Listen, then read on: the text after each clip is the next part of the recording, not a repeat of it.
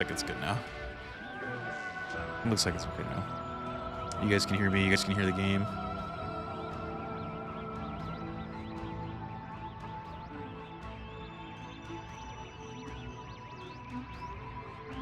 They already. Oh, okay. So they confirmed 2026 for Racer. There's a Steam page already. Oh, sick. Okay, good.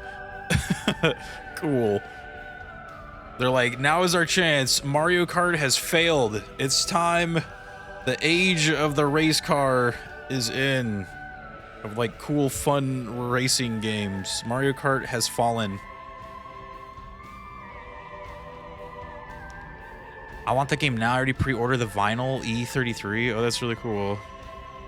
I was just like, it's fine. I'll get it done when going into last place proceeds to only get me 6% more.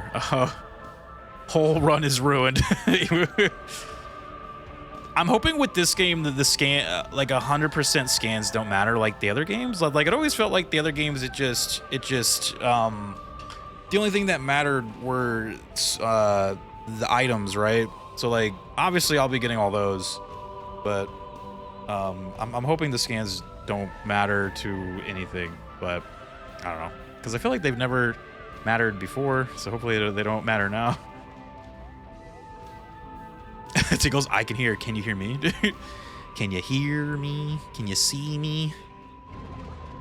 Can you hear me? Can you see me? Here's us right here. Look at, we're at 76% scans, but only 43% items. Oh my god, there's so much more shit out there. Damn. We're this one, yeah. God damn.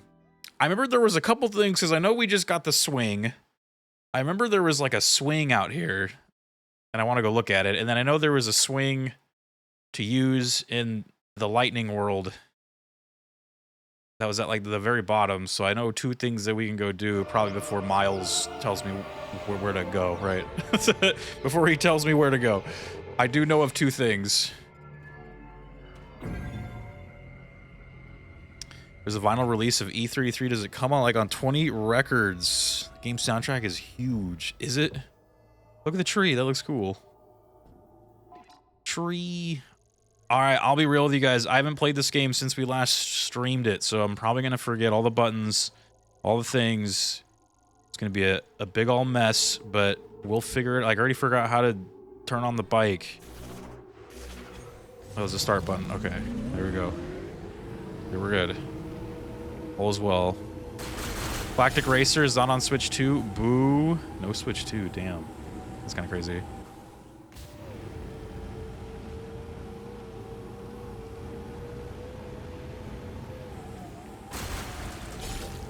Well, it's on Steam.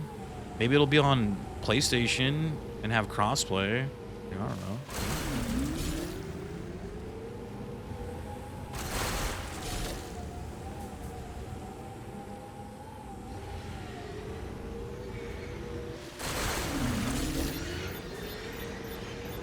Birds.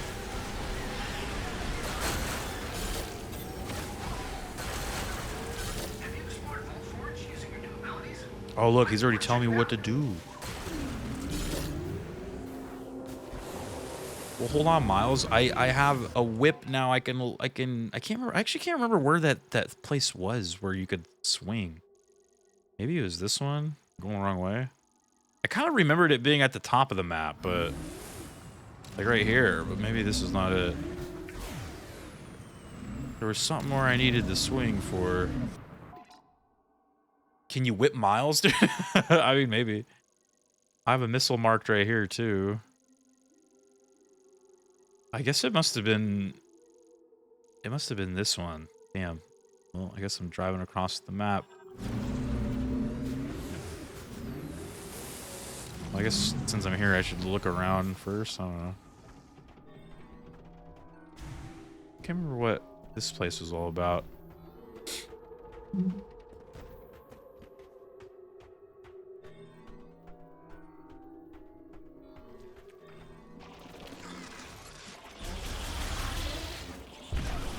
Forgot how to play the game. Hold on.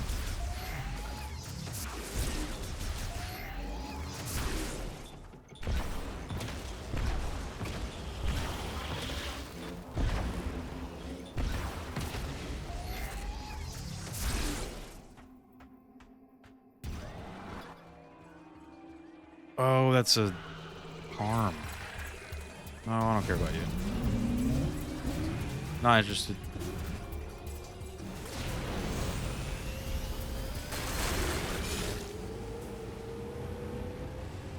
The soundtrack is 8 hours, so it's off a bit. That's only about 10 records, dude. Jeez, dude. Yeah, because, like, that game's sort of based off of, like, Final Fantasy, right? Like, it's kind of like... So that kind of makes sense that they'd have, like, a ton of music, because... You know, like, your typical Final Fantasy game has a ton of music.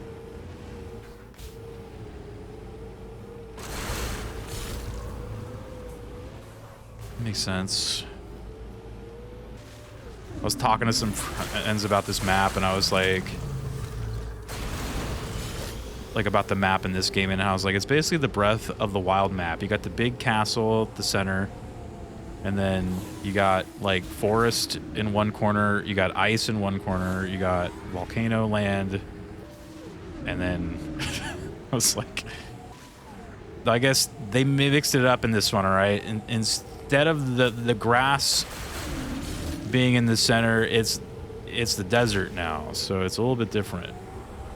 They mix it up just a bit. Desert world is in the center of the map this time.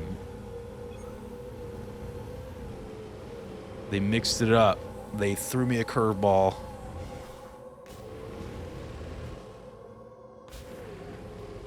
The planet is Hyrule, dude. That'd be hilarious. Planet is Hyrule a billion years in the future, dude.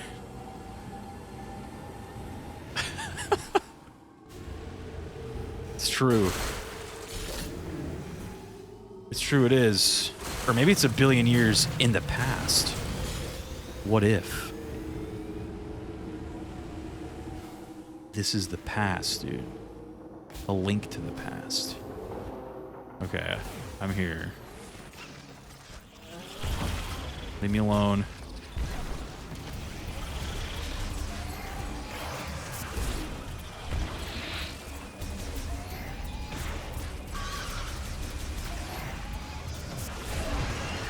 Didn't they get like a new gun that just like fucks up guy? Yeah, this guy, right?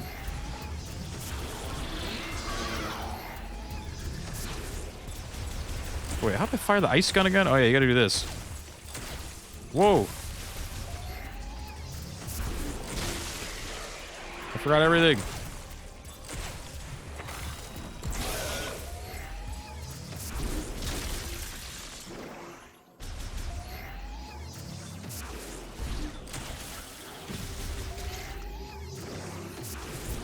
Star Wars has taught me anything. It's that if you go far enough back in the past, you get the future. Yeah, a long time ago, right?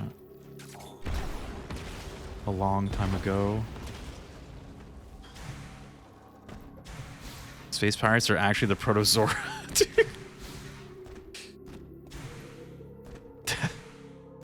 We're theory crafting right now. We get, dude. It's all coming together.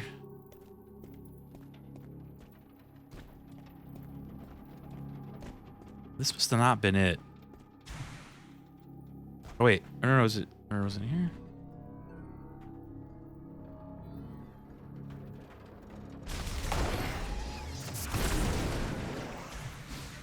This must have not been it. I remember there was one area, like kind of a facility looking. Oh, maybe it's this right here.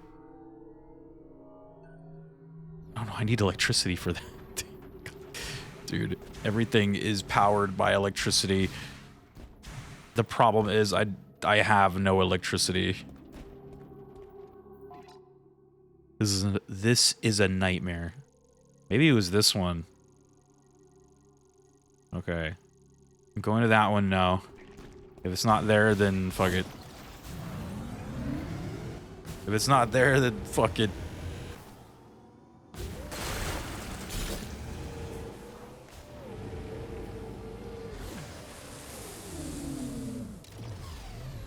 Why does that look kind of suspicious?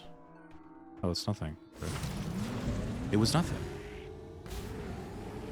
Ridley always returns. Sounds like Ganondorf to me. He even turns into a big scary monster sometimes. Dude, Metroid is Zelda. It's been right in front of us this whole time. She's even got a hook shot, ice arrows, fire arrows, light arrows, dude. Like, it's just, look, it's just Zelda. She's the chosen one. Look. It all makes sense now. Oh, it is this one. Yeah. This was where I wanted. Well, in that case, Metroid sucks, dude. No wonder these games suck.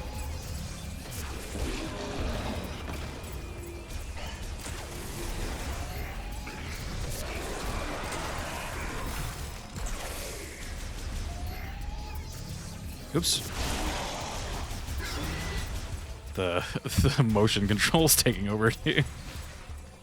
Sometimes I'll just be trying to aim and she'll just start going crazy.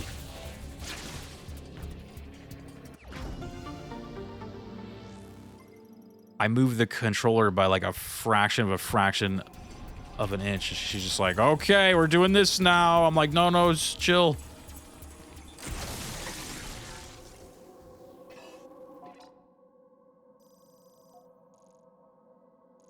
How do I unmark it? There we go. Been replaying the Minish Cap before bed. Oh, nice.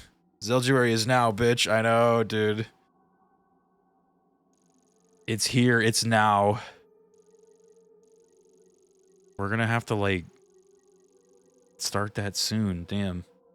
It always, like, rolls up so fast. I was like, I know I've been kind of saying how I wanted to start it, like, early. Like, maybe, like, a week or two early.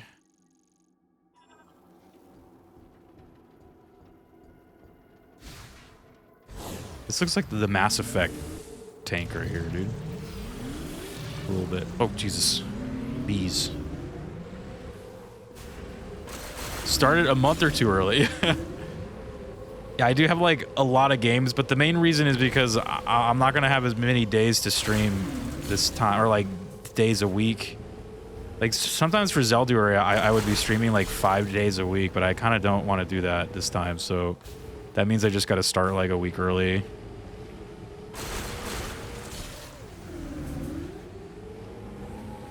I don't know if I want to do the 5-day, like, marathons, you know? Where was Lightning World? I can't remember. Lightning World?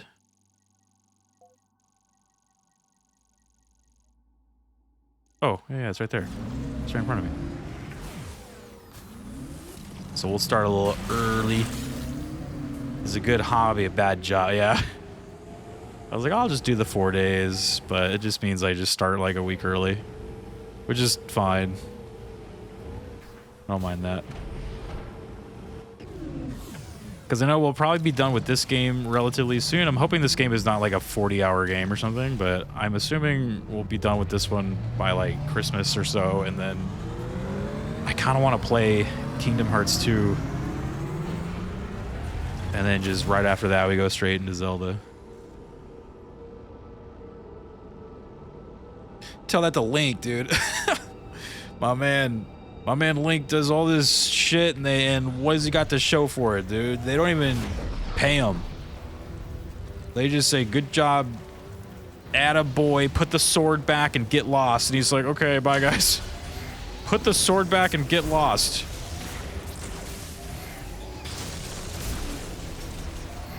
You punk.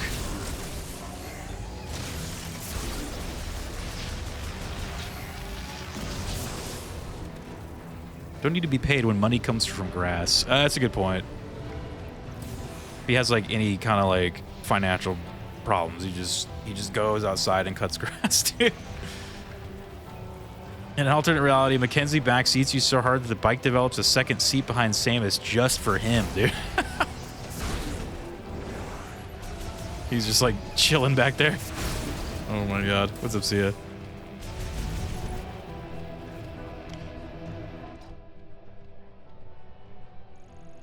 All right, so where did we go? We gotta go here.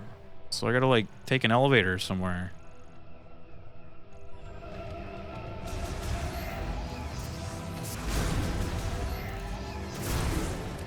Actually, you know what? Oops. I almost kind of want to like, though I don't know if I'd find anything, but Because I just got the whip, or no, the swing, right? So it's like, is there a way to look at the big map? Yeah. I almost wonder if I should just like take the swing through the other maps just to see if there's like anything to grab. Any missiles or health before we go do whatever this next part is. I actually might do that.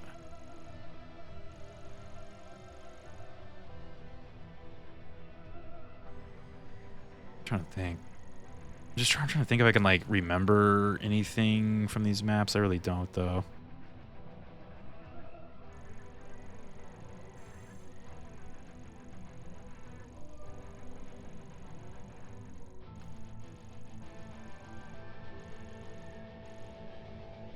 Oh yeah, didn't this need like... I had like the...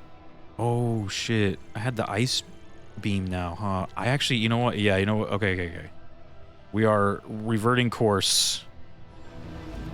Reverting course.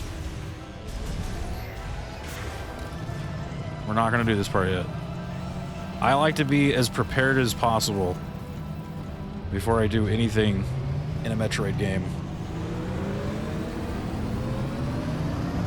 That means if I can find any missiles or health thingies, that's what we're doing.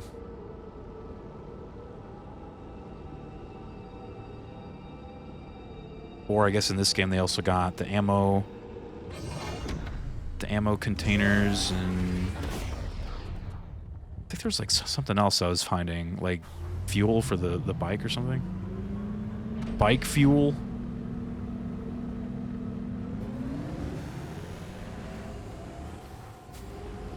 Alright, let's go stop through Grass World, and then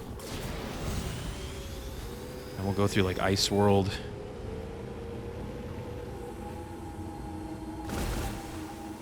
Oh, this is a fucking cliff.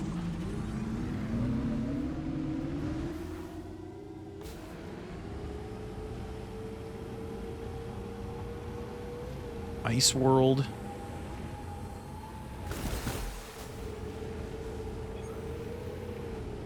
I guess I can turn in my little green crystals while I'm here too. That'd be good.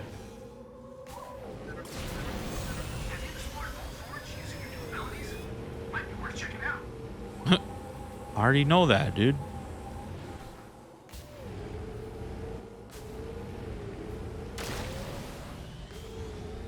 He's acting like I've never played a Metroid game before.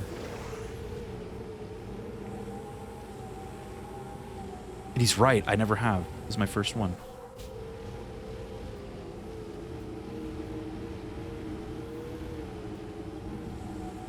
Alright, keep your eyes out for like... Oops, for things to use the whip on. Or the swing. Oh, jeez. Oh, I haven't scanned these. They're just flies, but green now.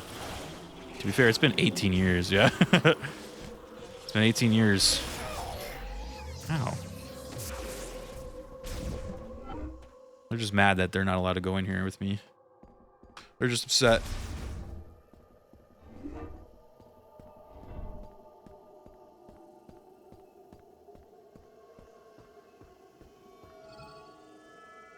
I can't remember, where does this send me? Like, would this send me closer to like where I want to go? I better not risk it. I should just go. I'll just walk.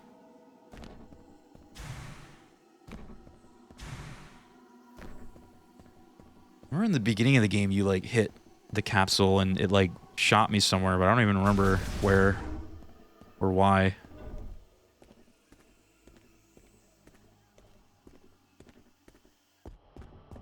Oh shit, we gotta do our running cutscene, dude. Right.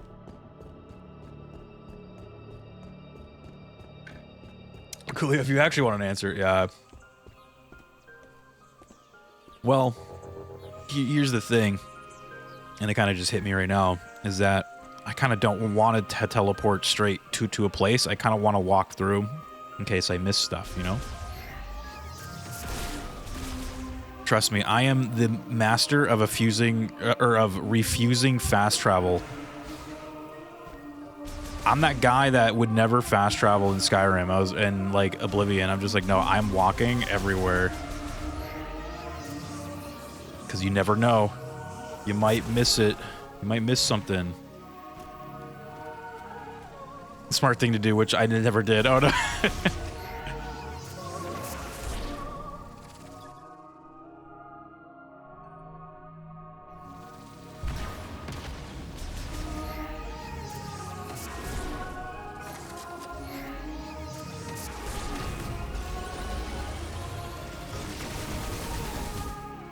Jesus. Oh.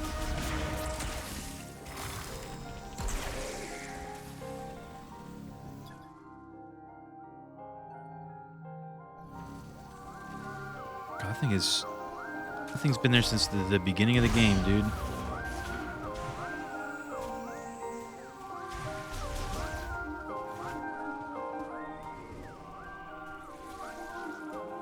Yeah, honestly, though, I feel like there wasn't much, like, grapple beam stuff in the forest map, but... I don't know. I just want to be sure, I guess. Plus, I guess I can get used to the controls of this game again. I seriously haven't played since we last streamed it.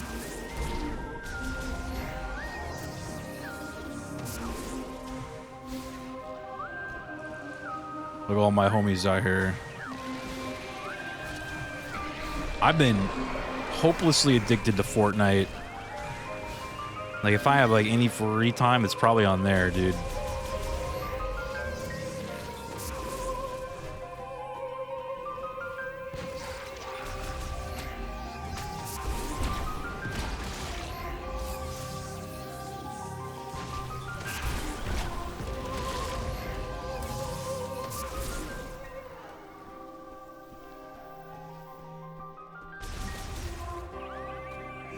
You could use that thing. Yeah, like, I was like... Because I do feel like with this Metroid, they have kind of, like, been very well at, like, making sure... There's a lot of, like, convenience in this one. Which I feel like the other ones never really had. Except for maybe the third one. I do feel like the third one was the start of, like, convenience era Metroid Prime. Especially, you know, in the third one where you could, like, fly your ship around and, like, land it closer to certain places. And it was definitely, that game was like, let's make things a little bit more convenient.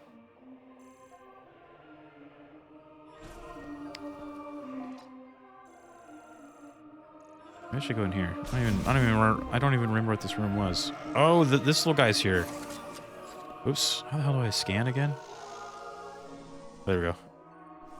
Here, let's put a pin in here so we know there's a droid in here. Let's do... Oops. I have pushed the wrong button. There we go. Alright, so that way we know there's a droid in here. Oh, the redeems are delayed for me. Hello, all who goes here. What's it called?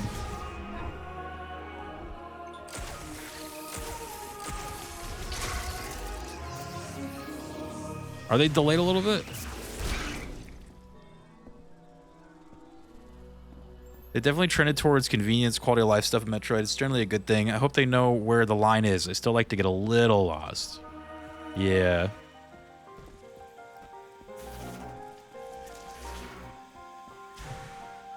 Yeah, like, it's an interesting conversation that we were having about, like, why the Metroids never really, like, took off. And I actually did do, like, a deep dive of, like, researching why.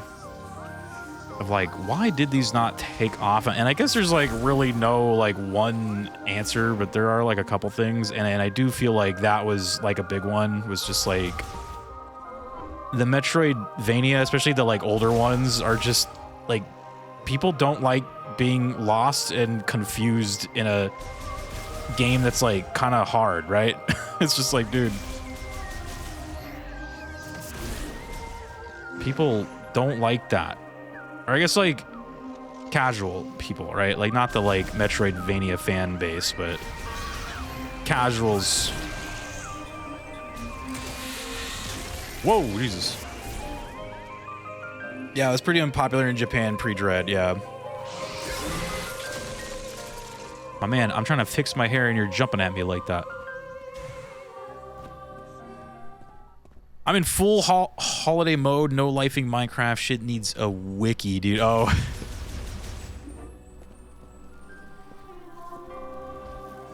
That annoying NPC is proof they don't know where the line.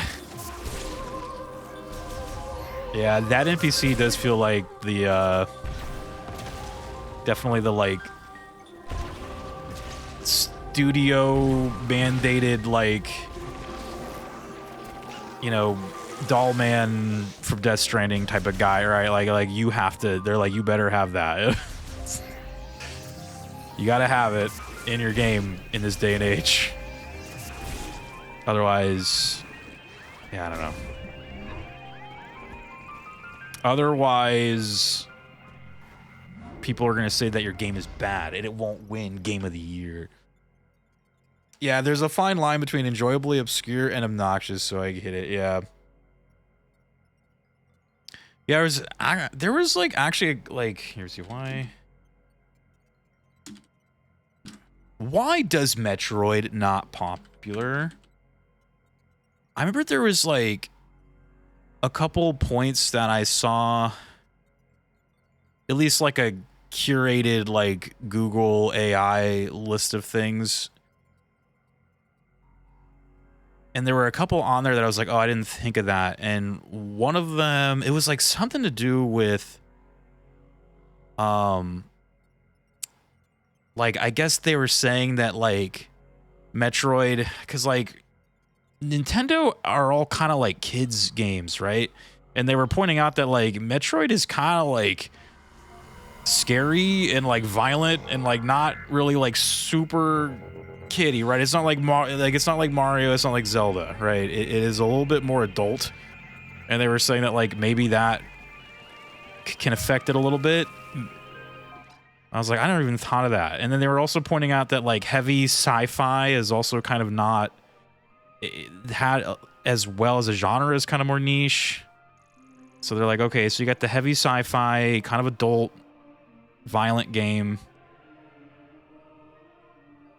And then they were also pointing out that like their marketing for Metroid has always been kind of like questionable.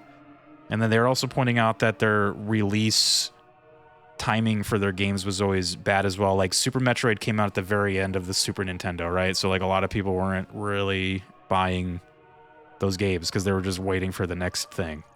I was like, that's a good point too. Just a lot of factors were just like, damn. Just like kind of against it.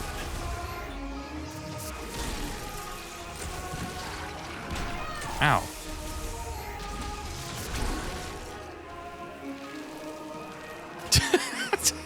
They should just make games obscure and complicated and confusing and just release a website guide. Dude, exactly. The internet will solve the problem, dude. It's no problem at all now. No games have been released in forever? Right, but I'm like also pointing out like, you know, it's not even just now. It was kind of like back then too. They've had like, I guess marketing wasn't good.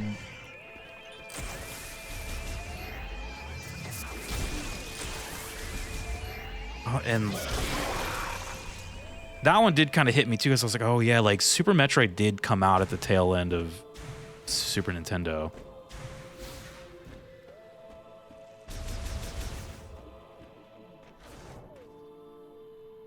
This one also says accessibility. Older titles lacked modern conveniences like detailed maps or hint systems, making them harder for casual players. Poor timing, releases.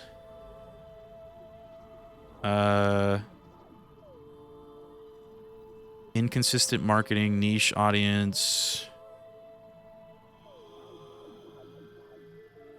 Yeah, this one says the gameplay and design The core loop of Metroid involves extensive exploration, map learning, backtracking, and finding hidden power-ups, which can be frustrating or confusing for players who prefer more straightforward games.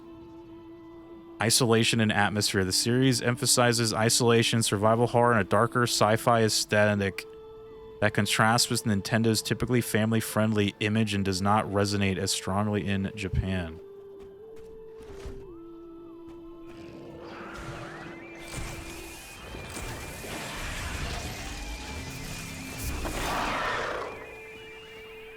I'm gonna be real, I haven't seen a single grapple hook thing here, so maybe there are none. All the other main characters are military Halo man. Yeah, they have had like other characters in this game, you know, which is cool, but I know most people like their Metroids to be like, you're alone. The odds are against you. It's scary. It's deadly.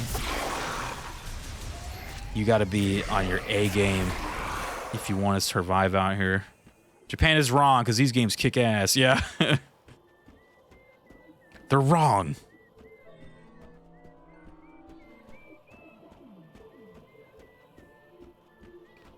They are very cool games.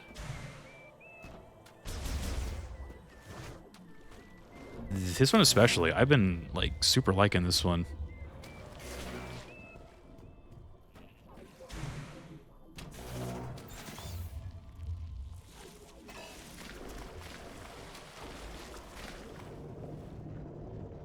I'm just not seeing any things to use my grapple beam on. That makes you sad. Look when they jump at you and just fall and die. Do it. Jump at me.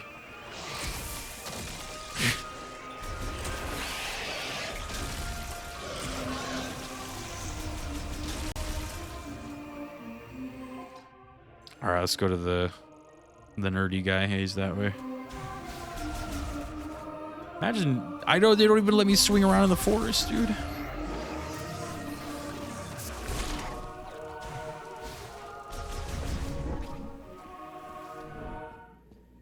We'll turn in our green crystals too. Yeah, I'm assuming... Oh, that's right. It's right there. That's right. I think that, like, thing in the front of the map shoots you to that tower right there. That way you can just get to the Miles guy faster. Don't have to, like... Ow. Don't have to, like, walk all the way through again.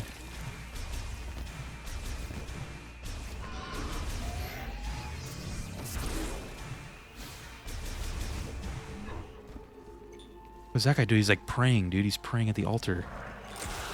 He's trying to pray right now. Prage. He's trying to pray, dude.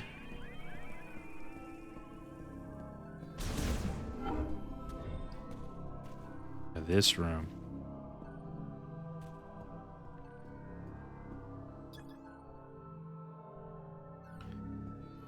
I don't think I have the thing to open up those yet. You are the answer to his prayers, dude. I should have killed him, dude. I should have murdered him. What's up, Kale? I am the answer. Holy cow! Samus! I knew you'd make it out of there. Because you're Samus Aran. You're not dead. Excellent. Sorry, You're not dead. She saved our lives.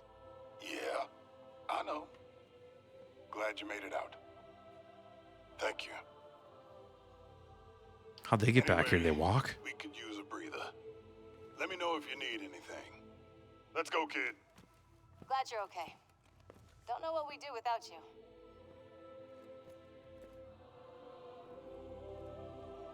You're making it worse. Hey, Samus. I was finally able to get here after my leg was fixed up. Dude, Kale, they got the bad batch in this game. I'm almost done. He's been saying that for an hour.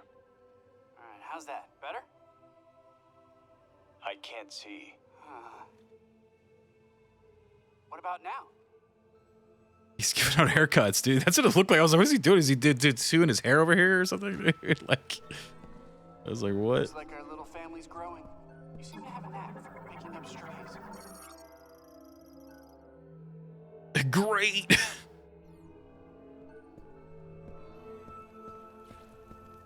Dude, they're like cooking something over here.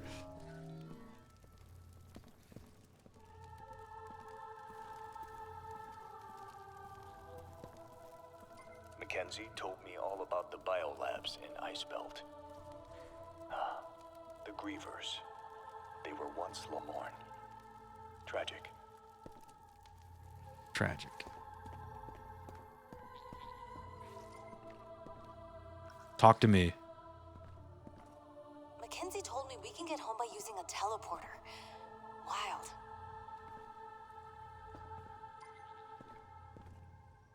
Let me know if there's anything I can do to help find the teleporter key. If you acquire a new ability, look for a place where that could work. Who's Mackenzie? I think it's this guy, right? I like that Private Armstrong. She's a breath of fresh air. Sergeant Duke's all about work, work, work. Whom? Got the glasses? Yeah. That's Mackenzie. I think Sarge, what was he called? Duke? And then the girl is Armstrong. And then Sniper Man is... I can't remember. It was like a Japanese name, I think.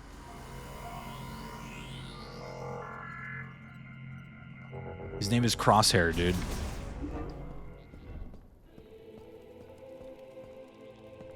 And I thought I was the only one Tokabi. stranded here. I didn't realize there were so many others. The guy, the guy who never shuts the fuck up. Can't miss him.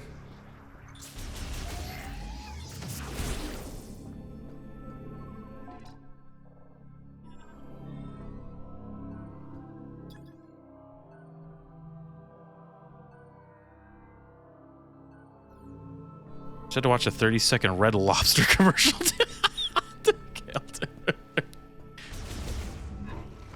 Did that convince you to go hit some now? You're like, oh shit, you know what?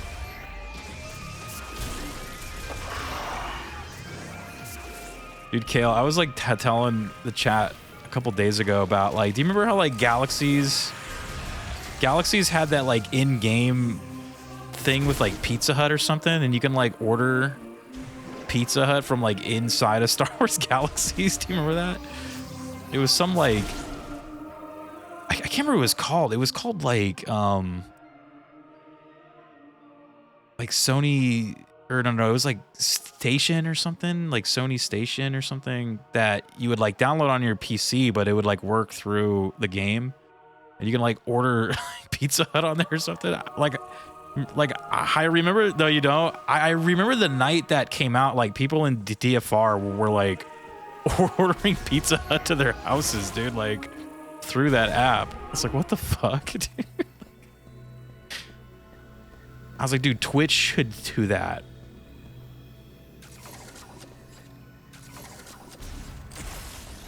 That is odd. Yeah, it was weird.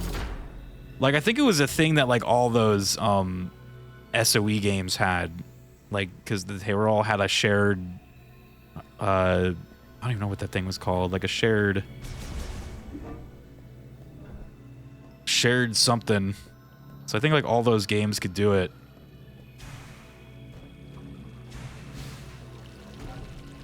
What the hell? Ailes, it's the bet rating's going good. There's a Wii channel that still works that does that. It must use the same API. Oh, that's really funny, dude. Humanity peaked when they were finally able to order pizza through their game. I know, right? That was like pretty crazy at the time.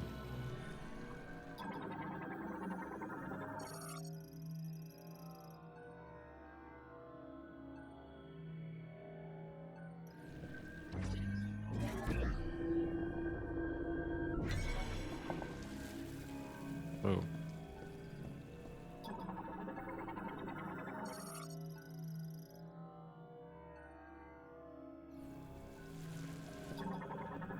Some scanning to do.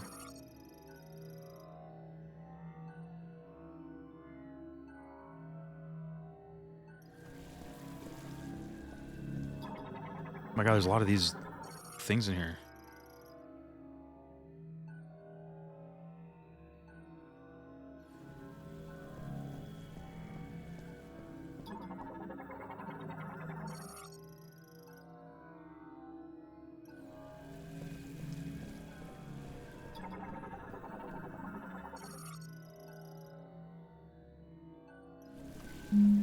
Okay.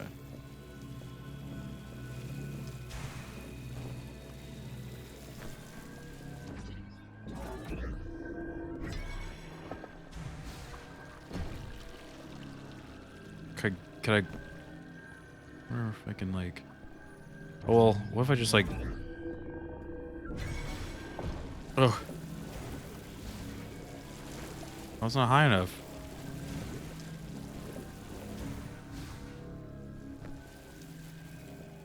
Oh, now it is, right? Maybe not.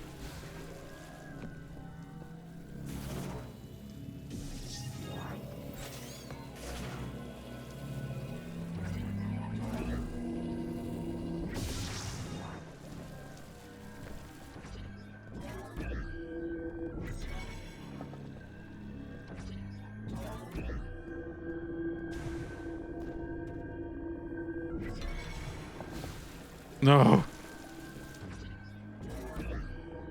So I can't create another, unless there's another one in here, but.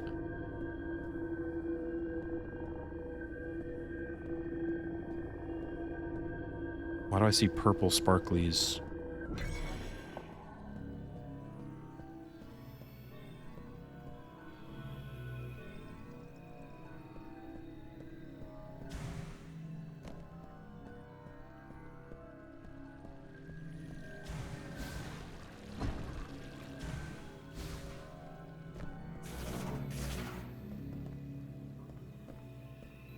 Wait, how do you...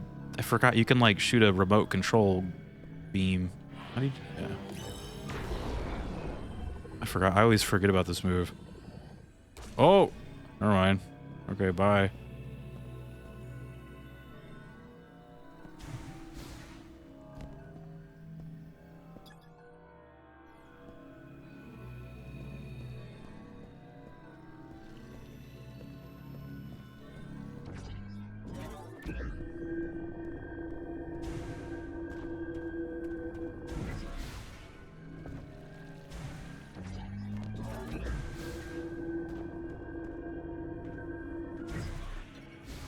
What? See, he was cheating. Oh!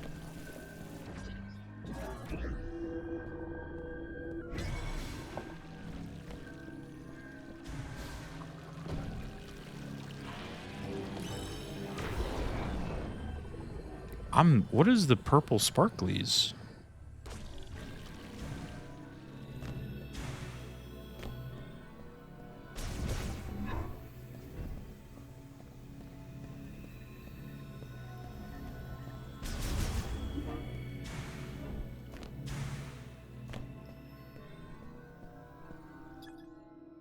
Oh, I'm stupid. I have ice. Duh. I have ice powers.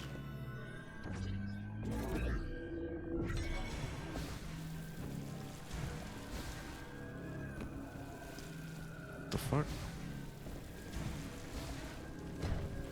Oh, it falls down. Okay.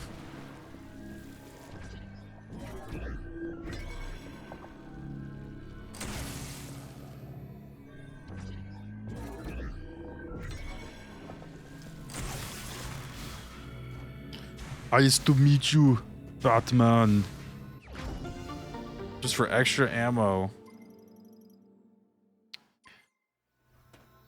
Ice, ice, baby, yeah.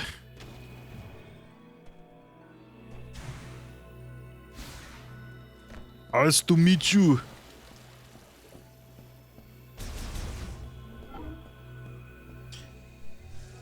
Oh. Balls. It's always balls, dude.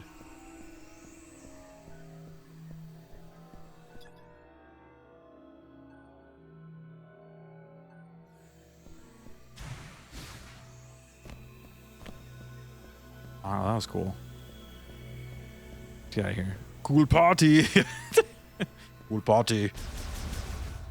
Chill out, bud boy.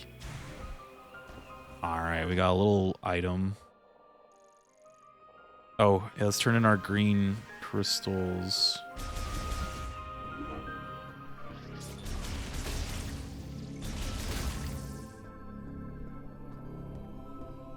This has gotta be like when you get electricity, I'm guessing, that whatever that thing is.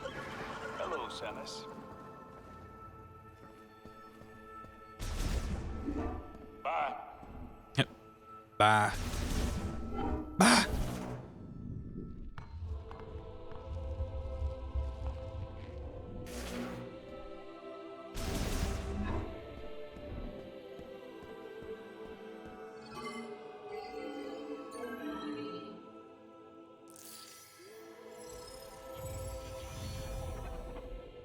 And I had a ton, alright? So it better be like... Ooh, he better be like halfway with this crystal thing. Not quite. Not even close. Psychic beam upgrade acquired. Oh, nice. Oh, it is kind of halfway. Like, almost.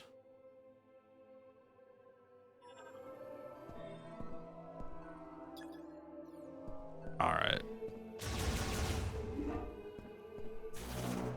So, I guess we can go to...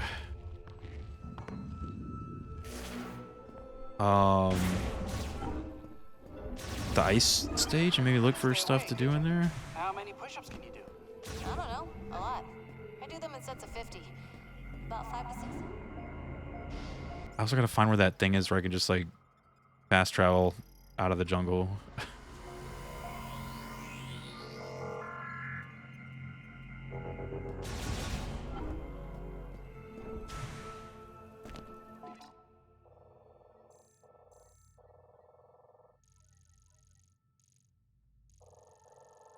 Actually, that must have been there, huh?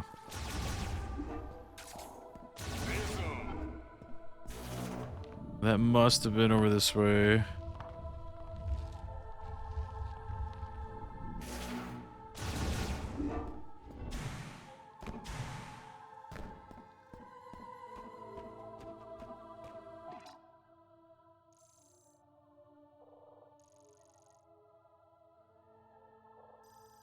I marked this for a missile, but I don't know why. Alright, hold on. Let me go back and look at that room. Hold on, hold on. Watch, it's gonna be a freaking, like, you need lightning. This game has pretty much just been, you need lightning. How many push-ups can you do? You need electricity. I do them in sets of 50.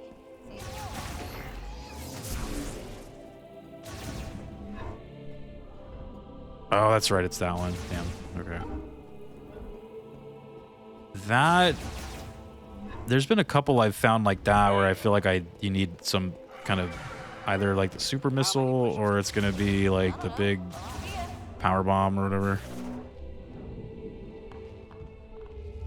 It's gonna be something.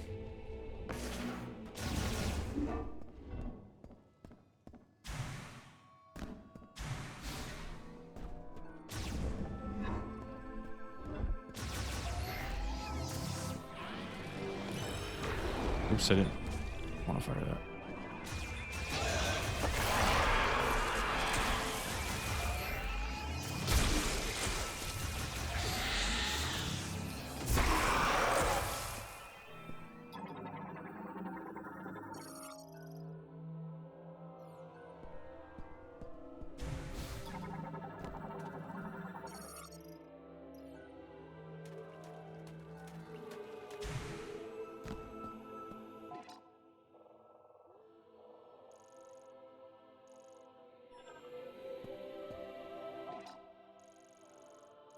What was this room? Sanctum of the Guardians?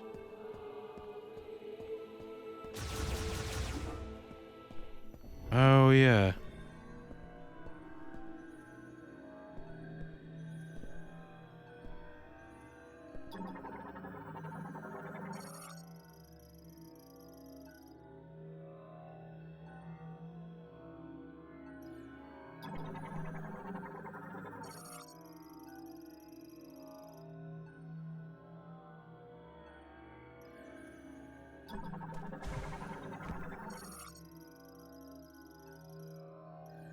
What a playback devices.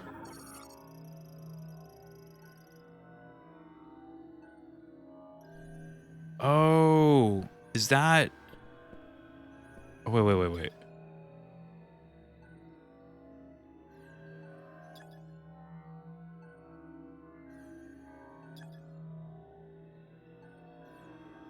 Feisty, what's up? Are those like? I think it's talking about the bosses, right?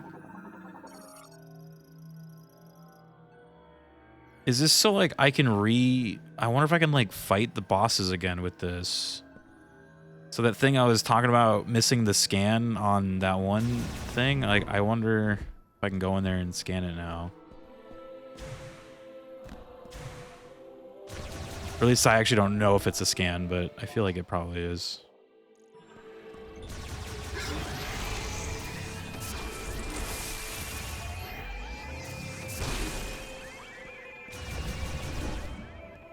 Oh, look at.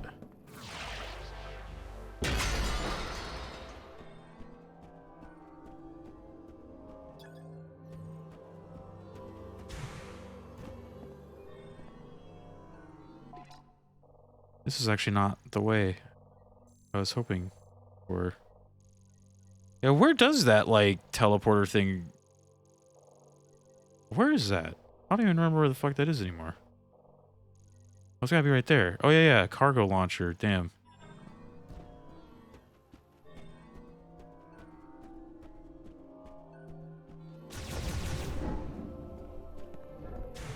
Well, I was gonna use that cutscene to take a second here to shout out some people, but I'll just do it now. It's good to see you, Feisty. Ready to get Tails a shout out as well. Some shout outs for you guys. Some wonderful peepos, some channels, some individuals. Oh, now these guys are crawling around again, dude. Please ignore me.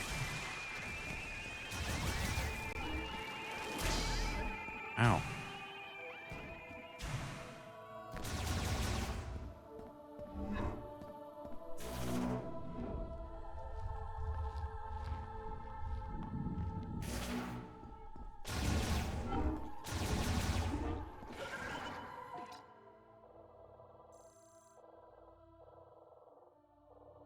Hey, welcome back.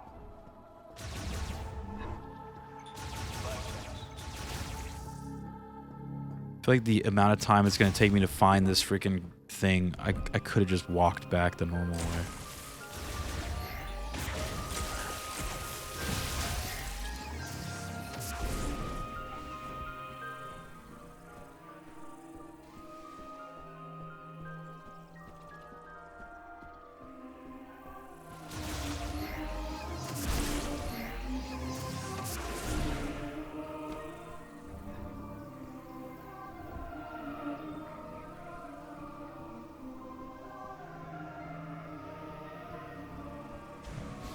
Hey, look.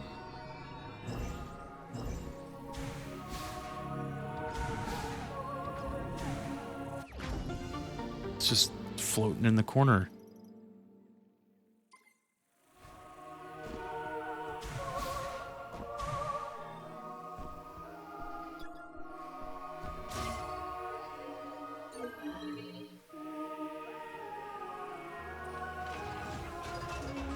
All right, we're good.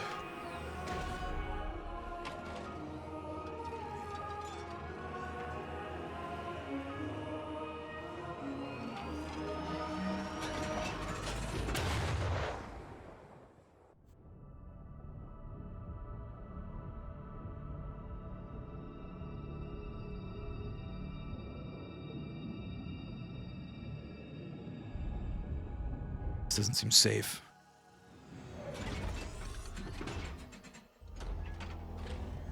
Does not seem safe.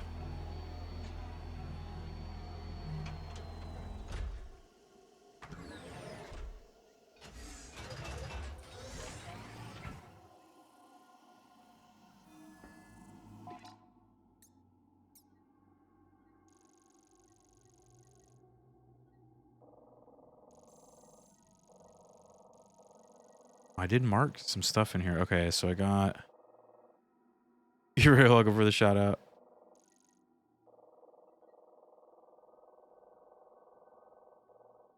I think this one I needed the spider ball, right? I remember someone... I think somebody spoiled that. This one I don't remember. So...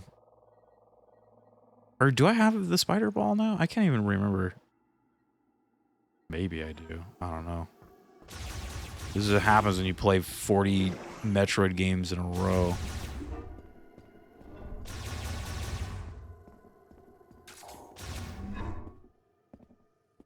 I don't remember what items I have. I either have them all or I have none. There's no in between.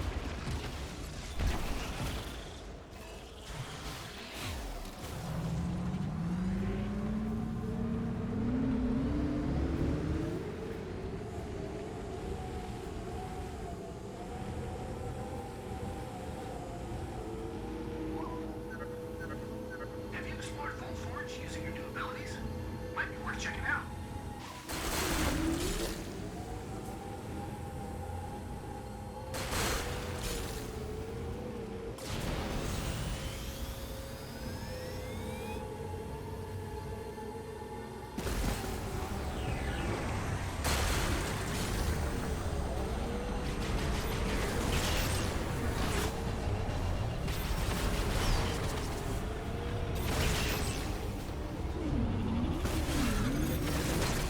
He's gonna hit the wall.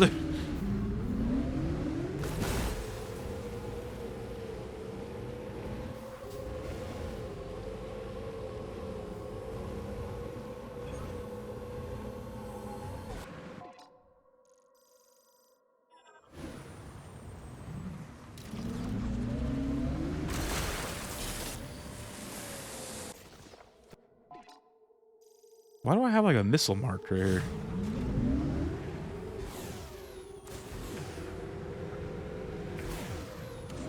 There's like nothing there.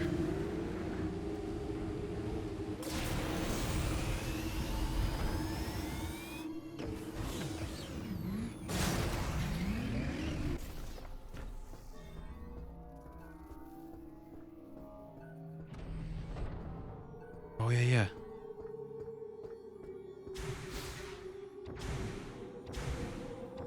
That actually reminds me, there was like, there's an area in Volt Forge that had one of these like things. Oh wait, how the hell do I get over there? Oh.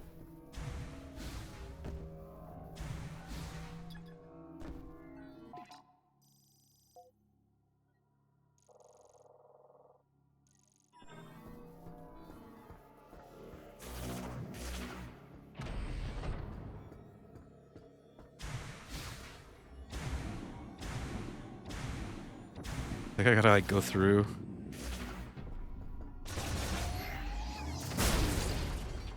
And come back out the other way. Is that what they're about to make me do right now, dude? Oh.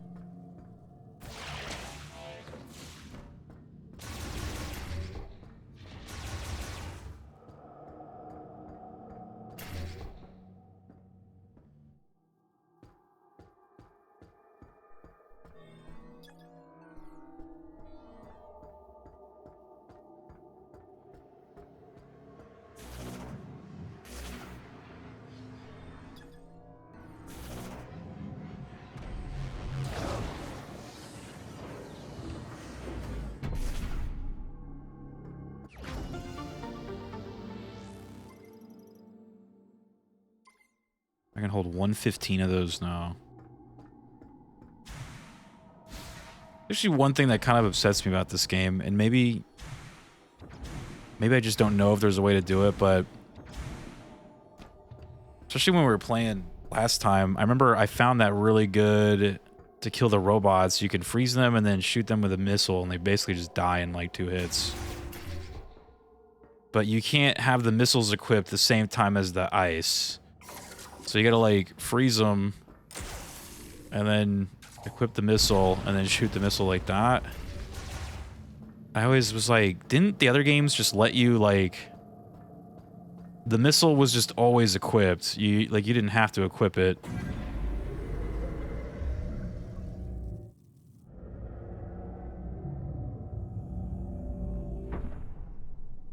I guess it doesn't sound that bad, but when you're in the middle of the fight and you're like fumbling around with like the buttons and you're trying to like freeze a thing and then like quickly like switch over before they unfreeze and shoot the missile, it was like kind of shitty. Like the missile should just always have its own dedicated button. There's plenty of buttons on the controller, all right? This thing has like 59 buttons on it. It's even got buttons on like the back of it now.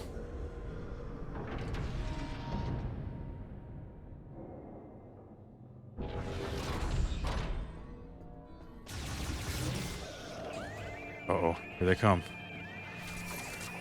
Here they come. Well, I guess it was the balance decision, otherwise I don't know. Yeah, that's a good point.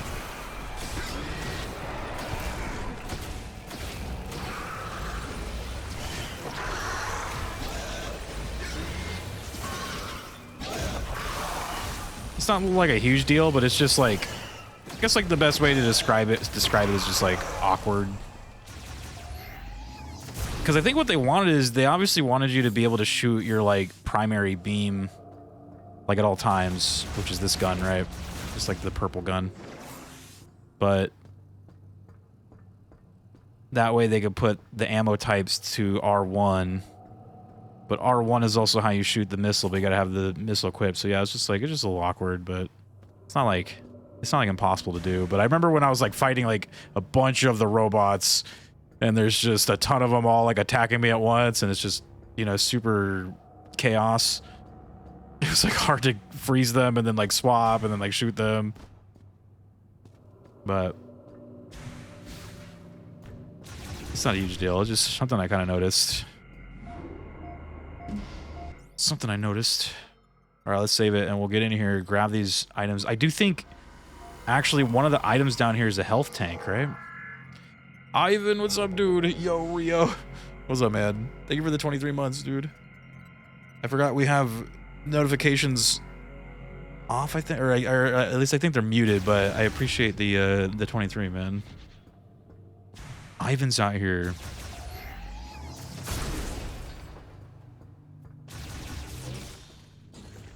We love Ivan.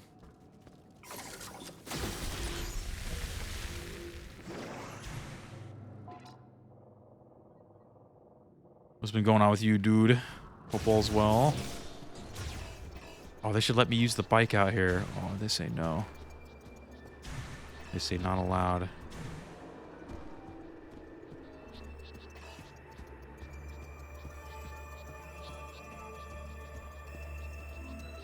Oh, look at...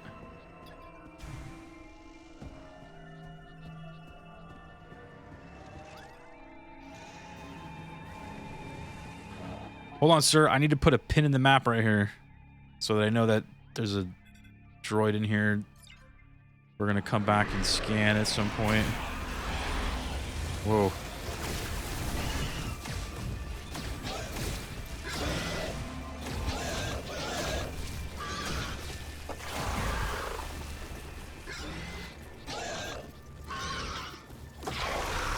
What the hell?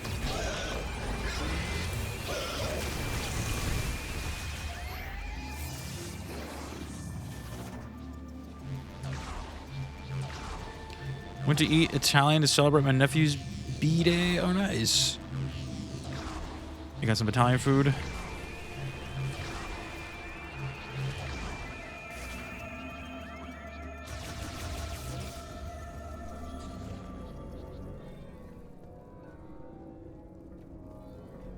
Sounds good right now. Actually, though, hope it was a good B-Day dinner. You guys had a good time.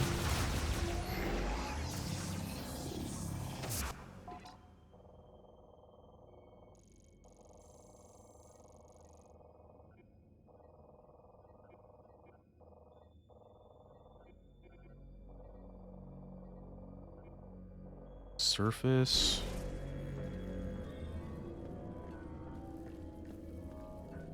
I need to like get back outside, right? Isn't that where that thing was? Oh, that's blocked. I'll just go through here. I'll just aim for the one that I know I can get. I think the other one is locked behind like an upgrade, so. The food pic you posted looked delicious. Oh, the carne asada fries? Dude, right? Oh my god, man. Usually I go there, I get a grill steak quesadilla, but I was like not super hungry. So I was like, listen, carne asada fry and a watermelon margarita. Please and thank you. Please and thank you. It was so good, dude. Oh, an electric lock right here. I should mark this. I'll do that one. Yeah, it was a watermelon margarita.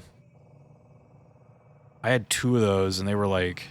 The thing I love about that place is, dude, their drinks, like, they do not hold back, man. They do not hold back. A lot of places tend to, like, water down their drinks, but they don't. It was so good.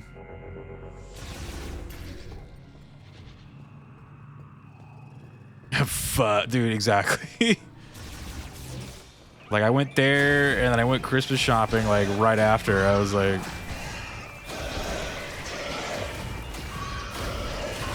Gotta get my shopping done.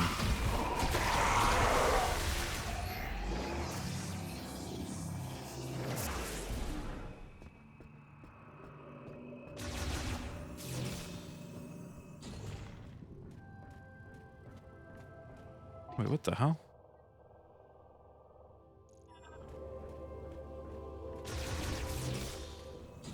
This is the boss room, right? How the hell did I get all the way down here? Oh, does the elevator just go straight to here?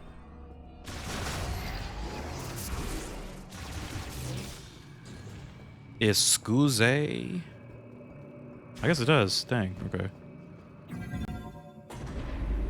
Watermelon marg.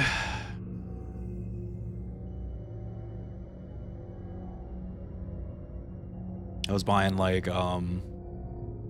I had to get my nephew something, and he's like really big into like sharks and stuff right now. Like he loves like aquatic animal life. So last year I got him this like giant shark toy and he loved it. So I was trying to think of something to get him this year, and I got his sister, I got her like a Eevee toy, or like a plushie Eevee. And I was gonna get him a Pokemon, but I don't think he's into Pokemon though. So like, I was like, is there like a shark Pokemon or something? So I was trying to find one, but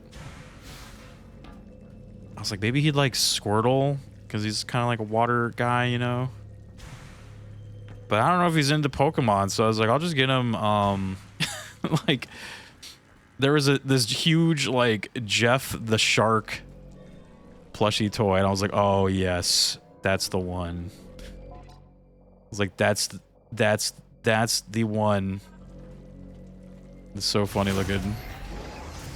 So he's gonna love that.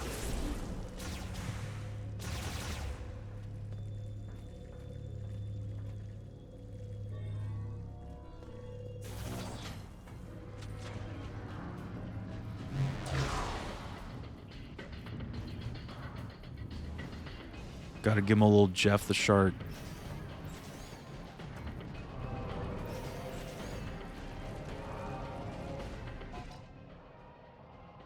I legit forgot how to like get through this map, but it looks like this is the right way. So, okay. I know I just did this stage, but it is that was on Tuesday. All right, it was a while ago. So long ago now.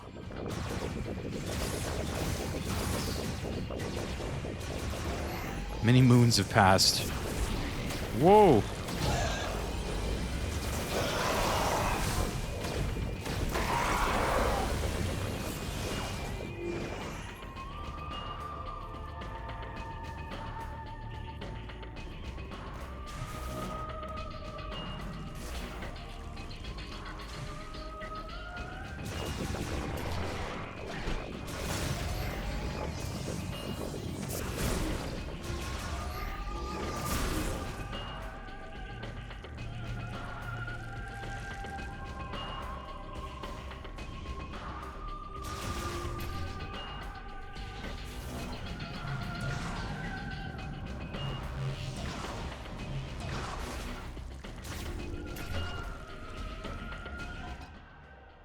Almost there. Okay, so just left. Oh. Oh, he like punched the missile. You bitch.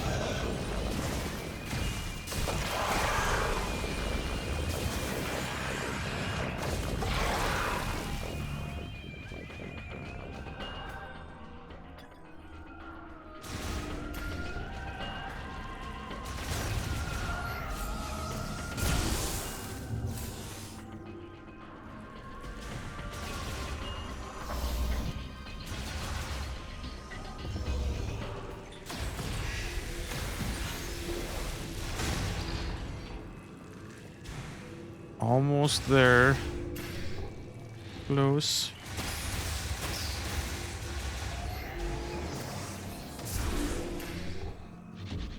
Okay, so it's in here. Or I guess out here, but there's a... What is that? Oh.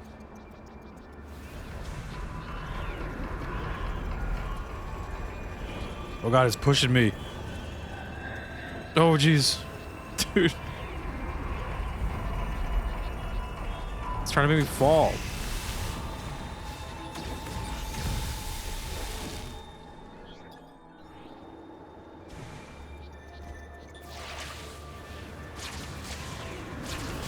Whoa. Oh, what the hell? Oh, there we go. Yeah. Worth.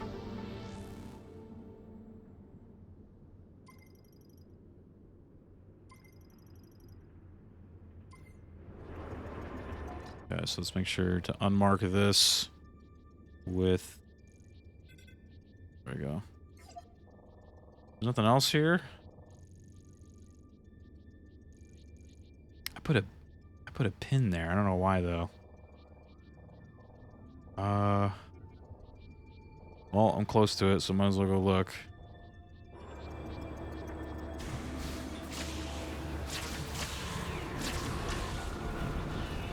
Oh god, the wind.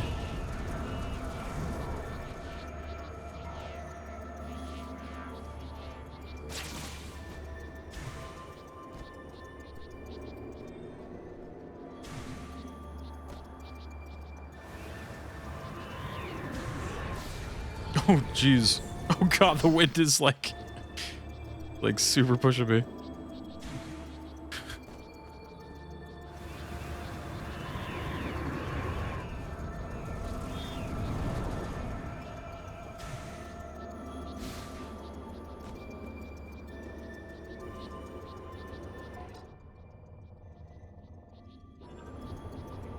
Wait, how did I get over there? Oh.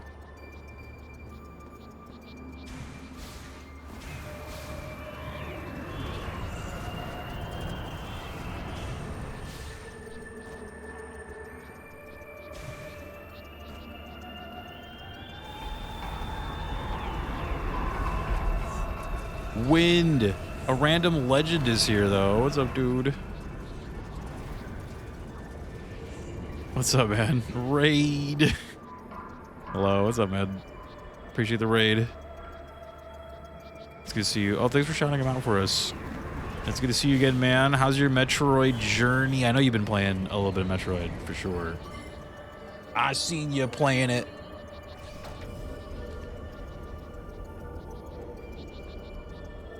He's like, yeah. Please note the pin. Oh, yeah. And we are doing a no spoilers run. I'm sad will not be 100% logbook. No. Sag. Good to see you guys. J-Paw, what's up? And oh my gosh, how do I say your name? Diamond? Diamond? Thank you so much for hanging out with us. A speed run? This is a speed run right here, dude. World record pace. No speed run. No speed run. No speed run. It's a blind speed run. The first pronunciation was correct? Got it. Yeah, we're just kind of like backtracking and looking for any items I might be able to collect right now. We got some health kits and some the missiles and everything.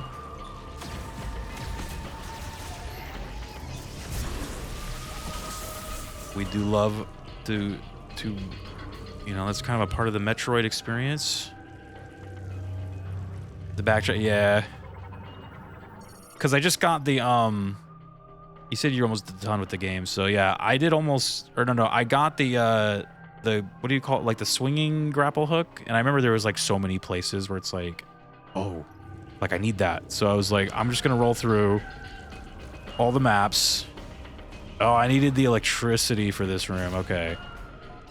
Because I do like to pin a lot of things, and I'm like, okay, well, let's go look for, like at my pins and see if there's anything that we can like interact with, you know what I mean? So I'm gonna switch that to that. I usually put the little Samus logo if I need like an upgrade to mess around with it. Looks like I need one down there too. Where's that? Oh yeah, that's the boss room. Okay. Well, this map is making me dizzy. Oh gosh. You got the grapple beam, let's go. I know, yeah, dude, that thing like opened up so much stuff. And now my next thing I want to get is the electricity gun, because I'm like, dude, the whole game has just been like, you need electricity, you need electricity. I wonder what would happen here if you had electricity. I'm like, please, game. For the love of all that is holy. Just give me the electricity gun. Look at electricity right here, boom. As I'm talking about it.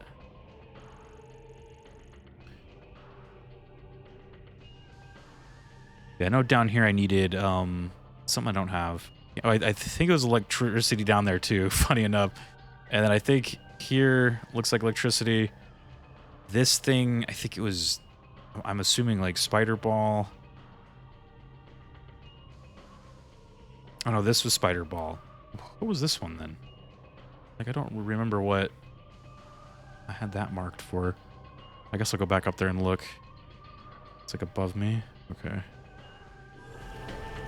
Same save if I know it's an upgrade. I put the missile symbol. The Metroid symbol is only when I need to backtrack to an area once I have an upgrade.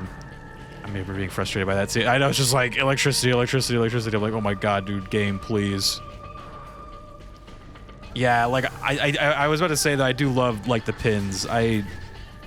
When Zelda did the pins, I was just, it makes, because I'm very forgetful. And I also, you know, like for today, I haven't played the game since Tuesday, so it's just like, it's been a little while. So the pins definitely help. Because it's just like, oh, I had a thing there to go get. The pins are godlike.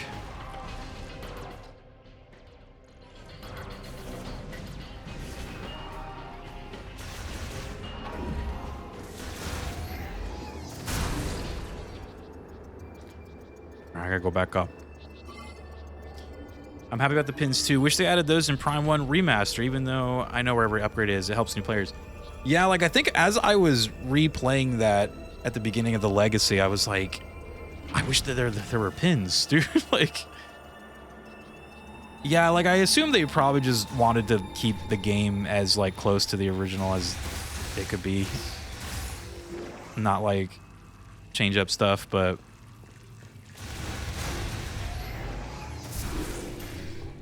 because I feel like that game, they did stay very close. Like, in fact, I think it's almost exact, right? Like, I don't know what they changed, if anything, when it came to the gameplay, other than the control, like, stuff, right? Like, where you can move and aim at the same time, right? It seems like pretty good. Yeah, I guess, but still, yeah.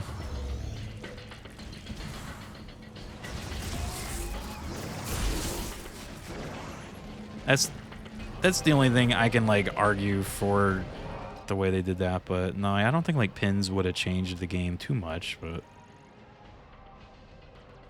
oh well. Alright, what's the fastest way to this place? Should I go this way?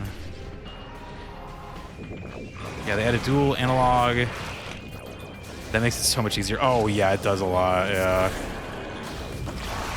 I remember playing the original Prime one, and I was like, dude, that game was, like, hard. I'd be getting my ass kicked. And a lot of the time is because, you know, you're just, like, you can't, like, move and aim at the same time. So if there were, like, bad guys jumping down on you, you're just kind of like, oh, shit. You're like, oh, shit.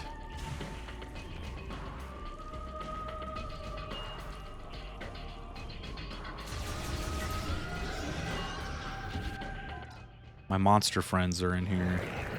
Excuse me, sir. Coming through.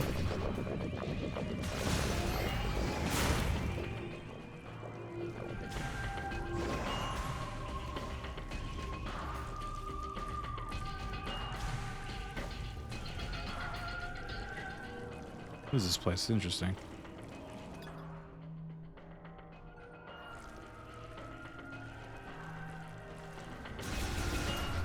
Yeah, it was kind of like because we played Echoes for the GameCube when we did the Legacy, so it was like going from remastered to like original Metroid Prime 2 was like, when it came to the controls, it was like, whoa, okay, that's right.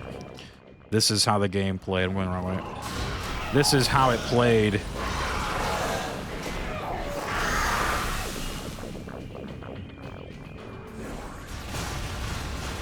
GameCube Prime 2, oh my god. Yeah, I've said all I've needed to say about that game. I won't go off on it again, but I will say, like, the controls were the least of the problems. Like, I didn't mind them at all. Like, it was... all my problems are all, like, game-related. Oh, the thing's right there. I want it.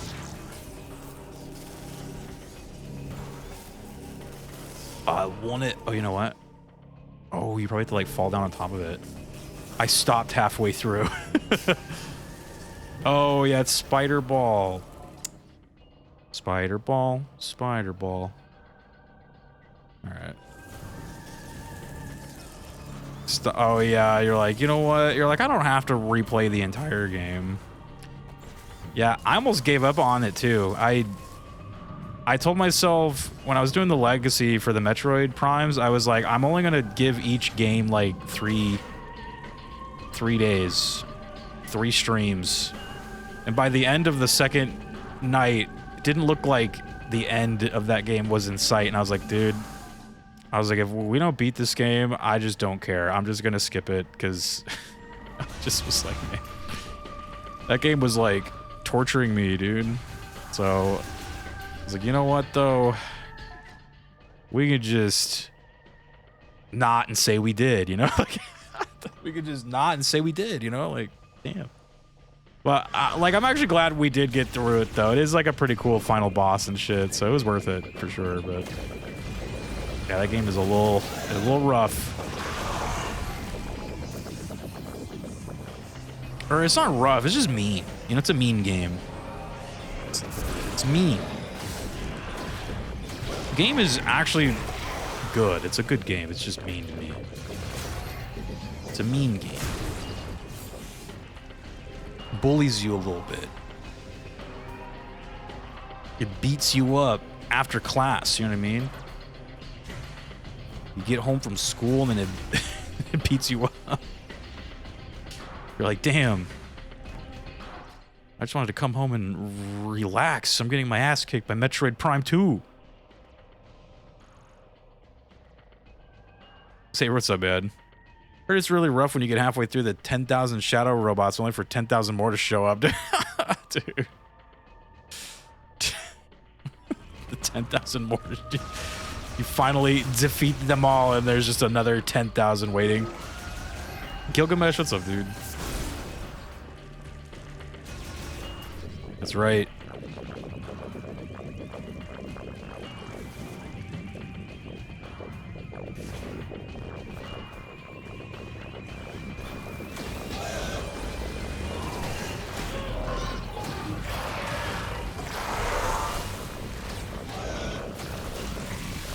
Hot fire.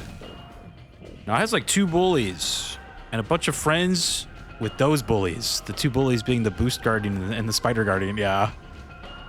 Boost Guardian, when I first played that game as a kid, that was where I started to hate the game. I was like, this game sucks. Like, I was so pissed that, like, about that game. Wait, where the hell am I going? But I still, like, played through the whole thing, even though I was, like, mad at the game. I was like, I refuse to let it beat me. So I kept playing. Got all the way to the end and everything. It's funny. That game definitely made me pretty... Oops, this isn't it. Made me pretty pissy. Oh, wait. Is it something to do with this?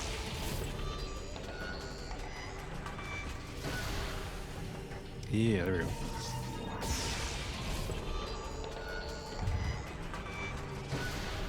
I've missed so much. Did Mackenzie die? If not, then nopers, dude. On the way to work, only today and tomorrow left. I'm at 2-4 now. Oh, nice. Have a good day at work today, man. Or Samus had a shot him the moment he opened his stupid mouth, dude. Yeah, he has been like... I think since I started playing today, he has reminded me 3 times now that I should probably go look to do something in one of the levels. He's like, hey, didn't you just get something? You should go on that stage and see if there's anything you can do now. Like, I'm just like, ah, classique. Classique.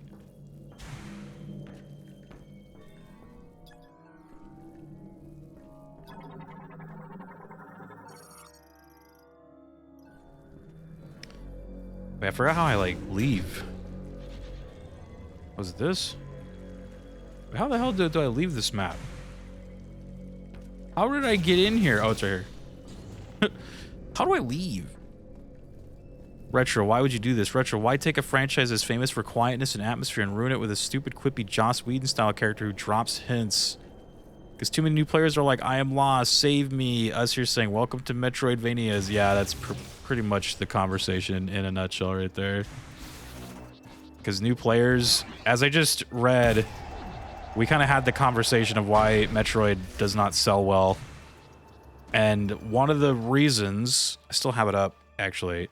One of the reasons, according to the internet.com, is that the Metroidvania loop, the core loop of Metroid, involves extensive exploration, map learning, backtracking, and finding hidden power-ups, which can be frustrating or confusing for players who prefer more straightforward action. And I'm like, that pretty much is the number one. Like, I do think it's just like, especially the older ones are just like, where the fuck do I go? You know what I mean? People don't want to play where the fuck do I go games. They want to play like the game that at least points you in the right direction. They're like, yes, my child, you go this way. This is the way you go. Enjoy the game. I might buy it myself. By the way, how do you stream Switch games? Do you plug the dock into the PC? I have a capture card. I have an Elgato capture card. I think I was actually planning on buying like one of the newer ones, but yeah. So I have an external capture card. So the console, or you plug for the Switch, you plug the dock into the capture card, and then the capture card goes into the PC.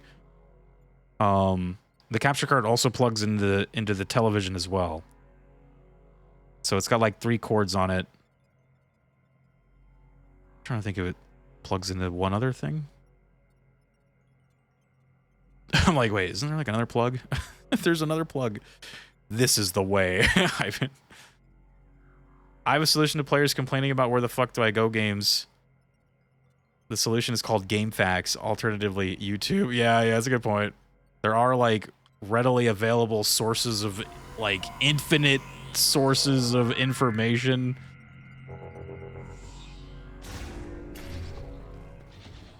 Yeah, I know you mentioned Elden Ring, which is a good point because that game was huge. Like everybody played that.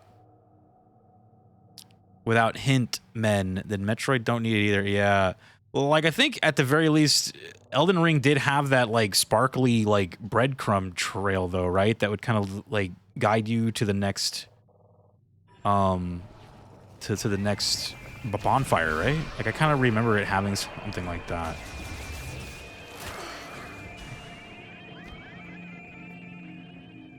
I guess my other argument for Elden Ring would be it was kind of a Breath of the Wild style, like open world game. So there really was no wrong direction to go in, right? Like you can go anywhere you want, sometimes to your great regret, because you'd go into some crazy area where the things would just eat you alive. But it's like, it wasn't technically the wrong way.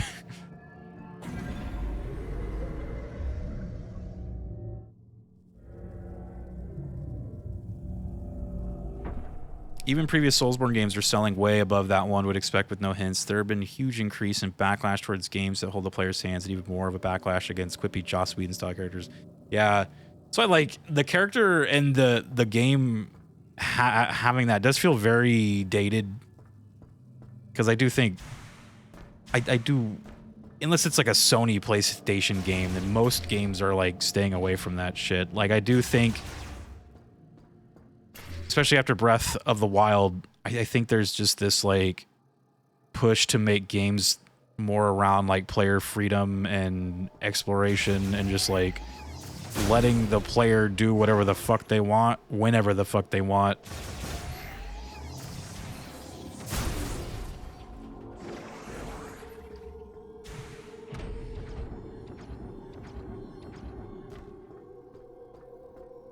But I do think, like, historically, at least when it comes to Metroid, they have been taking... There's, like, historical kind of, like, evidence that that whole Metroidvania style has been, like, hurting the franchise. So I guess that was why. Look, here he comes. Here he comes. Speaking of... Not that I'm saying I agree with it, but just that I'm trying to, like, argue for them a little bit, I guess. Like... It's like I kind of see why. Fuck you, Mackenzie. Because yeah, you're absolutely not wrong. Like, I feel like most players these days don't need the like handholdy. I mean, like so many people play video games now. That's like something that is kind of crazy to think about.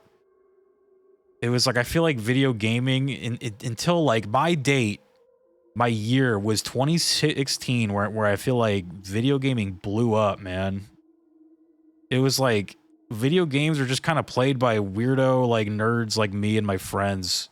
And then now like everybody plays them, dude. Like so it's like that means you have like such a wide like level of skill sets that like people bring to the table.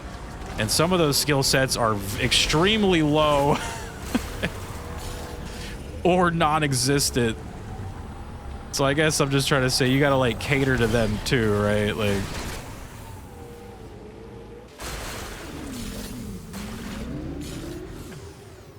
oh yeah, Minecraft, yeah, like the sandbox type game. I want to realize that video gaming blew up was GTA 5 launched and it made 800 million in a single day. God, dude, yeah. That's another good like checkpoint for that, dude. I forgot where I was gonna go next. Should we go to the fire world and see if there's any stuff to do there? Fire world.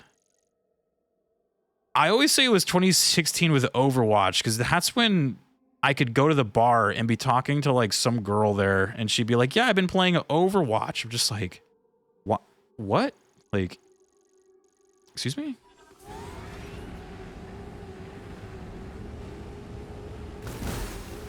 I'm like, you mean it's not just me and my nerd friends that play these games now anymore? It's like also like pretty girls and like, it's like, what the hell?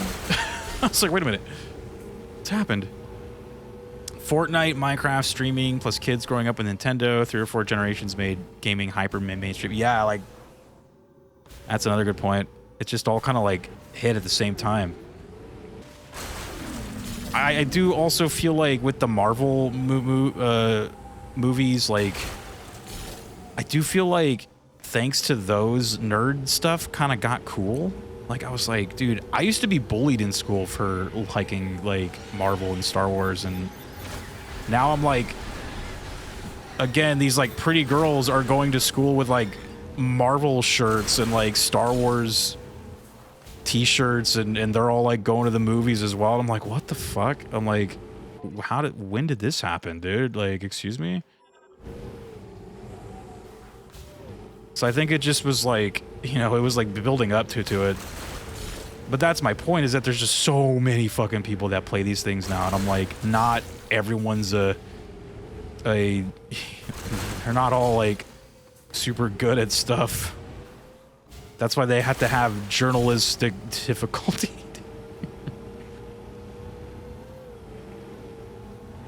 Nobody even knew Metroid, dude. Yeah, like Dread was kind of that first one, like the first Metroid game that came out when like video games were mainstream, and I was like, that was like a lot of people's first game in this series was Dread, and I was like, yeah, I first started noticing the trend 2012, 13, RE6 came out. Capcom spent so much money on that game that somehow selling 5 million copies in the first few months was seen as a financial disappointment because the budget was so high. Jeez, dude. Followed by Tomb Raider reboot selling 3 million in 3 weeks and being seen as a financial disappointment. That's why developers have to add press X button to just completely skip this for modern puzzles, dude. God. I will admit though, with that, it's funny because you just reminded me of the Spider-Man game on PS4. Wasn't there a way to just skip those like puzzle things from there was this weird like science puzzle things in that Spider-Man game, and you could just like press a button to skip it, and I will be real, I push that button every time, but not because the puzzles were hard, it's just because they were extremely boring and stupid. So I just like skip. It was a hot skip. I don't blame you, the puzzles sucked. Yeah.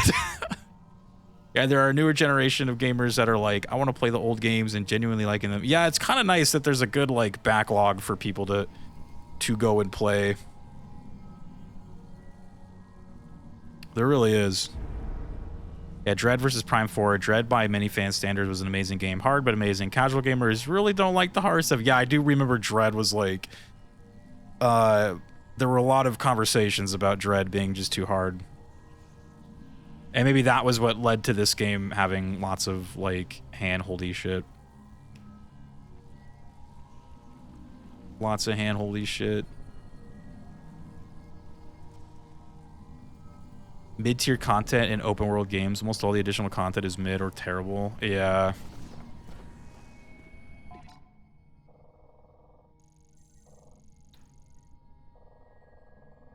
Got a missile marked here.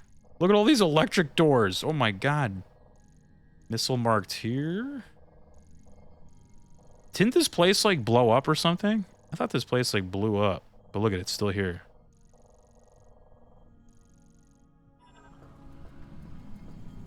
I played a chunk of Dread, and I did think it was particularly hard, not because I didn't know where to go, but because I'd get my ass handed to me by the bosses and the pursuer enemy. Yeah.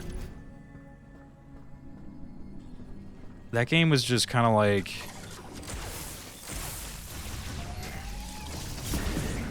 I just don't know if, like... I forgot those guys explode. I just don't think if, like, mainstream were ready for that type of game yet. But at the same time, I feel like a lot of people who have never played a Metroid really did enjoy that game, and they're like, dude, this shit is cool. I'm like, it is. So, yeah, I don't know.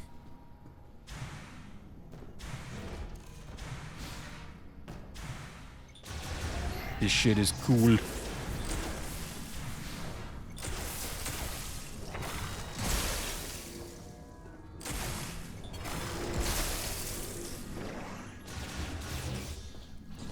A little bug man.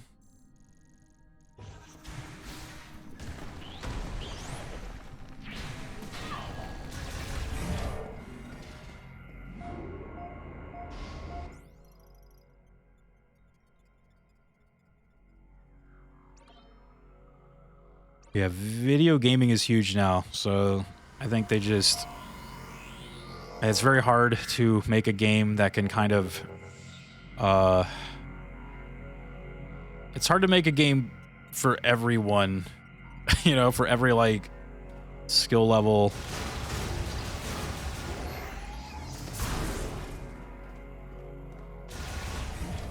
And that's why we have Miles at the end of the day. A game for everyone is a game for no one. Yep. We should have a limit or disable hint VO. And I wouldn't complain. Shove in as many hint VO lines you like, just as long as I can turn them off. Yeah, it's weird that they didn't like have something like that in this one. Seemed like that would have been like pretty easy. Because he's just calling you on like the radio, right? So it's like, it's not like it's affecting like a cutscene or like a gameplay type of thing, you know? She's just talking to you on the radio.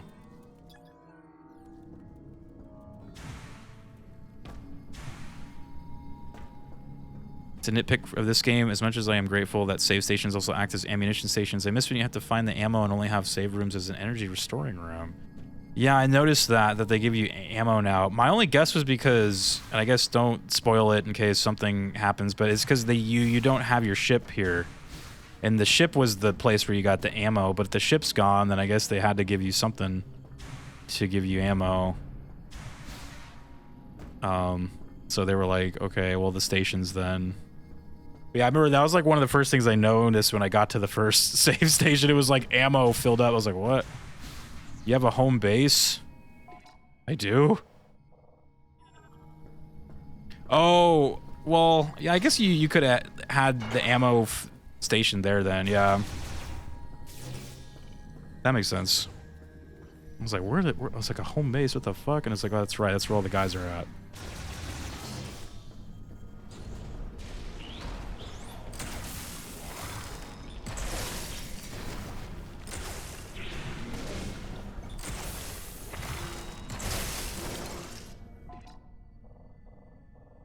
I don't really care about that. They'll be on this just because I really did hate when Metroid Prime 2 when I ran out of ammo and there was just no way to get ammo. But that game was also dumb that they didn't give you ammo unless you like killed the things with the ammo that, or like the opposite ammo that you wanted or something. I was like, what the fuck? Like, the game was so jacked up, dude. Like, I'm like, at least in this game, there's just like ammo drops, right? Like from the bad guys. It's like unquestionable, just like, here's ammo, you killed a thing, you blew open a box, now here's some like stuff for you to go get. It's like, okay, cool.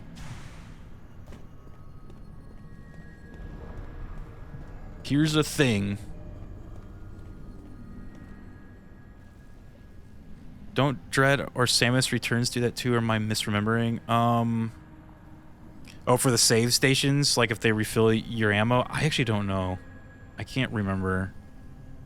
Just too long ago.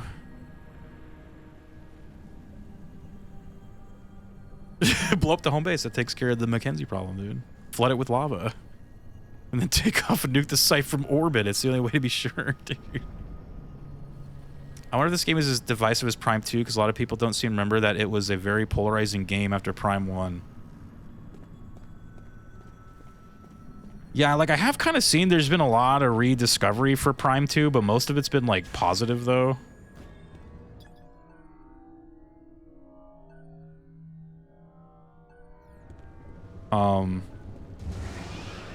What in the holy fuck is that? Excuse me. Come a little closer so I can scan you. Oh, that's right, you can scan from bike, right? Don't attack me, I'm trying to scan you.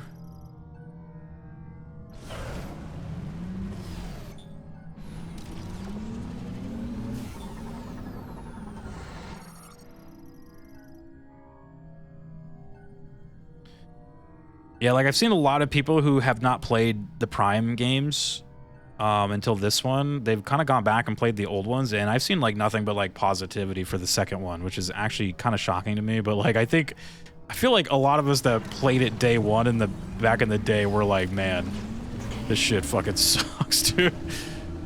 This shit sucks. But a lot of people today are like, yo, this is fucking the best one. I'm just like, these people are insane. Oh wait, I already did this, right?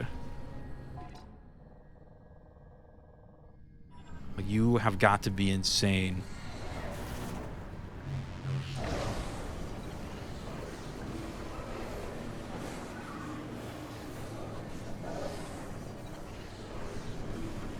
Going on a little roller coaster. But yeah, I do remember, when Prime 2 came out, I do remember, like, most people not really liking that one. It was definitely, like, 50-50. I think it was, like, the typical shit. Like, again, I know we've talked about it a million times, but, you know, people back in 2004 did not like backtracking in games. That was kind of seen as the, like, lazy, annoying, like, oh, this game has backtracking, you know what I mean? Like, it was always kind of seen as the just, like, too many games had that, and people were getting, like, really annoyed about it. And fortunately, and I know people are probably like, well, Metroid's all about backtracking, and I'm like, it absolutely is, but, like, when you come out during an era of, like, we hate backtracking, it's unfortunately just, like, a bad time to launch, I guess, or like a bad time to be it was a bad time to be a Metroid game, right? Like, it was a bad time to be a Metroid game, unfortunately. Oh, I need Spider Ball, I think? Or maybe not. Wait, here, let me see if I can scan that. Oh, I can. Ah, it is Spider Ball. Okay. Darn. Alright, so what was this room? It's gotta be Spider Ball as well. I feel like all these are gonna be Spider Ball. There's no way. I don't know what this one was, but probably Spider Ball. Or electricity. Spider Ball or electricity. Take a guess. It's all Spider Ball. It's also just a... Oops. It's also just a... Oops. God damn it. These buttons, dude. It's also just a missile, too, so I'm not, like, super starved for the missiles. If it was a health pack, then I'd probably go look. Can't remember what these orange dots were. What was the orange dot? Guessing, oh, you know what? It must be some kind of electricity thing as well. It's all electricity. Everything. All right, I think we can leave. Alright, let's get out of here. People still don't like backtracking games, yeah. Depends on the type of backtracking, how it's implemented, and if there's shortcuts involved. Like, RE1 and 2 have plenty of backtracking, but due to the way those games are structured and the size of the levels, it doesn't feel like backtracking. Yeah, like, I also feel like with the old REs, they're almost kind of like haunted house games, so you're just like, you know, you're like walking in and out of the rooms, and for some reason it's just not as annoying as if you were like backtracking through, like, I don't know, some platforming jungle stage.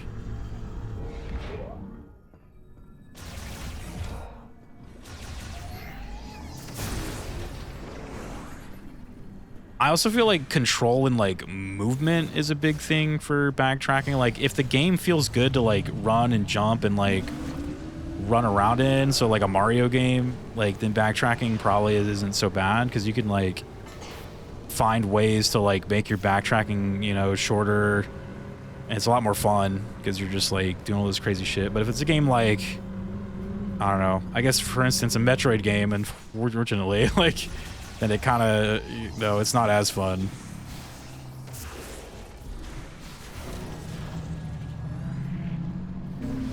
Unfortunately.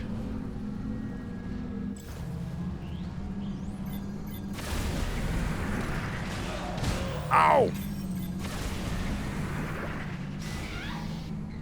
That still hit me. Jesus.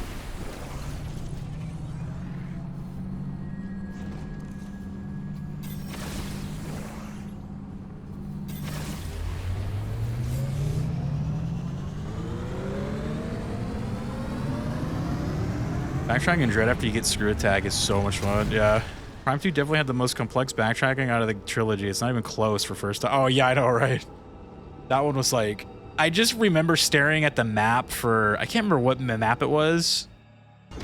But I think it must have been the, like, underwater area or that, like, swamp. And the map is just, like... It is, like, rooms on top of rooms, hallways on top of hallways, corridors going into multiple different ways. And, like, it is just, like, this enormous... confusing, like, almost that map in that game itself was almost, you know, impossible to read. It just was like, where am I, dude? Like, and then you look at the map, like, for this game, it's just like, look how, like, straightforward this all is, you know? You go this way, and then, you know, like, it's just like a straight line, right? Like, I think the most confusing map in this game so far has been the Volt Forge, and even that is, like, not even that bad, right? It's just... Look, like in the beginning, you'd come down here and then you just go down, right? Very straightforward. Like, I feel like the map in Metroid Prime 2 would be like, take this, right? Multiply it by like 5 and then like stack it on top of each other. And that was like your like average Metroid Prime 2 map, dude. It was like, oh my God. It was like, listen, guys, I get it, you guys like big maps, but look, I need to walk around in this thing, man. I need to walk around in this damn thing.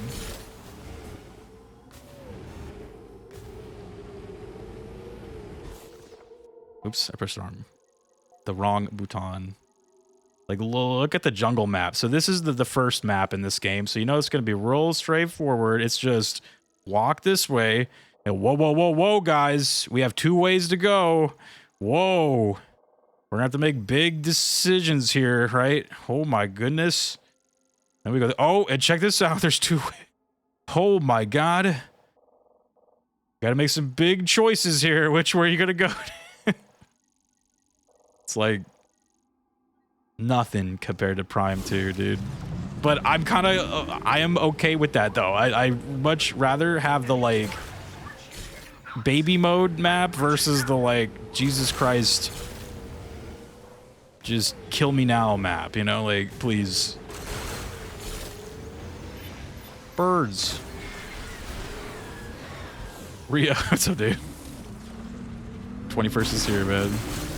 I love exploration of Dark Souls. I never want to backtrack through Sen's Funhouse. Oh my God, yeah. Yeah, that was a let's just not. Yeah, Souls, yeah, there is backtracking in that, but it's weird because I never really cared to backtrack through that game either, or I mean, it like never bothered me. It's weird that it like kind of depends on the game. I guess I think what's good about Dark Souls is that you can skip a lot of the stuff. Like if there's a bunch of bad guys blocking you, you can just like get past them a lot of the time. It's not like you're stuck like having to fight each and everything. Like I do feel like if you had to fight each and everything before the next door would like open up while you were backtracking through an area that you've been through like 10 times, then that would probably suck. So they kind of knew like, yo, you can just sprint through and get through it in like a minute, you know? Like, so that was a good call.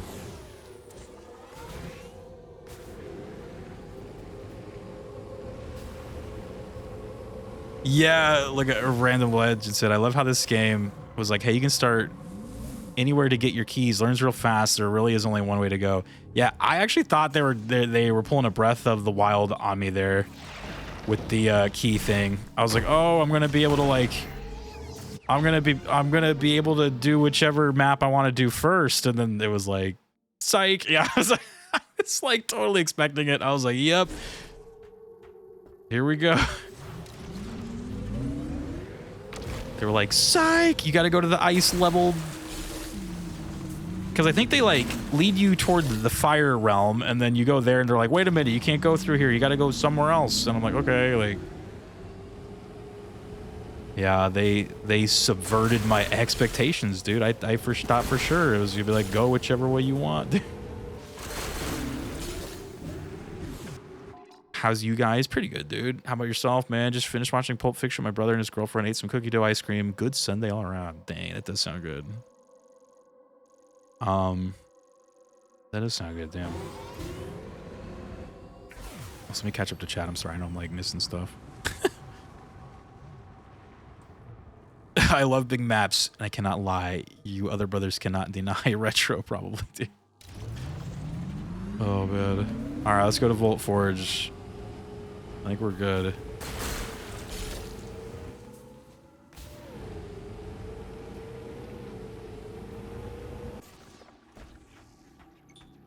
Well, this is the one thing I've been trying to get since the beginning of the game as well, but I think I need electricity. Another electricity situation. Maybe we're gonna go get the electricity right now. Like, I do feel like if they're gonna give me electricity, it's gonna be in the electric world, right? Like, if I had to take a guess, it would be here.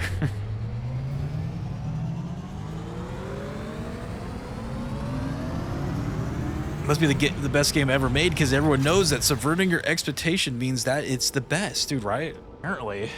That's just, subverting your expectations is a cheat code to just getting perfect scores and all the praise.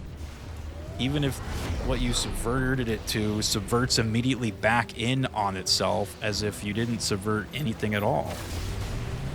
You can just shoot the robots with this thing? Holy hell.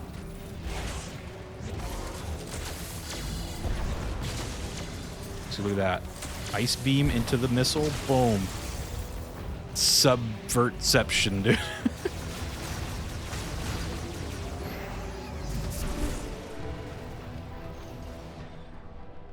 Yeah, I did legit think it was gonna... It was gonna let you go in, like, whatever direction that you wanted at the beginning. Or at least, like, after you did the forest part of the game. I was like, oh, it's, like, straight up setting it up for that.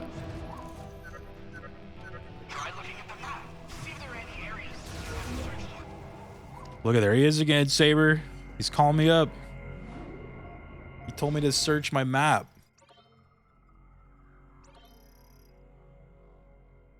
That would be a neat way to sort of improve upon the Metroid formula. Yeah. To just, like, you can go in any direction you want.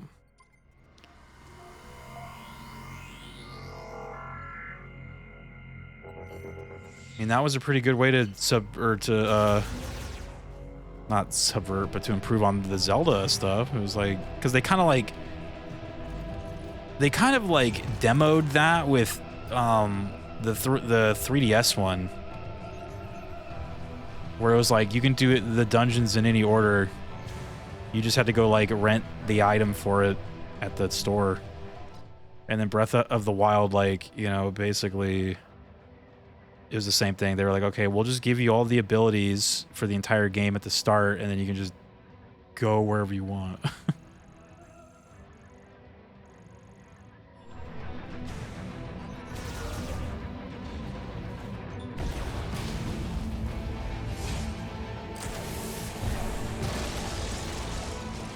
Wait, what was this? Oh! Don't hurt me!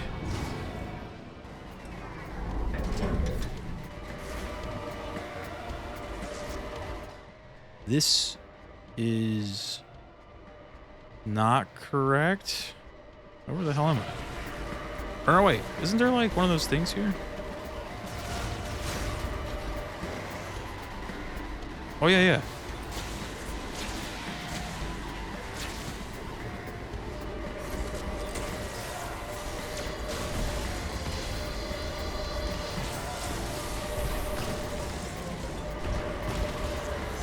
Dude, push him into that grindy thing, dude. That'd be hilarious. Oh.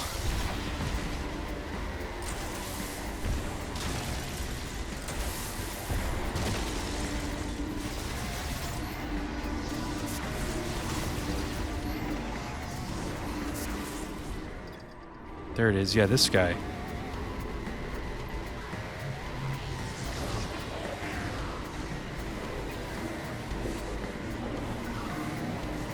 Where the hell is this thing taking me?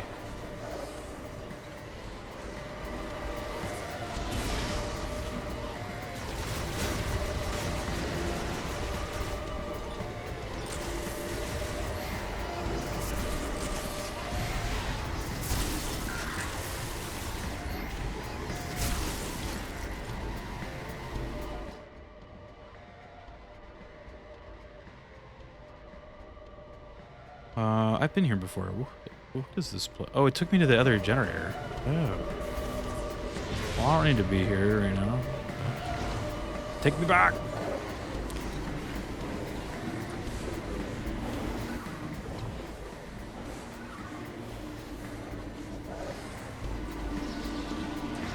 Yeah, that's the type of hint VO that I'd call thoughtlessly implemented. Yeah, just him like, check your map. It's like, look, if I'm already like coming this way, it's probably like a good, it's a good bet that the player is like kind of knows what they're doing. Modern game design in a nutshell: design a band-aid and fix, or no, sorry, a band-aid fix and thoughtlessly implement it. That was the appeal of modern Zelda and Elden Ring.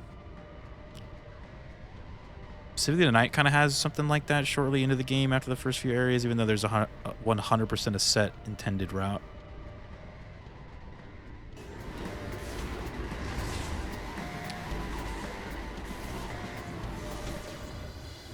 Wait. I feel like I'm just going the wrong way. Everywhere I go, I'm like, this isn't right.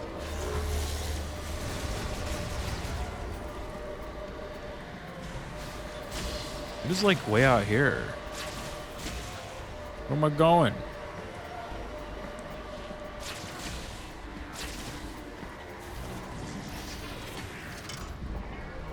Prime 4 was in development hell. I can only imagine Nintendo just wanted this thing out the fucking door. They're like, please.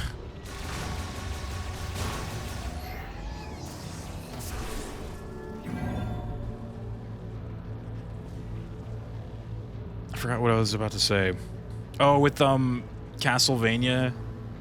Yeah, I do feel like those types of games, especially the older ones, they do have like a lot of freedom into where you go and how you do stuff.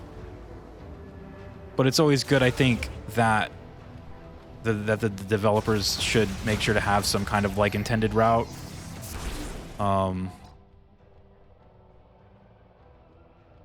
Just in case people get lost in the sauce, you know what I mean? Like,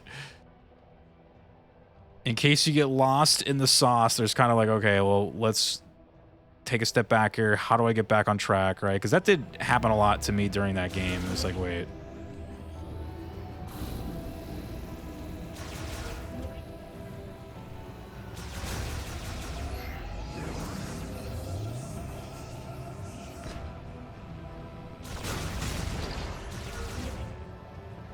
Here's something funny that happened to me today. So I'm trying to get Guitar Hero custom done as a birthday gift to me, and no one wants to take me up on it because of the song I chose. I guess it's too ass for anyone to do, even if I pay them.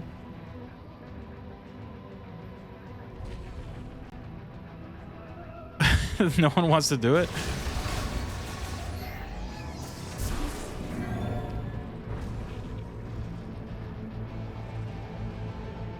You gotta tell them it's your birthday, and they have to. It'd be neat for there to be an intended route for Metroid, but have it be more open world exploration wise.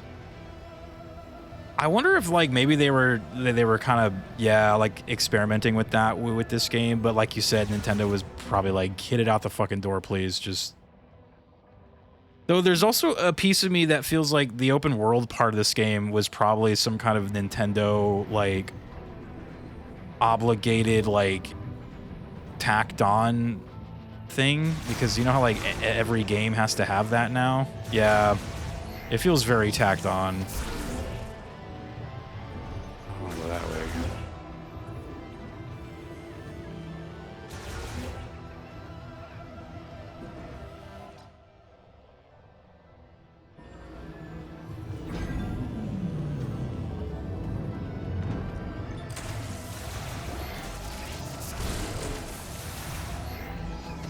Like, it's kind of hit me that there's probably, like, moving forward, there's going to be two, like, Nintendo,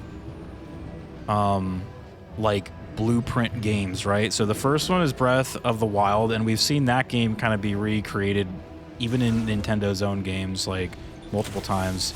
I think the next one is going to be Mario on the sea, and we saw that with Donkey Kong. I'm like, these are the two, like, blueprints. And I could be wrong here. But it's just like, man, Mario Kart has an open world in the same map as Breath of the Wild. This game has an open world, same map as Breath of the Wild. And now Donkey Kong is basically like on the sea too. Same exact gameplay. I guess not like the same exact gameplay, but like a very similar like approach to its game. I was like, hopefully it's not the case, but that would suck. Vale, what's up, man? Hopefully that's not the case, but it seems like they're kind of starting to see some patterns, I guess, is what I'm trying to say. I'm seeing some patterns.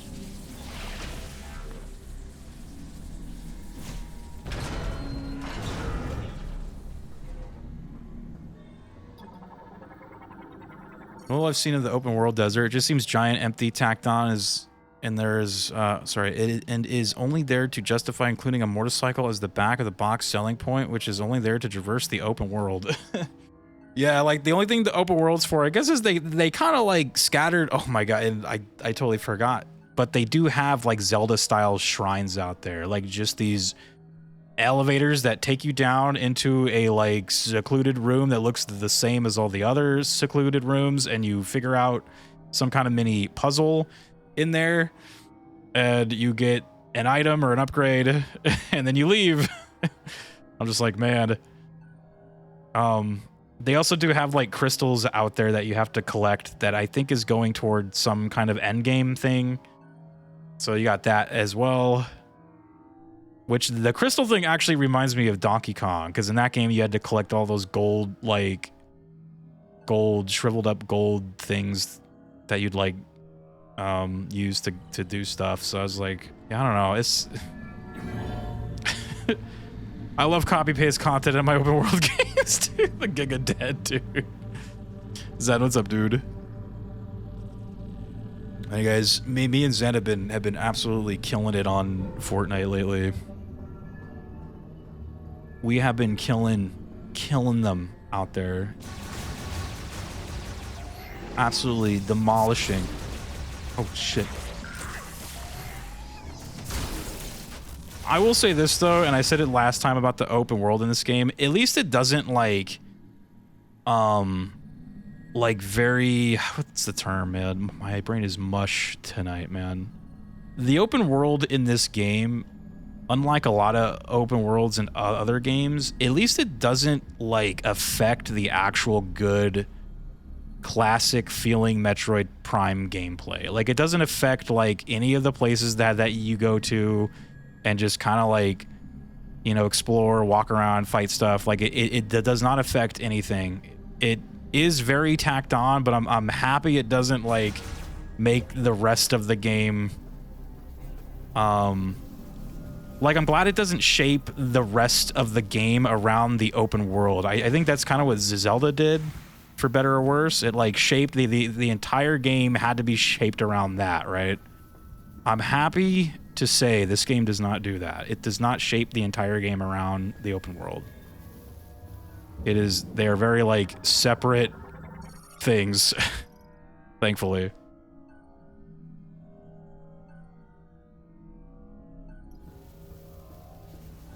Because I do feel like, especially back in the day, a lot of open world games would have to sacrifice things to get the open world to work. And that was always, I always felt like they'd have to sacrifice like storytelling, they'd have to sacrifice like quality of the game's like animation and cutscenes. Like I always felt like back in the day, open world games were always very like visually very low quality games. They'd also have to sacrifice music a lot of the time. I don't know if I said that already.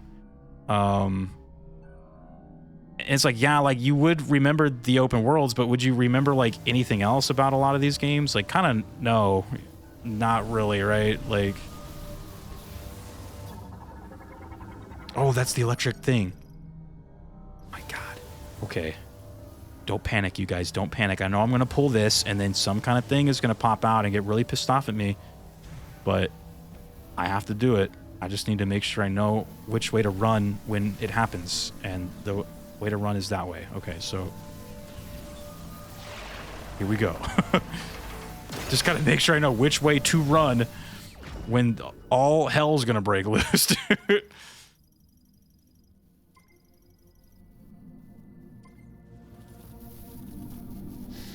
Uh-oh. There we go. Oh, wait, they closed the door on me. Wait. Oh, it's Boba Fett.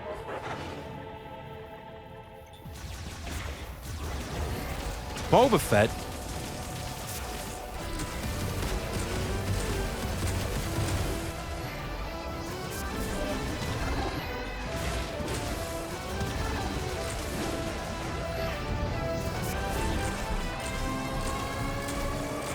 Nice to meet you. Oh, shit. Oh.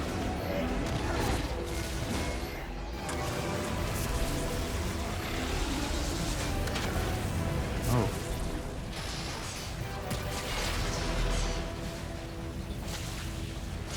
Oh my god. I'm swinging.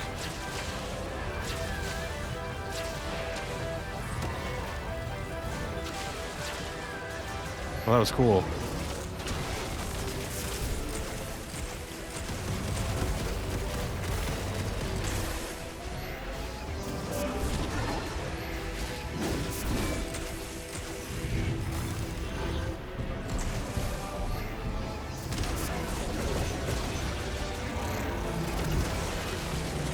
Oh.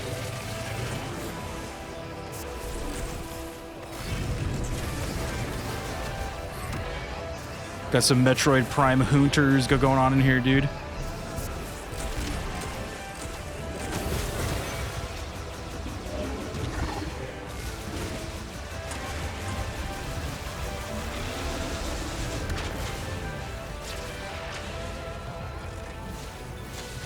Oh god, the buttons don't press when I press them, dude. The boutons, they do not press when I press them. Oh shit!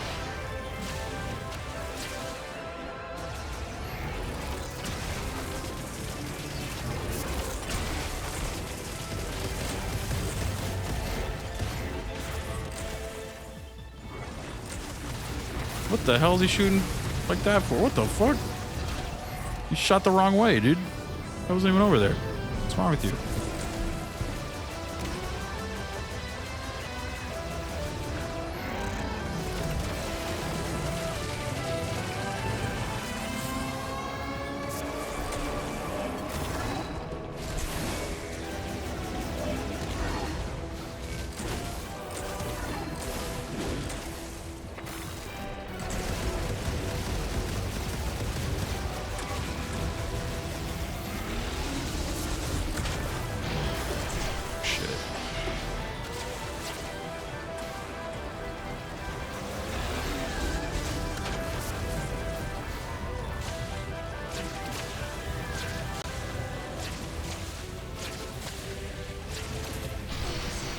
It's probably like, where the fuck does she get all this shit, dude?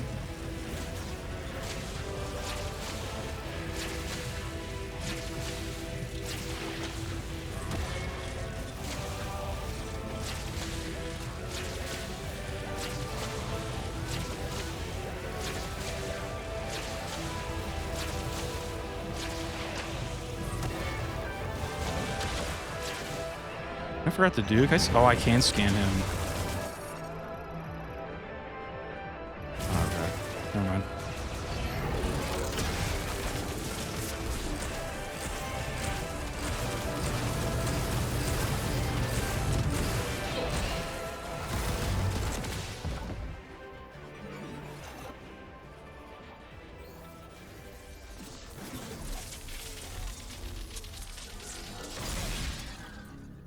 Health. A heart container. Because I beat the boss, right?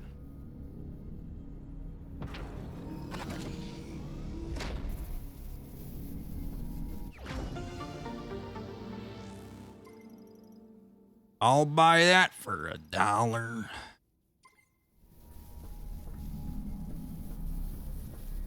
right, let's leave.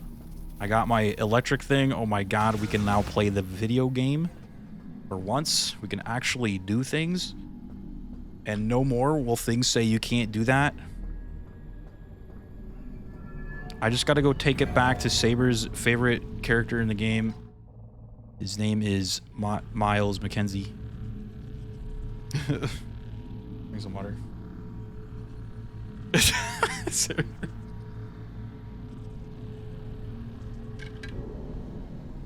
That was a cool fight, dude.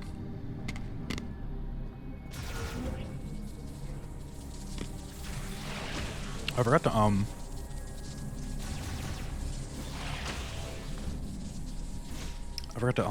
remove the pin from this room right here.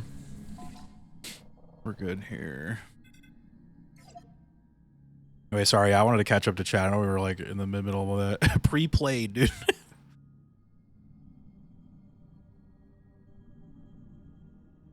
Yeah, it depends on the size of the world, implementation of the other content. The larger the world, the less I remember.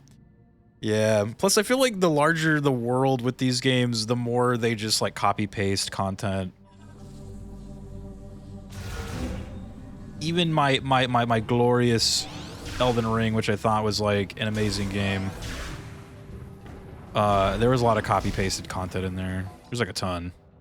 It always felt so like shitty to like get to the end of a thing and you're just fighting like one of the repeat bosses. I forgot, didn't I get the ability to like look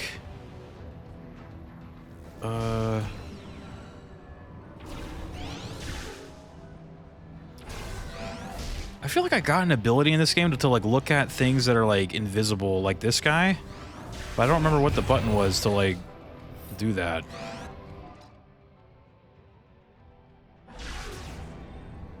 Is it no, it's not that, right? I can't remember the button for that.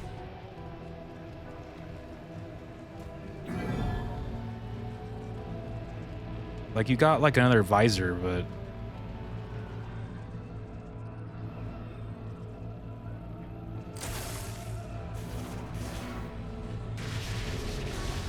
I don't remember the button.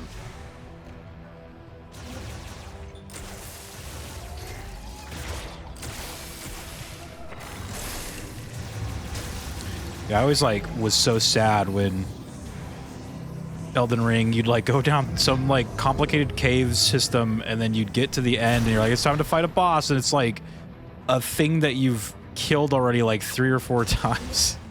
It's like, God. That always make me so sad.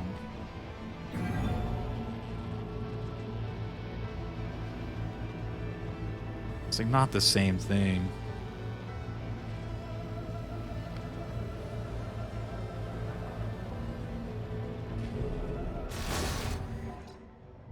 I wonder actually.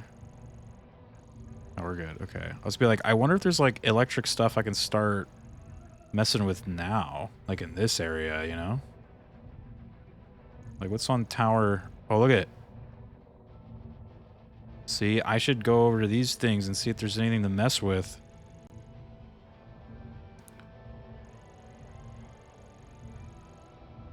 So I can get these. All right, yeah.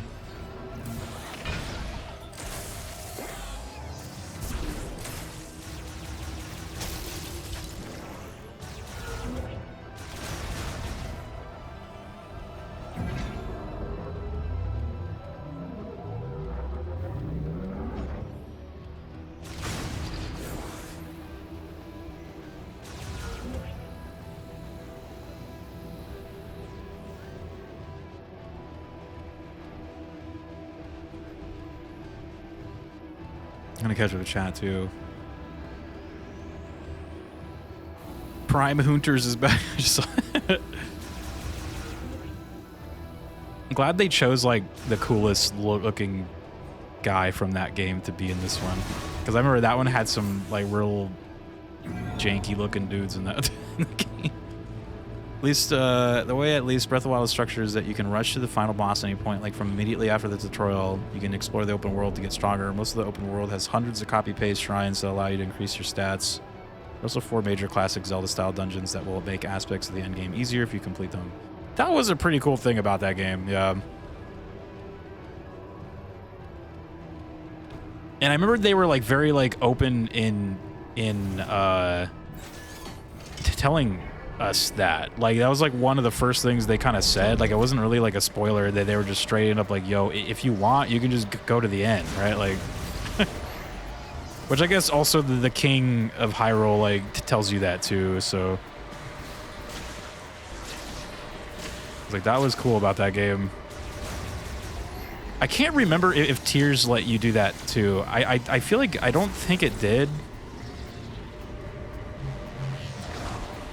But it might have. I never really looked into that.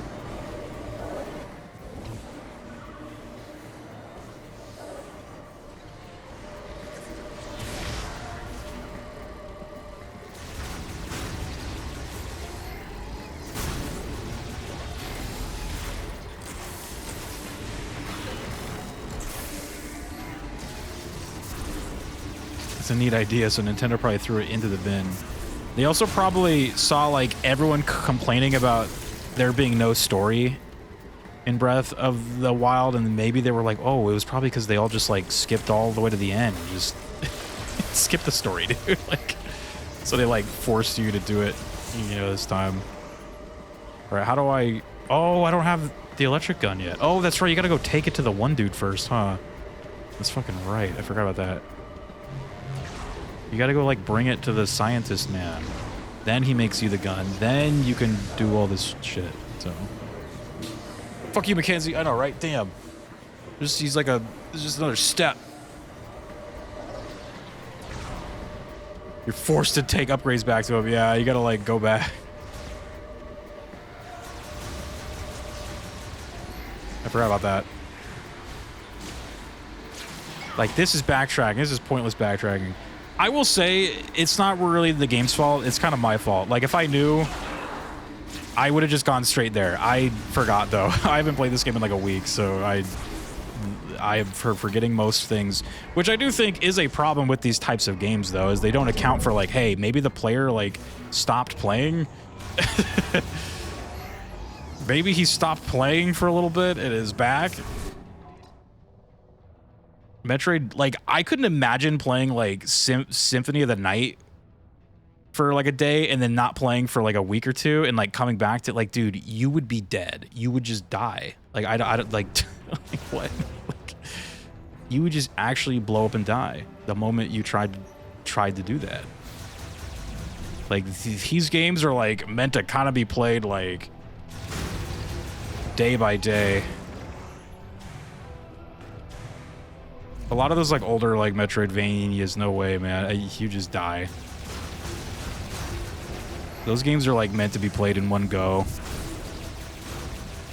Like, most of them are, like, legit, like, 6-hour games.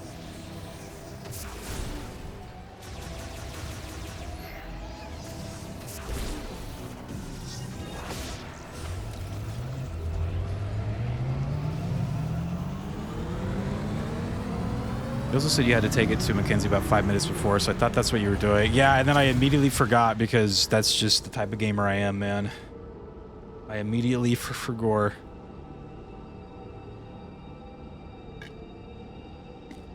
I also attribute that to streaming and gaming, too, because you're kind of like, your attention is split.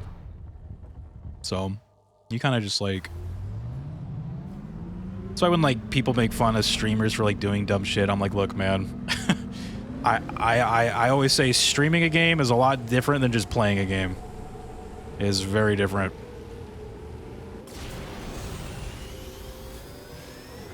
Not that I mind our chat interactions and shit. Like, you know, that's what this is all about. But it will, like, distract me a little bit, and I'll, like, forget what I'm doing. If you've ever been here for a Zelduer, you absolutely know. All right. I'll be in the middle of a dungeon puzzle. I will get distracted, and then I'll come back and just be like, what the fuck was I doing in here? Like, wait a minute. Why am I here? Who am I?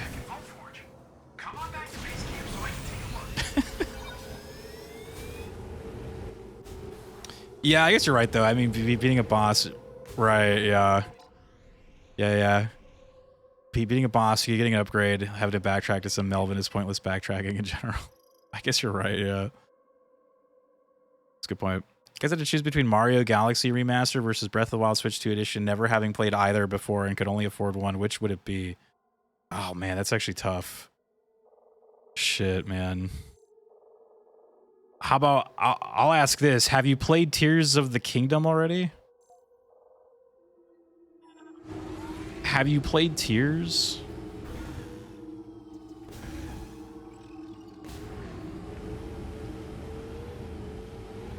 I haven't. I played it on Odyssey. Okay. I only ask if you played Tears because if you played that, then Breath of the Wild is pretty much like a pointless game. But damn. I'd honestly say you should probably go with Zelda, but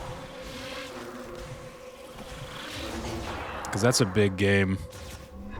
Lots of money's worth on that. And Mario Galaxy is also a pretty big and good game, but that's tough, man, because I do love, like, I do love both of those games.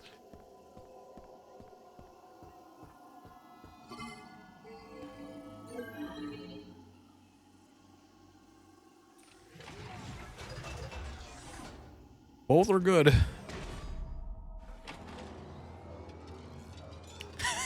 Sabertooth, all caps. Shut up, asshole. That's what we're doing. He's like, bro, did you get something in the Vault Forge? Maybe if you come back here, I can turn it into a gun. Sick, dude. That's what I'm doing.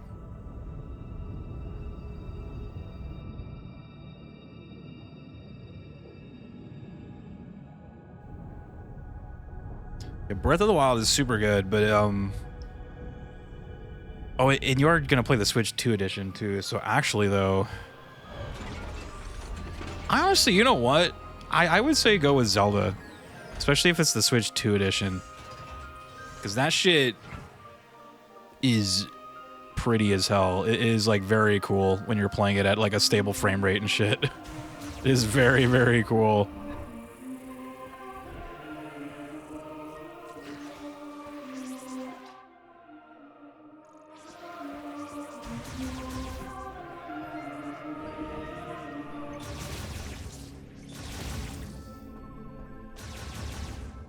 Pew, pew, pew.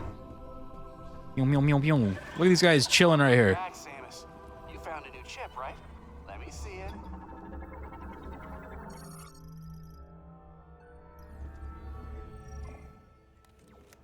Let me see what you brought me. This also looks like a circuit with a chip inside. I had a physical copy of Breath of the Wild for Switch 1 that I never touched. It was gifted to me. Oh, nice. So you just have to do like the $10 upgrade or whatever, right? Unless you have the like Just like I thought. the $50 subscription, then I think you could just like play the Switch 2 edition for free.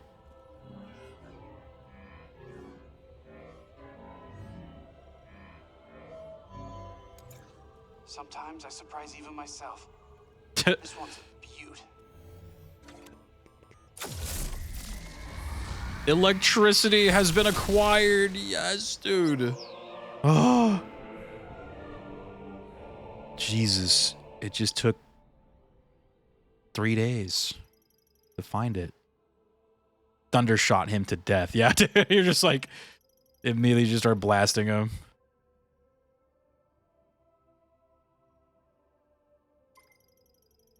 We can power some. He's like, also, you could use it to power some devices. You mean like all of the devices? Holy shit. How many of those I found out there in the wild, dude? And I think you'll be able to provide electricity to devices. Didn't I just read that on the screen, Mackenzie? All right.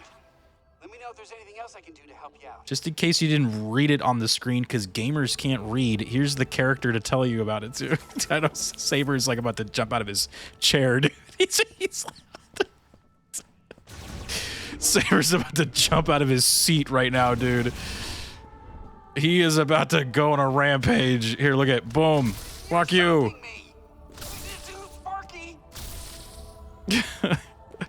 Sparky.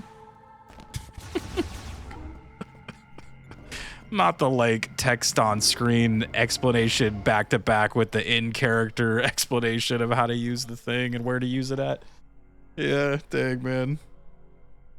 I guess it's just like they just got to cover all of their bases because look, there are some people who don't, or it's not that they don't know how to read, it's just that they won't read the on-screen text, right? So that's why they developed the idea of having characters tell you how to do things. It all just loops in on itself, dude. It's all just a big ol' circus. Flipping and dipping through the air, dude. It's just all a part of the show.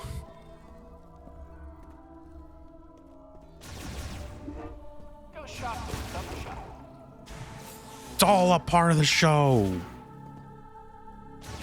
Okay, what was... Ah, this one's electricity. Or no, or this one's not electricity. This one's big boom boom. I know there was... Oh, you know what? Let's go to the robot and activate him, and then he can show me where all the secrets are in the area, right? Let's go test this out. See how it works. I still enjoyed Prime 4 overall, but hopefully they take all the criticisms on board for 5.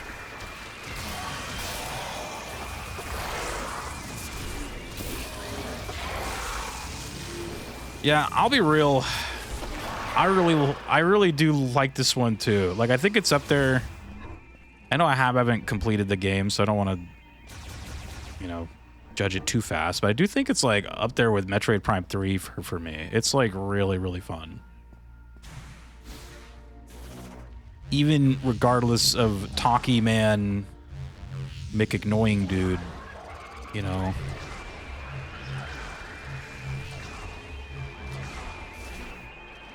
Talky man.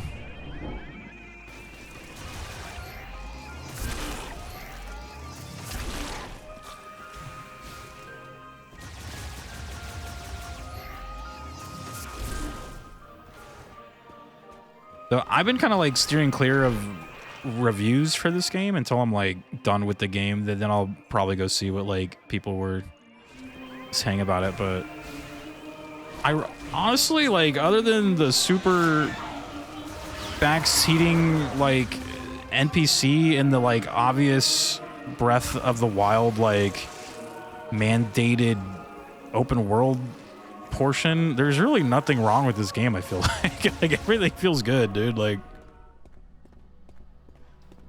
those are just the only two things I think that have like kind of annoyed me. That's about it.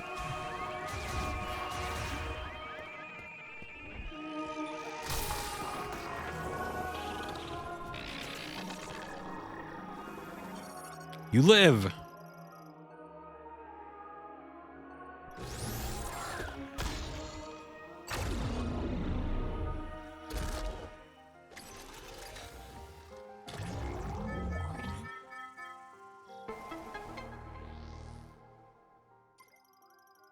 Unacquired items in this area have been marked.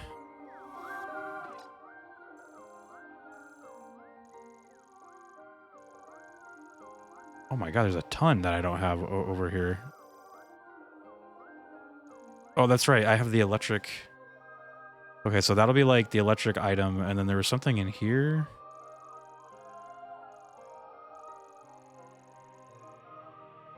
There's something in here that I didn't get.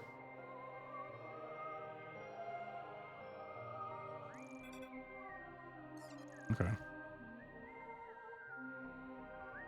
Like, genuine real talk, from what little I've seen of Mackenzie, and is almost enough to make me never play Prime 4. I'm that much of a petty bitch when it comes to obnoxious hint VO. They won't read on-screen text, to fuck them, that's their problem. Honestly, if you enjoyed the trilogy, I'd still recommend playing it, even if you had to turn the character voices off and cover a bit of the bottom of the screen. You could cover the screen. It is a very good game, and I think I love it probably more just at the moment because it's such a throwback to the old ones. It just feels like a newer, better version of the old ones, you know what I mean? There's not too much, like, modern video gamey bullshit in this one. Again, other than the hint VO character and the Breath of the Wild, like, mandated desert area. Should I go back and do that stuff? I guess I should. I can like remove this, right? I know this one I can't get yet. And then, oh, I bet you one of these is the robot. Yeah, so I can't get that one either. I didn't know there was a thing in here, though.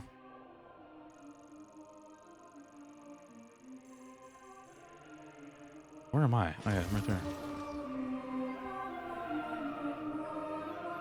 I really am a petty bitch about it. Like, straight up stop Skyward Sword because of it. Or because of Fee. It's really grating for me, and I know it's mainly a pet peeve of mine from working in game dev and knowing why it's there. Whoa!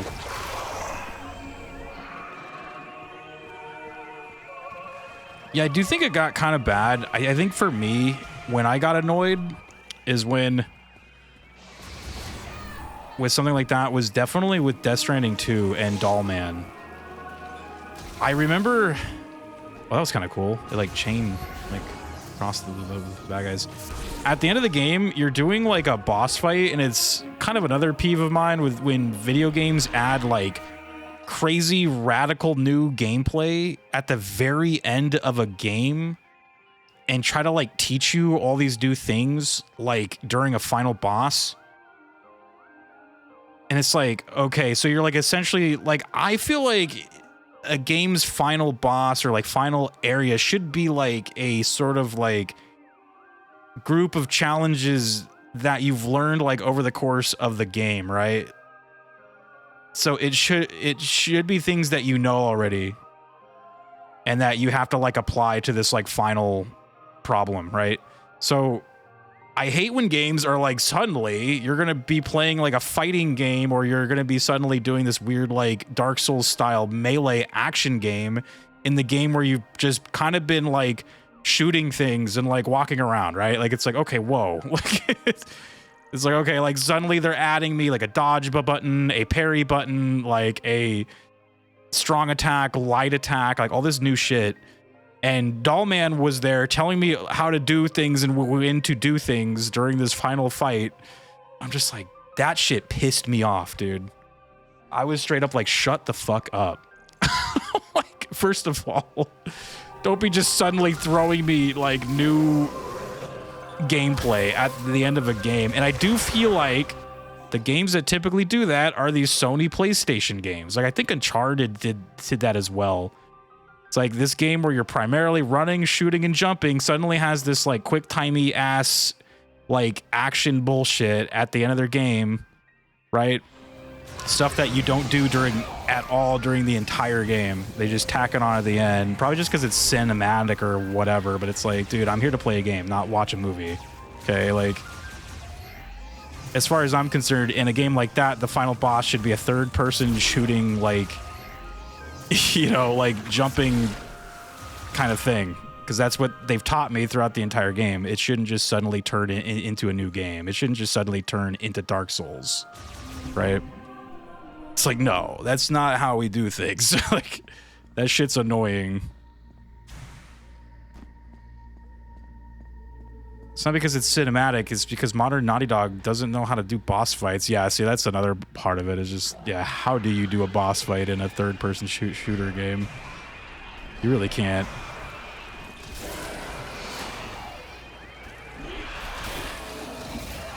And then the other thing I was going to tack on to the end of that whole Death Stranding 2 thing was that not only did they add new gameplay with new buttons and new, like, everything, but Dollman was also backseating you, but also they gave you the button prompts on screen, and you're like, okay, cool. But then guess what they did? They take the buttons away from the screen. And I'm like, okay, so I had like literally like 7 seconds to learn these new buttons, and now they're gone. And I don't know the buttons because we've never done this throughout the entire game. So how could I know the buttons, right? It's like, thanks. Now I don't know how to dodge. I don't know how to do this. I don't know how to do that. So I'm sitting there just getting my ass kicked, and Dollman is telling me to dodge. And I'm like, great, dude, what's the button to fucking dodge? Like, that would be good to know. Like, it's just like, Awesome, man. Clearly, I should probably dodge this guy hitting me in the face. I don't know how. The buttons are gone. Like, and they won't come back. I was like, man. And I know I'm like getting pissed off at Death Stranding, but a lot of fucking games do that though. And it needs to fucking stop. It needs to stop. Oh, nice. It needs to stop. Because that shit sucks. I hate that shit. Yeah, the Uncharted boss fights always actually piss me off. Yeah, like, wasn't there one boss fight in Uncharted that, like, straight up was just some, like, random quick time event, and if you got it wrong, you just died and you had to, like, start the boss fight over or something? It's just like, man, this is dumb. I was like, that's dumb, yeah. Though I do know, like, Uncharted had, like, fist fighting in it, but I just don't remember if it had like quick time events during the main like bulk of the game. I really can't, like, I'll assume it probably did, but I feel like that's a whole nother conversation on like quick time events and why those are bad. Like, I don't know if Uncharted really like pertains to this conversation now that I think about it, but I do know, like, the whole Death Stranding thing that I was just talking about. I do know a lot of games tend to do that.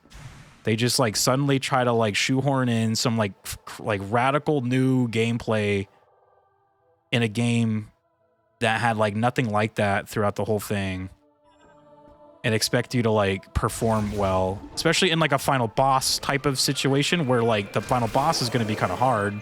So now you're, like, basically, like, you're basically playing and like, it'd be like suddenly you're playing, you know, Death Stranding, and then the final boss is you have to go log into Elden Ring and fight the final guy in the TLC, right? It's like, look, man, like, this is not what the game has taught me to do at all. Like, like, dude, that shit's annoying. Like, actually pisses me off.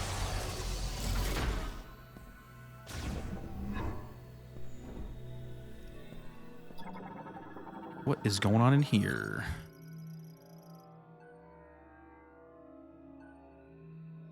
A final boss should be the culmination of all your knowledge and skills. That's what, precisely. That's like what I was trying to say there. I was like, it has to be like kind of like everything you've learned has from the game has like prepared you for this final stage or for this final boss, right? I'm trying to think of a good example of like a final boss. Like a lot of the Zelda ones, right? Like, are very, very, like, all the things that you've learned over the course of the game, like the arrows and, like, the bombs, like, however, whichever boss it is, but, you know, a lot of that is, you know, like, a lot of the skills and knowledge that you've built during the game really comes down to the final dungeon as well as the final boss, right? Like,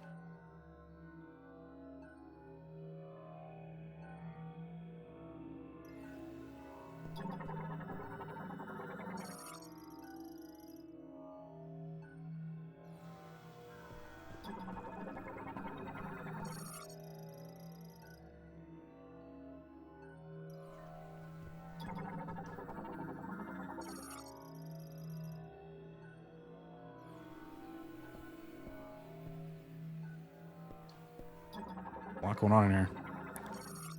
Dragon Guard, 99.99% of the game is Dynasty Warriors meets Ace Combat, only for the final boss to become Guitar Hero on Super Expert. This is really, oh my god. Metal Gear Solid 1 through 3 final bosses were pretty good culmination of skills, especially 3. Oh yeah, for sure. Yoko Taro is fucking insane, dude. Bless that man.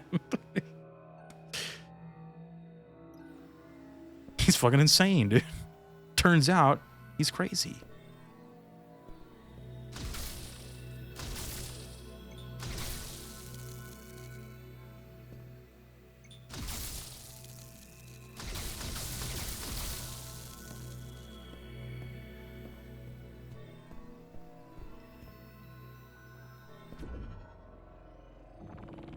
Oh, what the hell?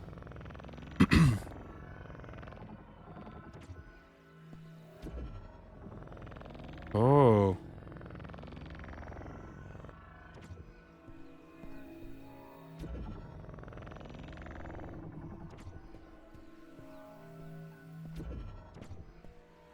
I don't know if this is how they want me to do this, but right.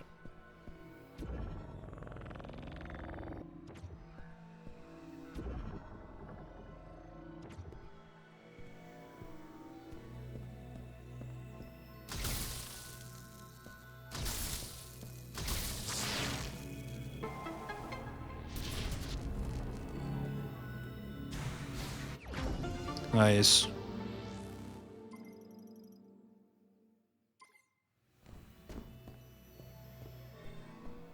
Is that it? Are we done? I think it is. Exit. He's got all the balls. Now reward me with the biggest ball. Oh, health. Damn. I mean, I'll take that. So many balls. Dude, we got so much health now.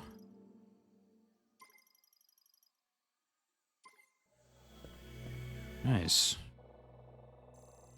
Okay. Oh, there's an item right here. And then this one I can't get yet, so... That one I can't get either. So I'm gonna go... back.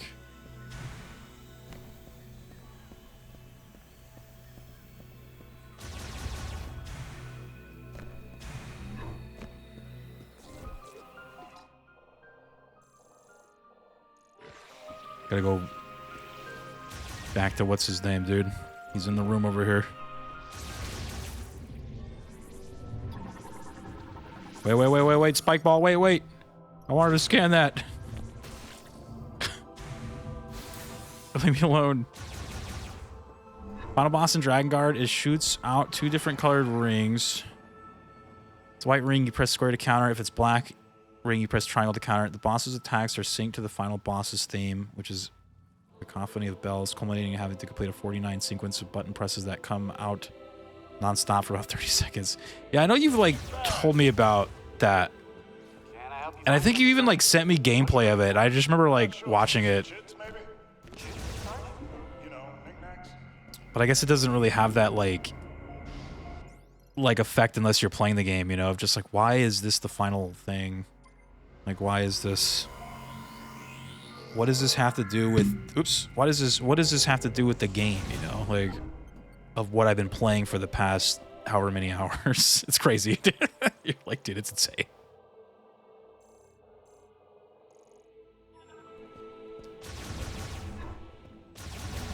The first problem is that he's shooting rings at you. Now, obviously, he should have been shooting balls at you because that's what most games do. So he's already going a little crazy with that. A little crazy. You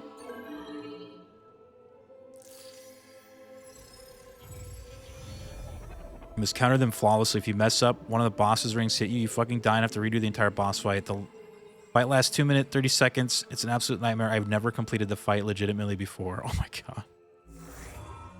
Jeez. And that's for, like, the final true ending, right? I think you mentioned that.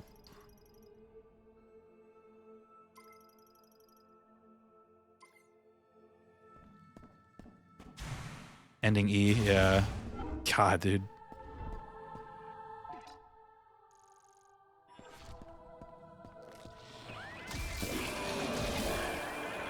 Don't bother me, you guys.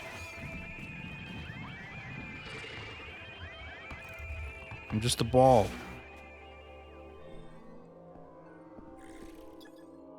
These little guys are so cute.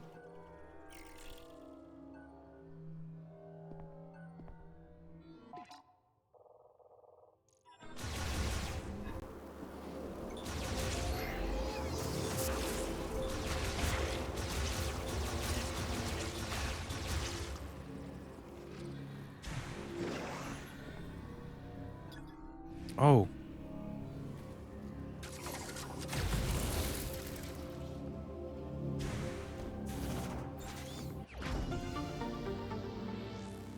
Doop boop boop boom.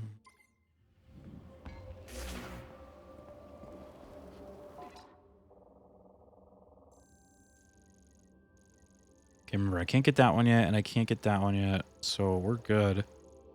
Now, see, now I kind of want to go back to the other maps and start grabbing shit, dude. With this electric gun, I just have to hit the robot thing, and then he'll just mark all the items. So I don't know, where should we go first?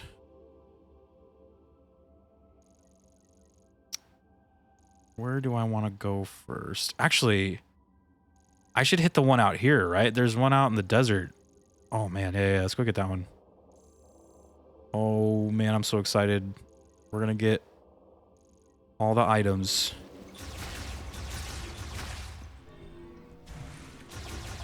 That way I will be super duper Metroid man and no one can hurt me.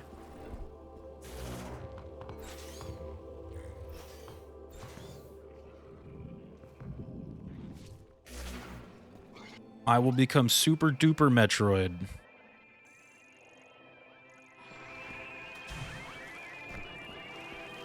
They're making, what was it? Final Fantasy 14 MMO and Nier Auto collab raid. Yoko Taro wanted to make it so the player gets in this room full of those big ass ore projectiles. The whole raid, whole wipe and start over. Oh, if like one person dies, do they just all die?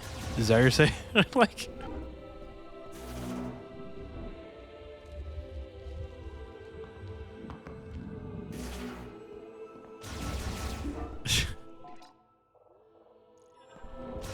You just get swarmed by balls and you just die.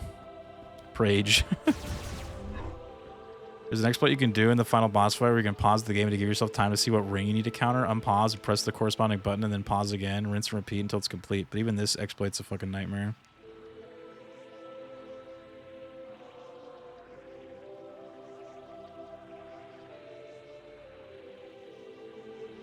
Oh, that's kind of neat. Ending A leads into Drakengard 2. Ending E leads into Nier. Don't worry about me. I'll be fine.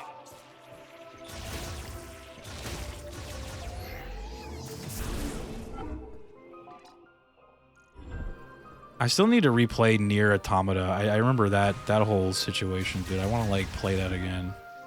Like, it's funny. I was just kind of trying to remember who or what the final boss was in Nier Automata, and I seriously have no idea.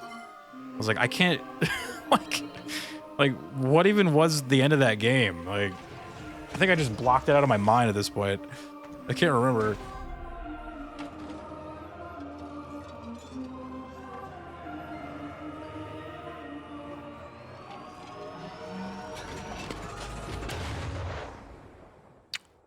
Send me to space. Yeah, if even one player gets hit, the whole 24-man raid would wipe. So you like hate that person? Like, what the fuck, man? We almost had this. Could you admit, dude, that'd be so toxic, dude. People would be like crucified. Like, oh my god. Or imagine if there were like trolls in there, dude. Purposely going in and dying. That shit would be hilarious. Most people hate Drakengard 2. It wasn't directed or written by Taro and was Square's attempt at making the franchise safe and appeal to a wider audience, and it backfired. Damn.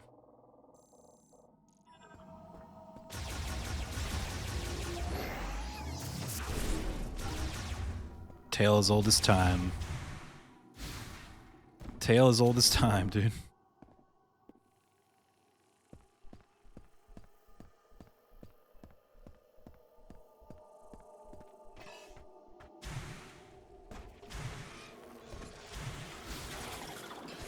Alright, I got my Pikachu beam now, so I can't be stopped. Pikachu.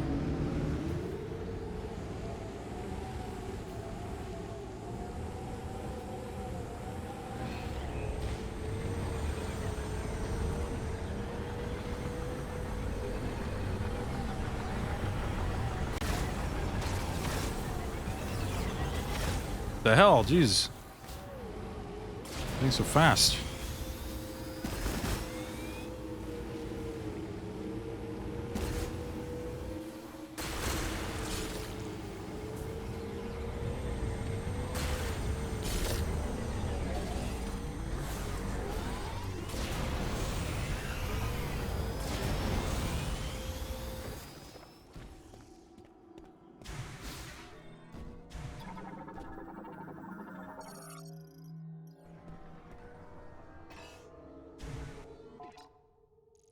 Oh, I'm not even close to this thing. Whoops. I thought it was up here. Oh, I'm not even close.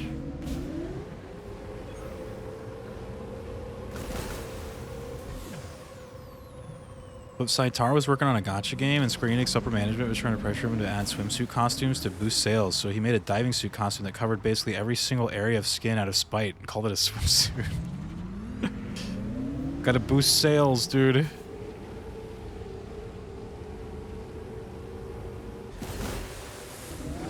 We're gonna need you to make swimsuits for all the characters.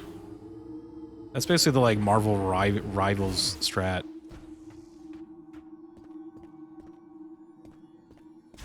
Or like swimsuits for everybody.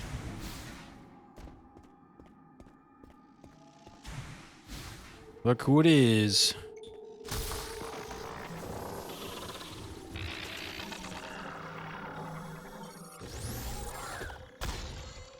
I'm also surprised at how Marvel Rivals is going with character designs and alternate costumes. Yeah, they definitely don't listen to the like that crowd of like people that I don't even know what to call them. That crowd of people, you know the ones. They definitely have embraced the this thing just fall back down and die.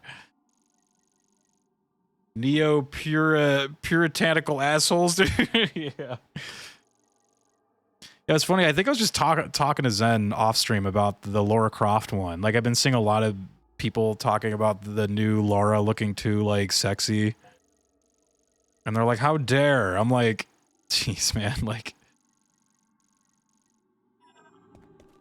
it's like she legit looks completely normal to me. Like, yeah, she's pretty, but, you know, there's nothing wrong with being pretty, dude. Like, Jesus Christ, man. They act like you're evil if you were born attractive or something. Like, holy shit. Calm down. And they were talking about, like, the 2015 reboot Laura wasn't attractive. I'm like, what do you mean? Of course she was. Like, what are you on? Zen, huh? Dude.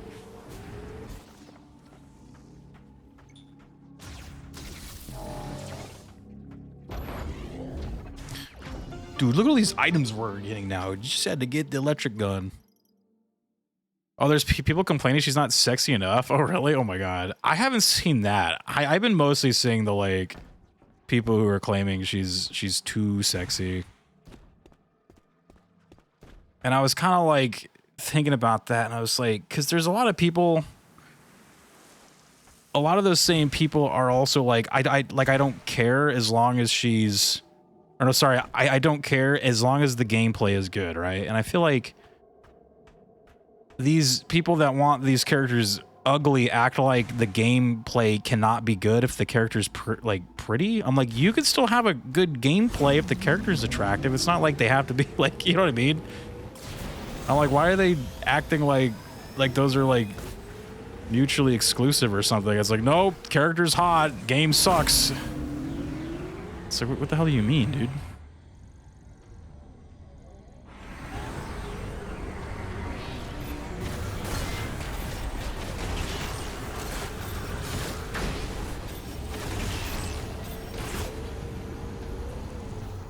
So I'm like, maybe just like, if people want attractive characters in their good video games, there's nothing wrong with that.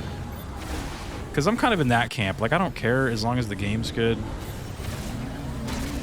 I feel like with Lara, though, because she's like a legacy character, I do feel like her, like, sex appeal was kind of a part of her, like, history, right? Like, it was very, very, very much a part of it. So I think, like, making her ugly would be kind of a disservice to the history of the character. Maybe I'm just crazy, but... Thundershot will open up areas that were locked. Uh oh, there's your friend, Saber. There he is. As long as the game is fun, the writing isn't cringe, and the game doesn't hold my fucking hand, then I don't really care. Yeah. I'll have the combo meal, please, Coolio. I would like the character to be attractive and for it to be a good game. So that would be like Stellar Blade. It was like, dude, it was a, you know, it was a good game and the character was attractive. Like,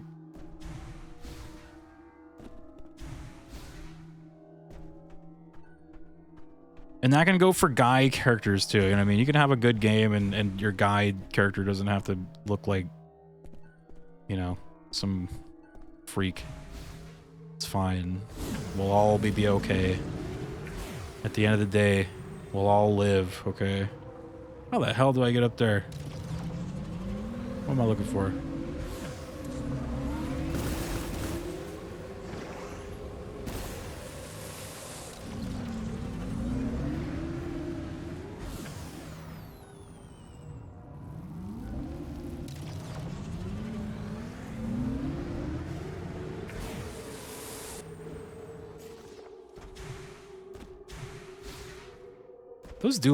Those do look like little platforms. I wonder. Oh, whatever. I'll come back to it.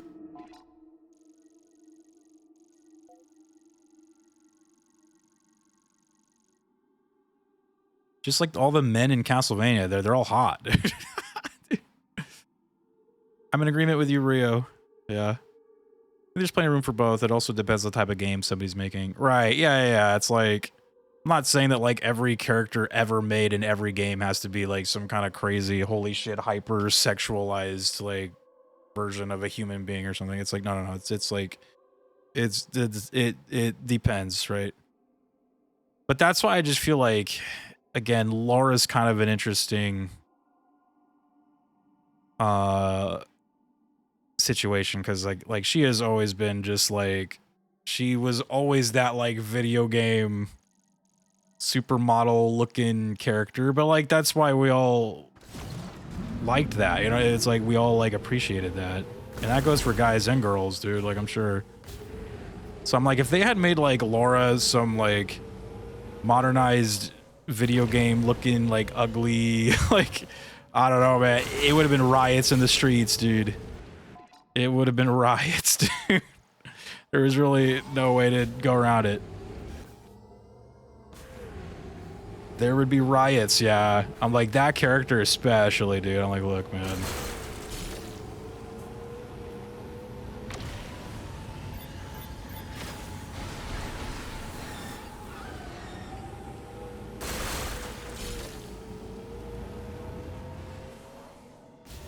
Played Dragon Guard when I was younger, never got the full ending.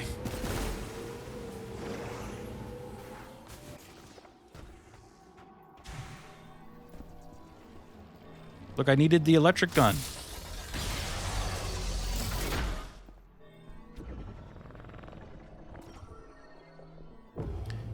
I mean, like, if sexy characters bother you, then just don't play the game. And if unattractive characters bother you, then just don't play the game. That's what I was... I think I was saying exactly that during Stellar Blade. When I was playing that. I had some, like, people saying that... Without saying it outright, that the attractiveness of the Stellar Blade girl, whatever her name was, like, was offensive. I was like, then just don't play it. Don't watch it. Don't engage with it. Like, you can not be a part of it, you know? Like, you can just not be there. Like, there's no one, like, forcing you at gunpoint to, like, play the game, watch the game, engage with the game. Like, you can just move on and not have to worry about it, you know? And I'm not like saying that to try to sound mean. It's just, but that is like clearly an option that you can take, you know?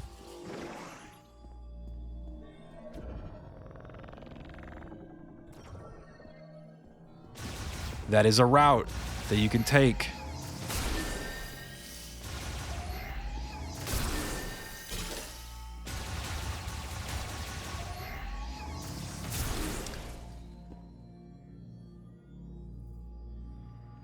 If Laura was ugly, I wouldn't have cosplayed as her. Facts. You know, it's funny you bring that up because a lot of people do say that, like, yeah, like, people don't want to cosplay, like, ugly characters, right? Like, whoa.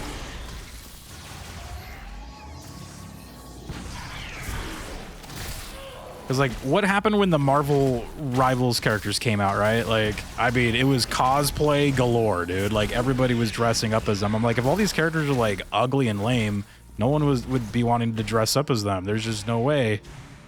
It's like, what happened when the Concord like characters came out? Anybody dressing up as them? Not really, no. In fact, probably not at all.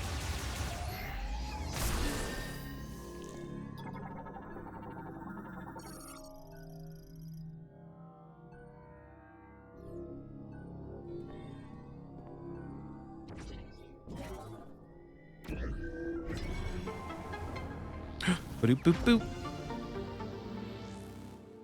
Note, I don't look as good as her, but then again, video game versus real life. Yeah. No, yeah, like, I've been to a ton of conventions where I've seen girls dress up as Lara Croft, like, the older ones, and I've seen a lot dress up as, like, the newer one, too. Or not, like, the current new one, but like, the reboot one, the one with, like, the bow. Like, it's a very, like, popular character and design, like... I love both Laura. Yeah, like, they both look good. And the new one looks great, too. Like, it's a very good, like, middle ground of the two, like, styles, right? The, like, survival Laura and then just, like, the badass Laura. It's, like, super good. You know what? I forgot to scan that thing in here, huh? There was that thing trying to hit me. I know that's something I've seen, but it's like a different version, so I gotta scan it. Oh god. Jesus. I did the classique one. Easier to do. Yeah, true. Apex Legends character design dead. Apex, I think... I've seen some Apex cosplay, but yeah, like, definitely, like, that's like, if they were to had designed those characters down one more time, I think we were gonna reach, like, Concord levels of Concord had characters, dude, yeah.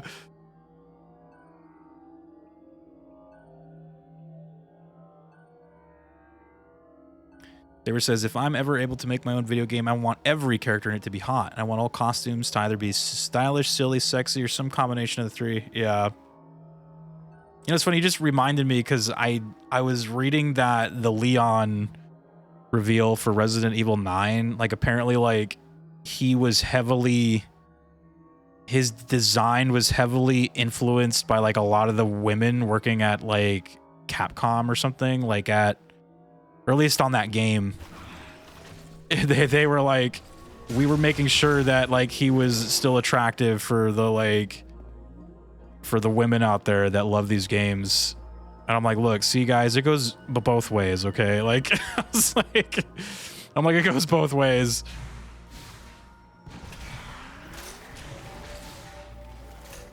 I'm like, that's funny. Because they knew they were going to make him, like, older, right? Because he's, like, old now. But they wanted to make sure that he was still, like, attractive. I mean, Bayonetta's character designer was a woman who wanted Bayonetta to be hot. There you go. Conversation over, dude.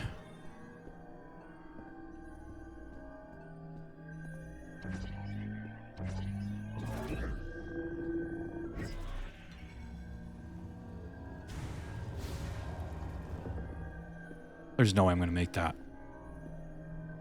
Oh, you know what? What if I did this? Angelina Jolie Laura, though, looking... Oh, yeah. Dude.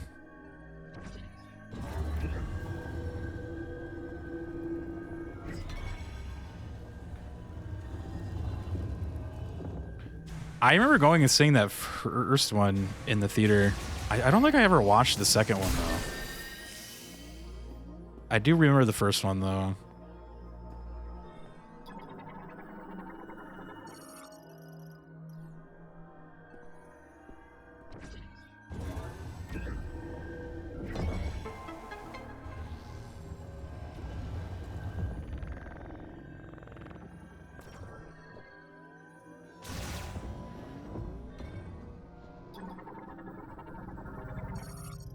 Super Ice Shot. Super Ice.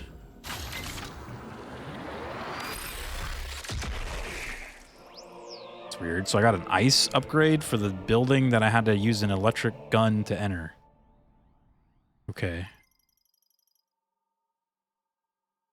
Storm of icy projectiles. Interesting. Chiz Blaster online.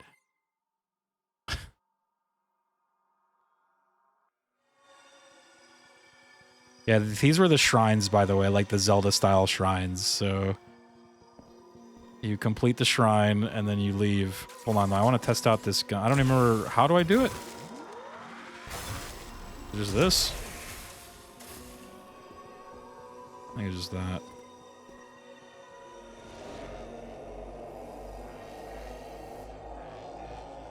You get flashbanged on your way out, and then back to the desert, dude. My type of game.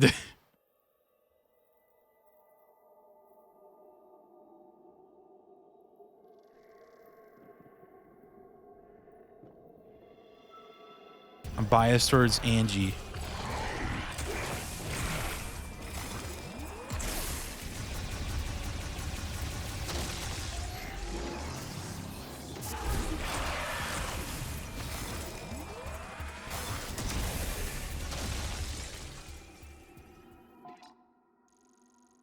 Angelina Jolie. Man, there's so much to do in this game now, dude. What was the problem here? I remember, like, coming down here a second ago, and I can't remember.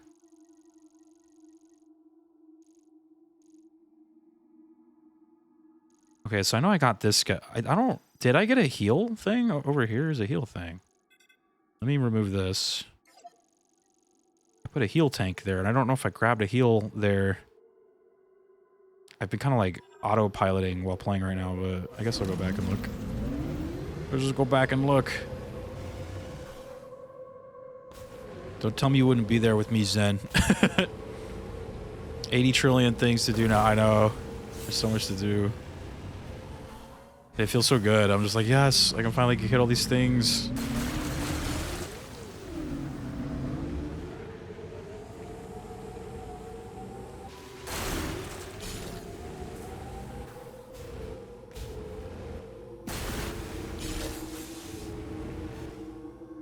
Oh, you know what? I think I did get that. That was the one in that little, like, container thing. Yeah. Okay. Just gonna drive over there just to double check.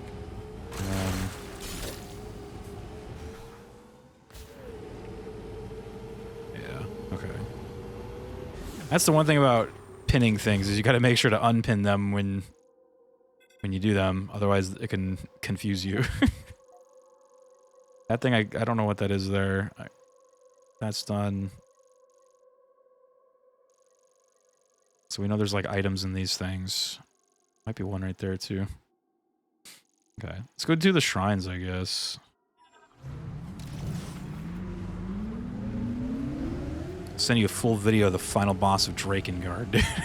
Classique, dude. I'm about to send you something crazy right now. Are you ready?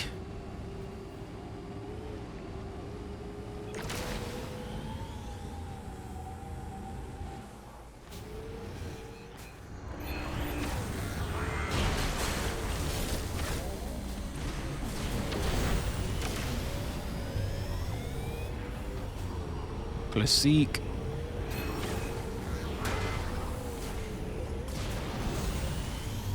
Oh shit, I missed him, damn. Do I miss?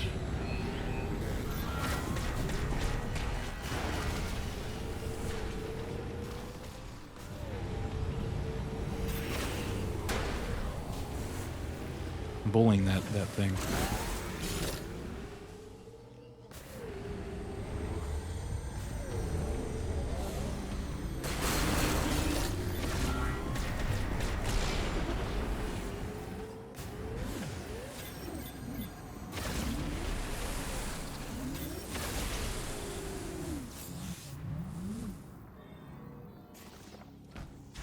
I think I couldn't get this one because there's a robot head up here or something, right? I wonder if...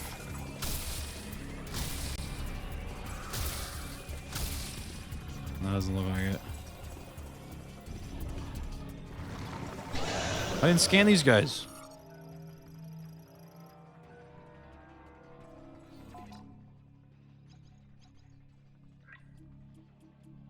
Look at, I'm missing something right here.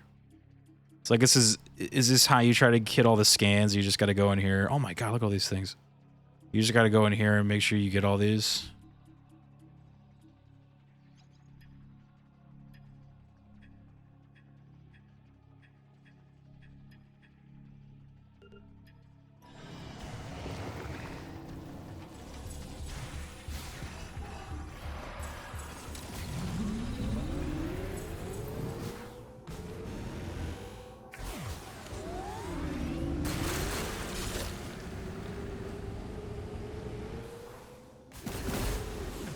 Well, that's nice of them. Well, isn't that cute? But it's wrong. Dude, there's a shrine right here.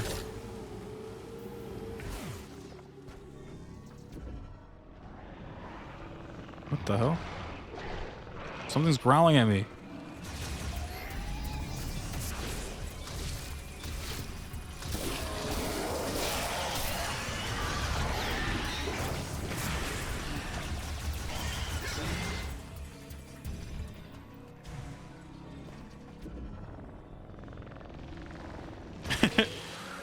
What's that from? It says from Two Stupid Dogs, right? I said that last time and someone said the same thing. They're like, wait a minute. They're like, I know that. Or is that from Two Stupid Dogs or like Cow and Chicken or something? I can't remember. Like, I know it's from one of those like Cartoon Network shows. Those like Ren and Stimpy style like Cartoon Network shows where like everybody was trying to copy that.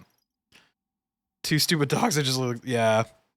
I forgot it was even a thing. Dude. Yeah, I was like planning on making that a like a point redeem thing. Pretty hilarious. Isn't that cute? But it's wrong. Dude.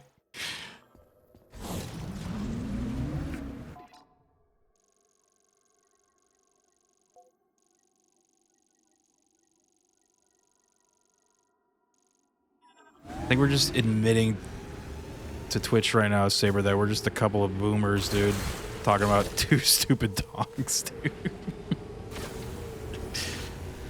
We're a couple of boomers, dude, basically.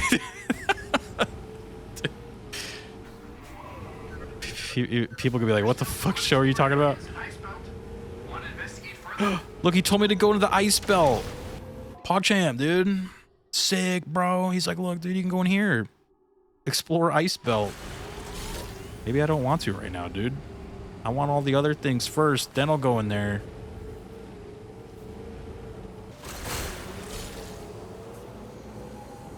Why is this glowing?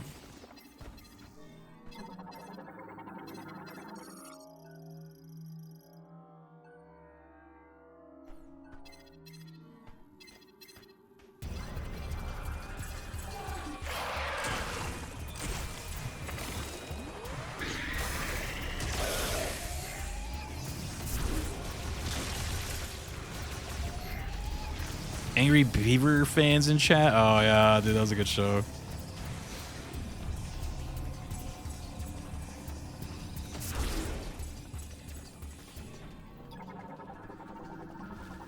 Whoa, my man jumping out of the ground over there.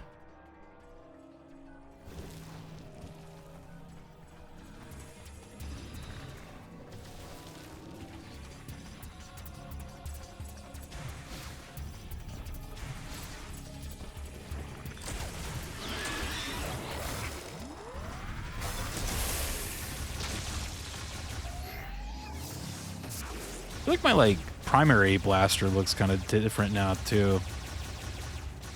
I think it got stronger because I got all the lasers now. I got all the lasers.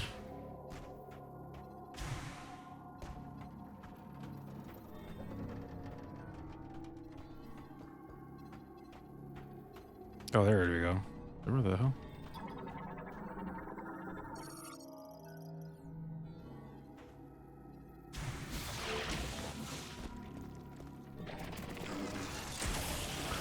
Oh shit.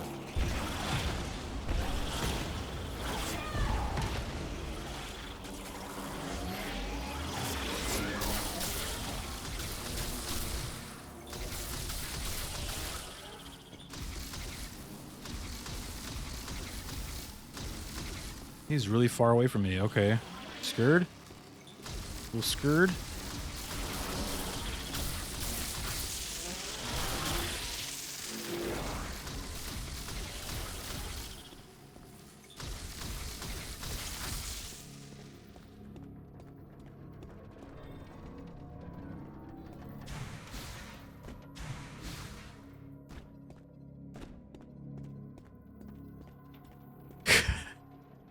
Tommy.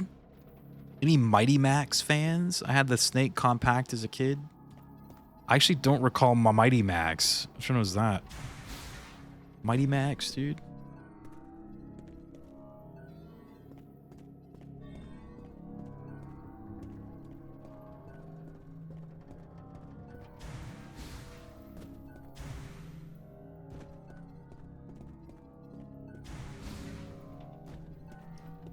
I don't even know where my PS3 is, dude. It's lost to time like tears in rain.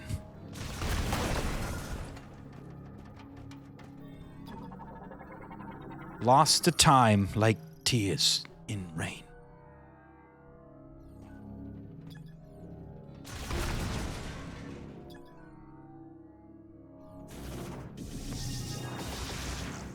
I think I need the big boom boom upgrade for this thing.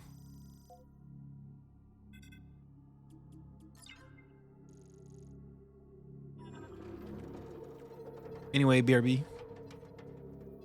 I had a few of the McDonald's toys. I wanted more, but parents were always like, well, talk to Santa. Shake my head, dude. Oh, God damn it. We'll talk to Santa, dude.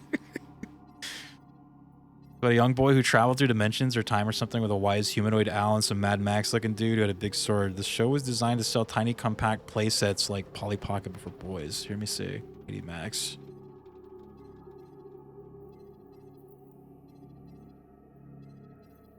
Oh, man, I like vaguely remember this. Yeah. Vaguely. Mighty Max, dude.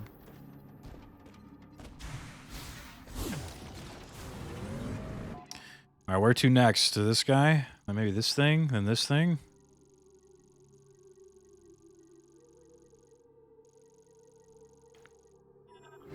I still haven't, like, gone through Flare Pool to see if I can mess with anything with my new stuff, huh? Gotta find the deepest cuts to really emphasize how much of a fucking boomer I am. Yeah. I was just thinking up some off the top of my head. Like, for some reason, like, biker mice from Mars, like... Biker mice from Mars, dude. Classique SWAT cats, dude. SWAT cats, though, is, like, actually top tier. Actually. SWAT cats, hell yeah, dude. That shit was cool. My brother and I had, like, the toys of, like, the jet. Dude, it was, like... They were cats, and they flew a tomcat, like, jet, right? It was like, whoever thought of that, geniuses. Actual genius level, like, play. They're like, bro, here's what we do, right? Because also there's two of them, right? And a tomcat jet is a two-seater. So they, like, jump into the tomcat and, like, fly and, like, fight shit. And I'm like, dude, this is awesome. You can't go wrong with that.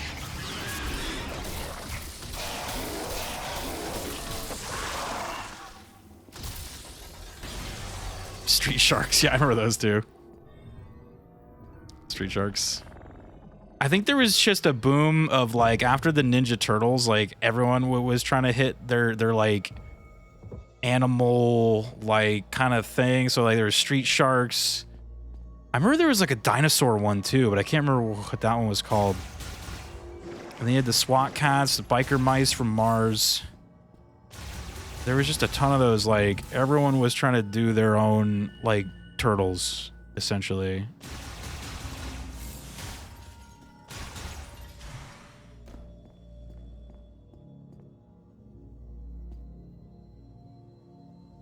SWAT cats, dude.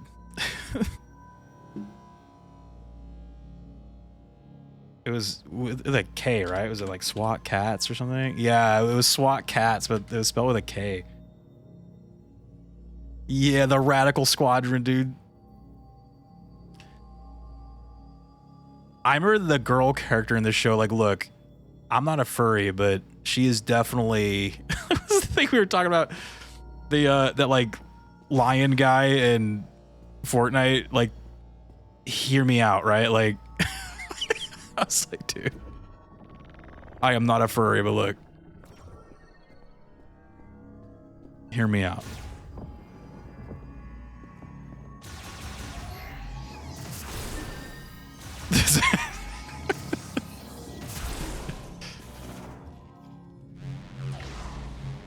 You sure about that?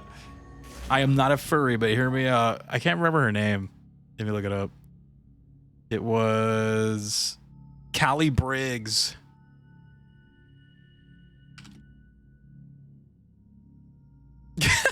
Dude, looking her up now, I'm like, oh my god. Hear me out, dude. Jesus, dude.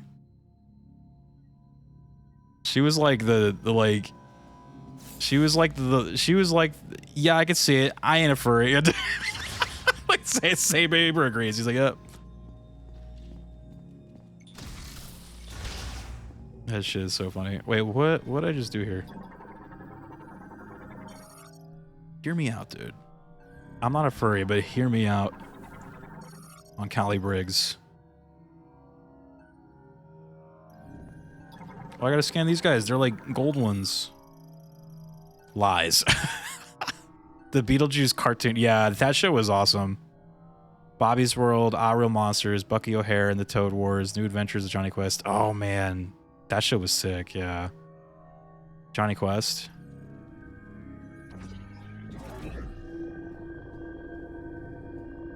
Where am I supposed to bring this? Oh. Well, hold on. I got stuff to blow up down here. I gotta get the crystals first.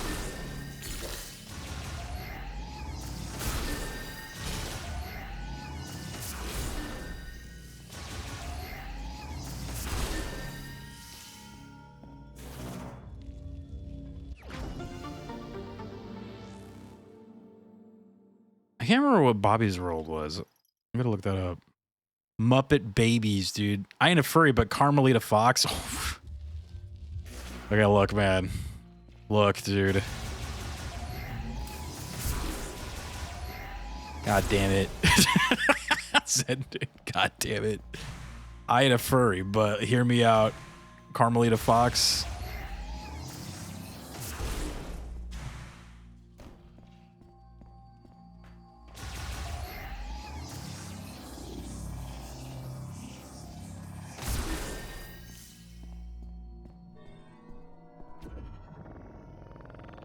Carmelita Montoya Fox.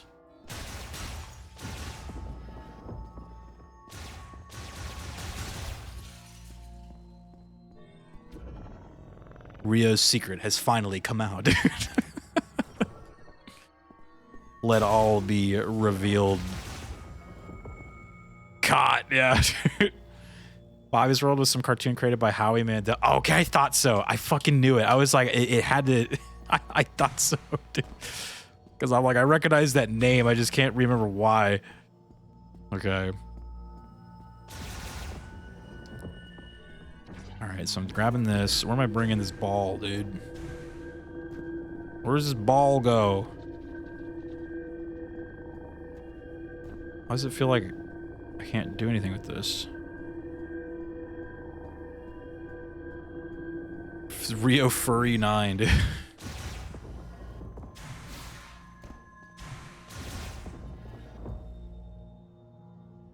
Yeah. Oh, I keep going in circles. Wait, that's the exit.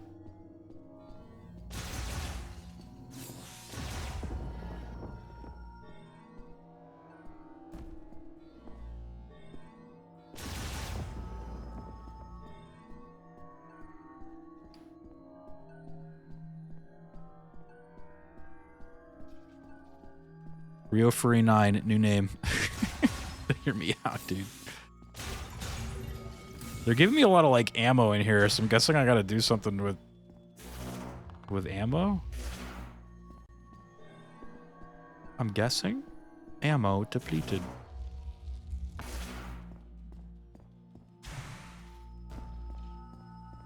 Oh, wait. Something above me. Okay. The secret is out. And how are you saying no to Carmelita, though? Oh, yeah, look, it's like directly above.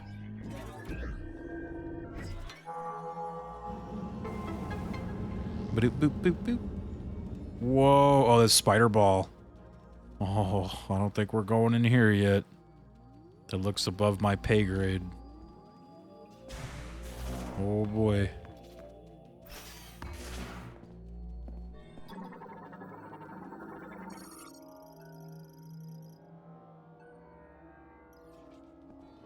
Okay, so let's...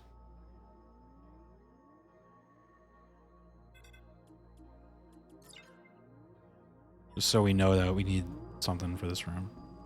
Speaking of 90s media, I went to round 1 yesterday and saw some Genzer wearing a fucking Spawn shirt. Oh my god, Spawn? Yeah, that's some 90s shit right there.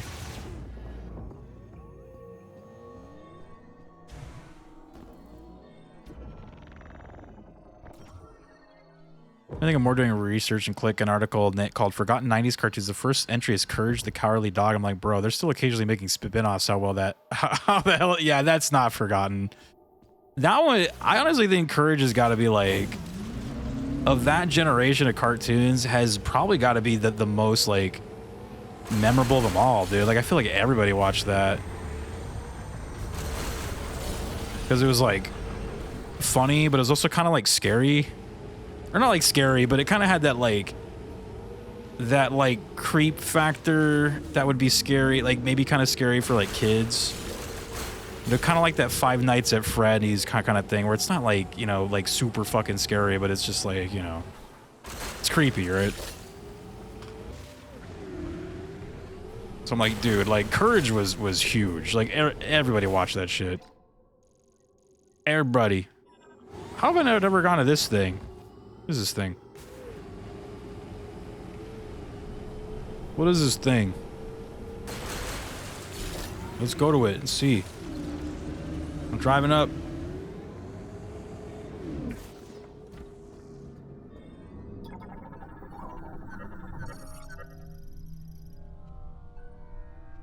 A Mighty Ducks cartoon? Yeah, I remember that. It was pure nightmare fueled. Scared a lot of kids with disturbing shit, yeah. Or desensitized them to horror shit, like me. The Earthworm Jim cartoon and the critic Daria. Oh, I remember Daria, yeah. Daria, dude. You can always call in and ask me. You can reach me through the radio command on the map. Wait, well, what did you say? I need Spider Ball again, dude. Everything's Spider Ball now. They finally give me the electricity, but now they're like, guess what? Guess what you need now, dude? Spider Ball. You punk. I hate you, game. I'm off to bed now. Night Rio Furry 9. Mimi. I am Weasel. Yeah, I remember that. The Tick. Yep. Gargoyles. Oh, Gargoyles is still up there for me, dude. Like, that one is... That's some top tier...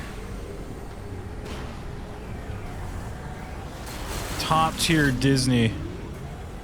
Gargoyles is dope, yeah.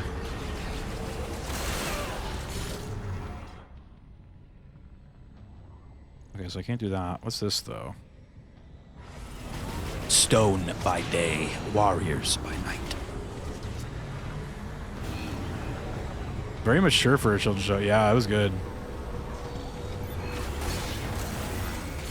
Remember you had, like, Keith David as the main one? And then, like... That lady from Star Trek was the scary, like, girl gargoyle, Timona. Dude, top tier show.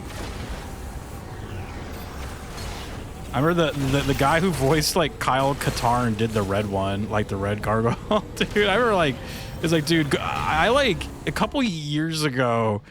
I went back and like rewatched that entire show, and I was just like laughing at all the fucking voices. Yeah, Kyle Katarn was the red gargoyle.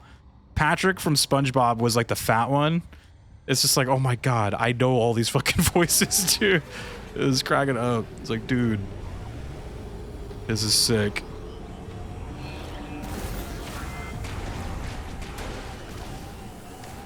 Such a good show, though.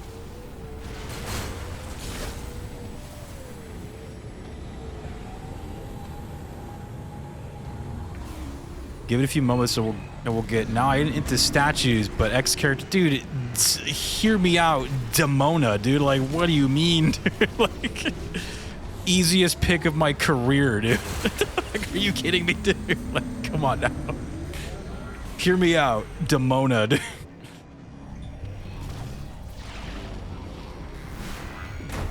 She'll probably kill me, but look, dude.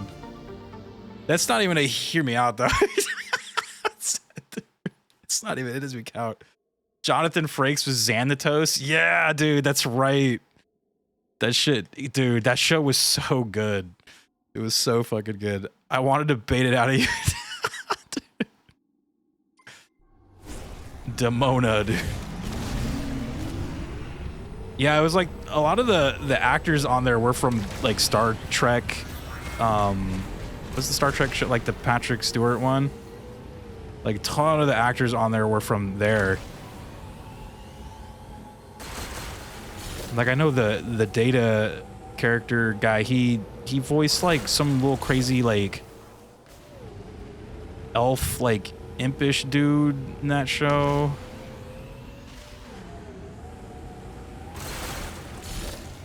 Yeah, TNG. Okay, well I feel like we've kind of hit everything. A lot of things I can't do or I've done already. This, I wish I can put down like a question mark because I don't know what the hell I'm doing here. So I'm just gonna put the S. I didn't check out that one. Oh, it's a thunder blocker. Okay. Okay, let's go that way. The butler Puck. Yeah, his name was Puck. That's right, dude. Dio's like all about it, dude. He's like, he's like, look, man, I was there. Gargoyles is sick, dude. I had the toys. I also remember when the show came out. They like the first 5 episodes were essentially like a movie, and it came out on like VHS. I remember we bought that, and then I think it came with like a board game or something too. But I don't think we ever got around to playing that. But I did have like a bunch of the toys, like.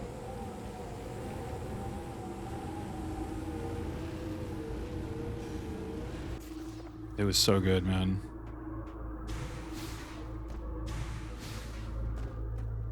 Uh-oh. Made it. Oh.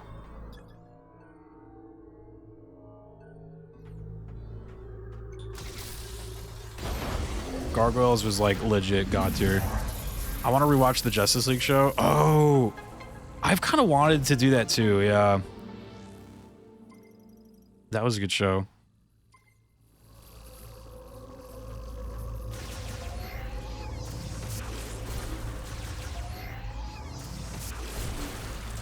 I always felt like that's where the DC stuff always excelled, was in the like animated stuff. I feel like their movies were always, unless it was like Batman or something, movies are always a little hit or miss. But man, their cartoon shows, like, damn, dude, top tier. The best of the best out there. Marvel didn't even come close, but I do think Marvel had some good shows too, like Spider-Man and X-Men. X-Men Evolution was good too. I know like a lot of people for Marvel rivals, they want to give them to give Rogue her like X-Men Evolution like look. Yeah, dude, the goth like Rogue. Oh my god, dude, what genius thought of that? I was like, damn, goth Rogue looking. Yeah, I was like, what genius thought of that? Actual genius.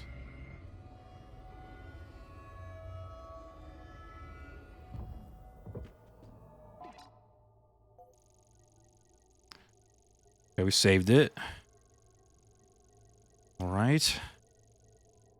So let me look at Flare Pool really quick. See, no, I remember like a couple of the things in here I needed were the Spider Ball, right? Goddamn Spider Ball ruining my life, dude. Ruining everything. Oh, there's so many electric doors here. Maybe we do go back. Look at all the electric doors. Holy shit, they're everywhere. Okay, I'm going back. Screw this. Goth Rogue was such a baddie. Right? Damn.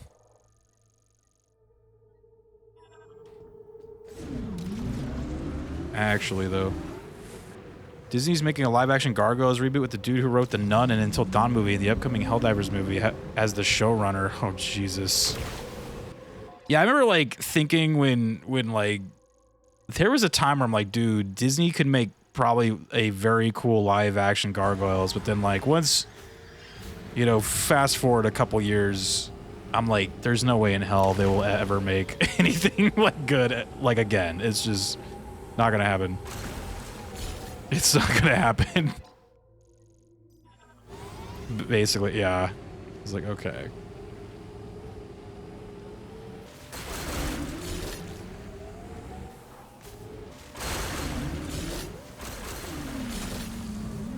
I hear Disney and live action adaptation, I immediately think dog water. Yeah, there's no way in hell.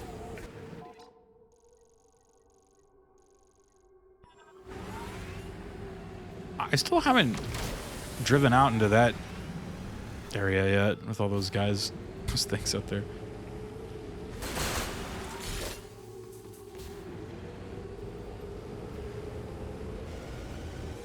I still can't get over that they use teen movies like The Craft as references for animating certain scenes. And oh yeah, in X-Men Evolution, yeah, I kind of saw some of those popping up in my timeline lately. I was like, I never knew that. But yeah, there's like direct like reference to like certain scenes. I was like, oh, I did not know. It's interesting.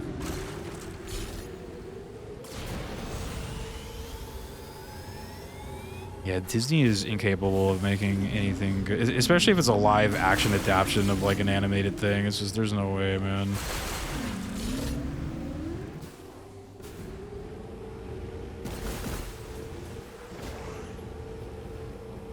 Where's the door to this place, dude?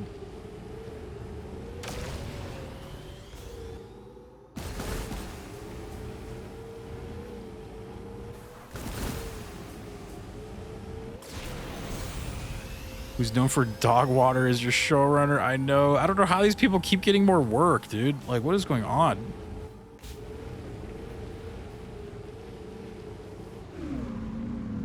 Yeah, the Helldivers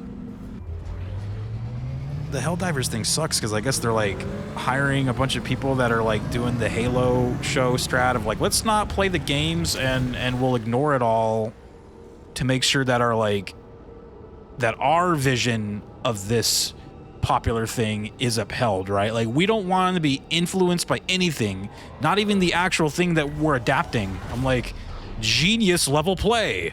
Like, yes, smart move. Those always turn out good. Like, absolutely, dude.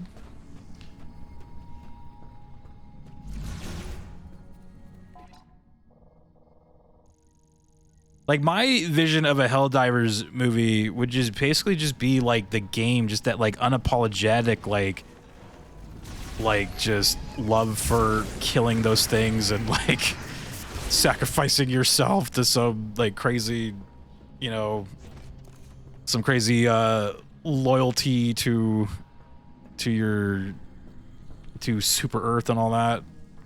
So basically Starship Troopers, I guess, you know, essentially that. My original idea that I kind of felt like they would probably do is going to be like a Lego movie kind of thing where it's like, oh, the like guy is all a part of this thing and then some attractive girl's going to come in and like, oh my God, super rebellious person's going to come in and make him think otherwise, right? Like, I was like, it's probably going to be one of those types of movies. But now that I've heard this guy's not even going to play the games at all, I'm like, oh shit, now I don't even know. It's like, dude, it might legit not even resemble Helldivers at all at this point.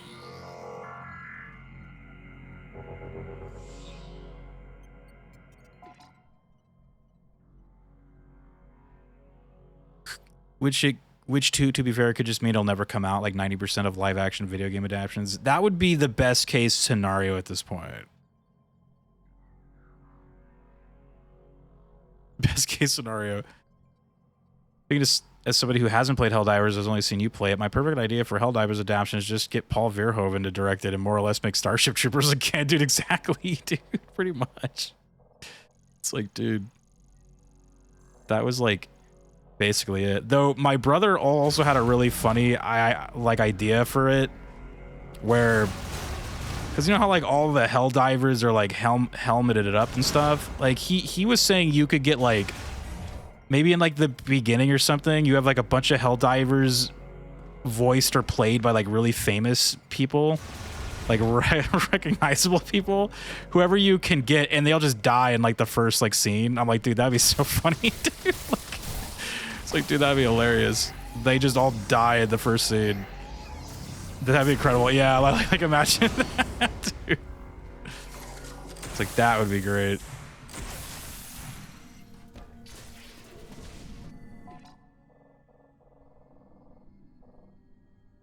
I can't remember. Was there something in here that I like couldn't do? I don't have anything marked, but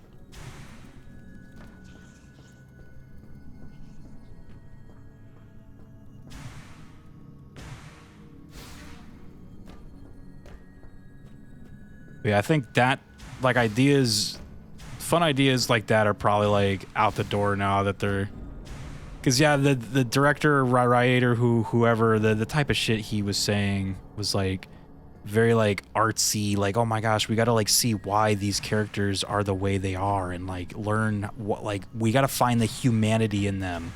I'm just like, you know, that's like not what the game is about at all, but all right, dude, pop off, dude. Like, dude, it's like, pop off. Not even close. Okay, so let's keep going this way.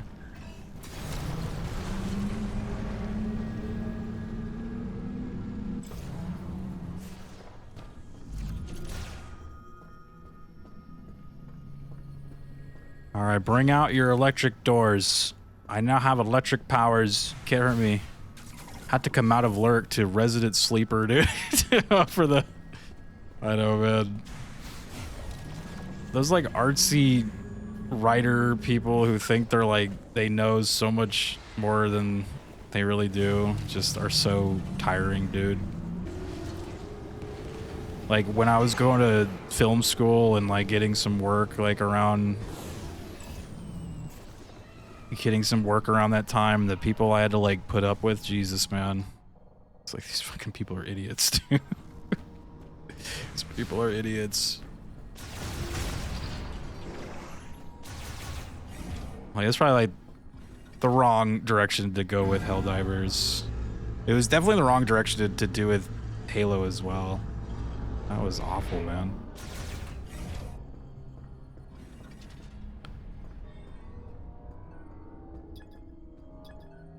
I can scan that again. All right, so I think this room was, I needed spider balls. I don't have any spider balls, so I need to go past it. Was this guy weak to electricity? He's stuck in the wall. What's wrong with him? I think it like freaks him out or something, huh? Oh, maybe not. Just kidding. It's like he looks broken.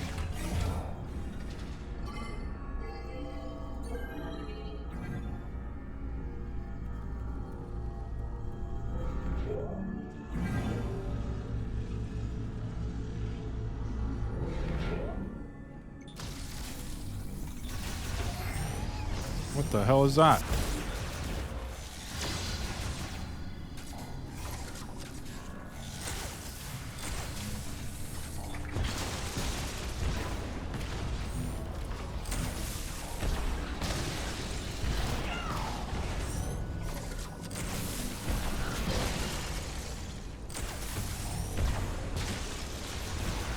Oh, there's another one.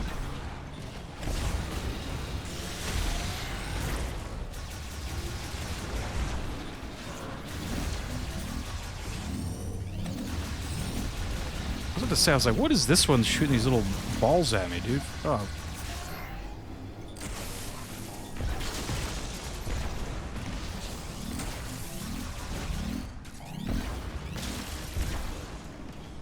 You deserve.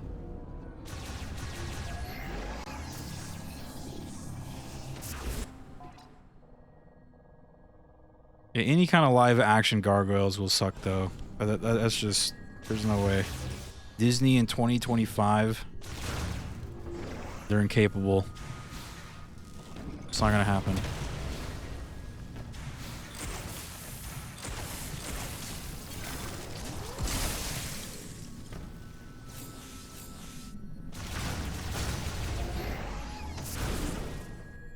I remember like hearing too that they wanted to do like a Rocketeer reboot sequel or something, and I was like, please don't.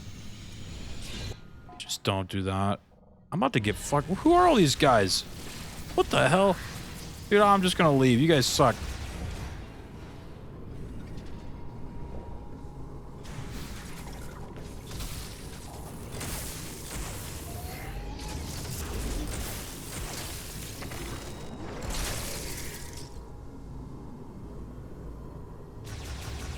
Almost there.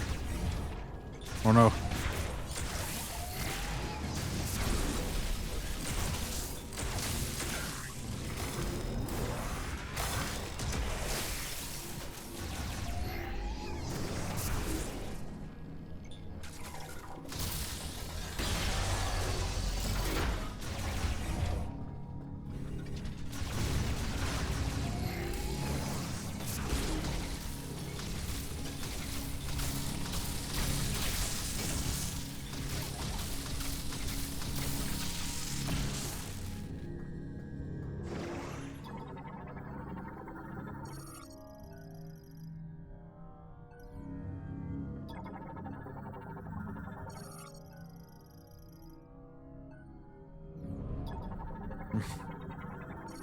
Electrical surge. Oh, it feels so good to have the electric gun right now. Oh my god, man.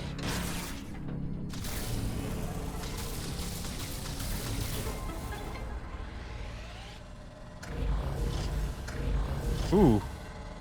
Double items? Double?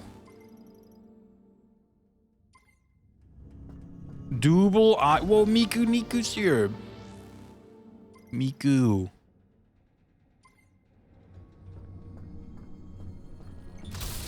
Oh my good golly gosh.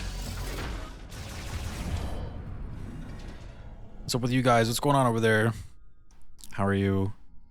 Miku with the uwu. Uwu? Here. How is your food today? Oh yeah, did you see it? The carne asada fry? Oh man. Man, oh man. You don't understand. Something that just has a hold over me. They're so good.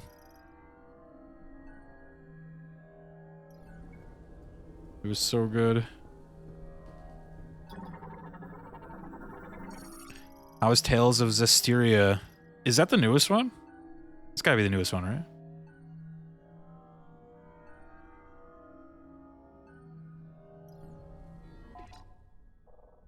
No. Oh, okay. I was like, that's gotta be the newest one. Just kidding. Is it good though? I know you're on like a Tales of kick right now.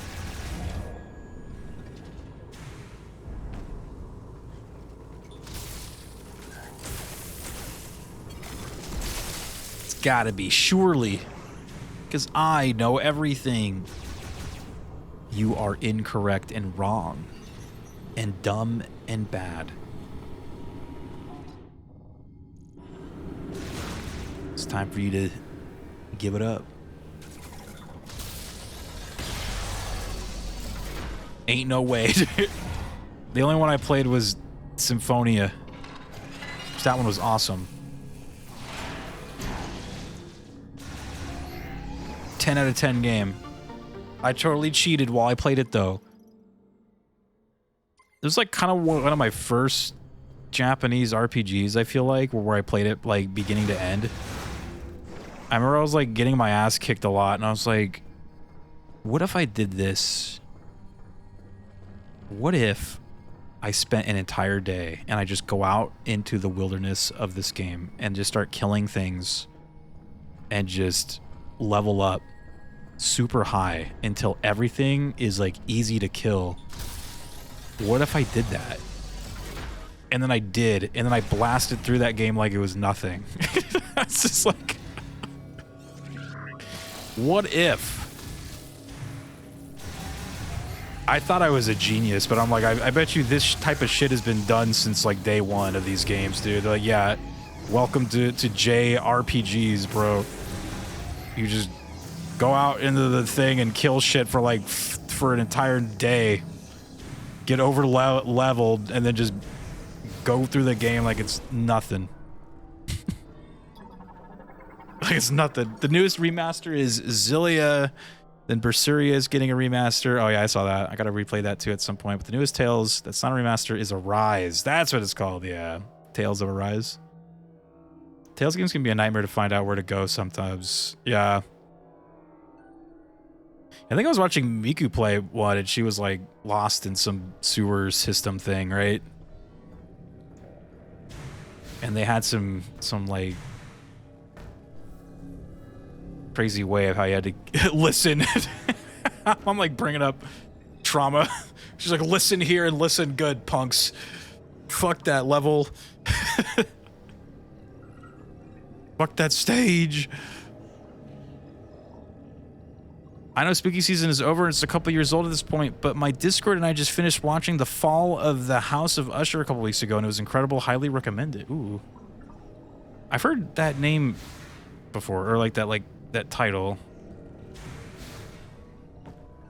Oh, is this another spider ball situation, dude? Spider balls. No game had me more lost than fucking Vesperia, dude. No. Oh no. I can't remember if I ever got like super lost in Symphonia, but I guess if I did, it didn't matter because I did have a player's guide for that game. I don't remember using the player's guide, but I have one. When I was going through my like storage, I have like a box of like player's guides, and I had a Symphonia one in there, and I was like, oh, interesting. So I guess if I did get lost, well, it didn't matter. I had the book. No getting lost for me. I was prepared for the worst.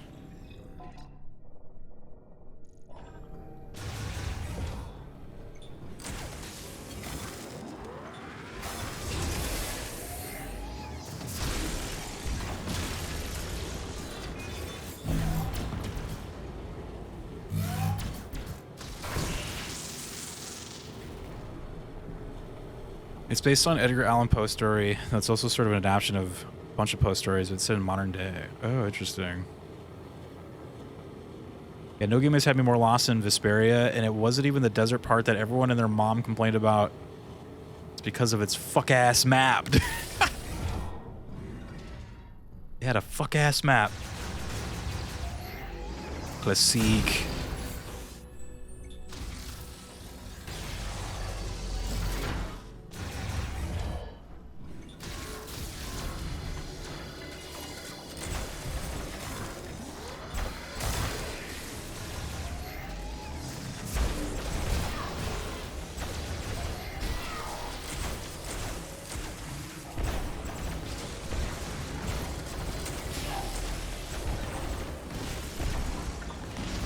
Die, you bitch.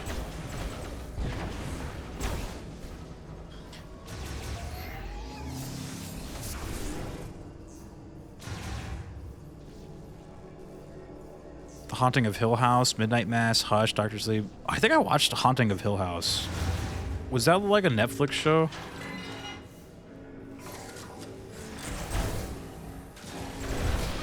It was, yeah, I did watch that one and it freaked me out for sure, so. Freaked me out, yeah.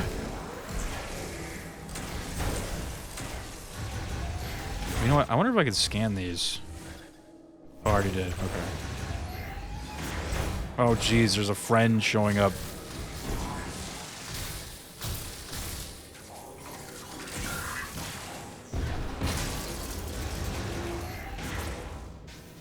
Rio doesn't do well with spooky, but he tries his best. I try my best.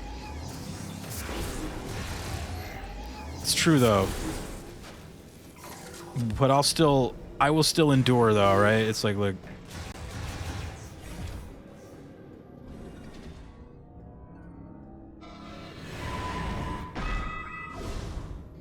Oh, shit.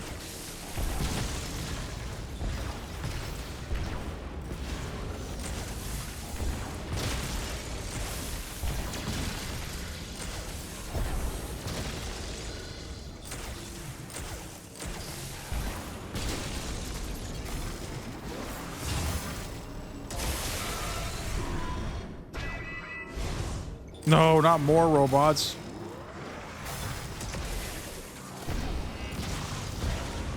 Oh, that one has a shield.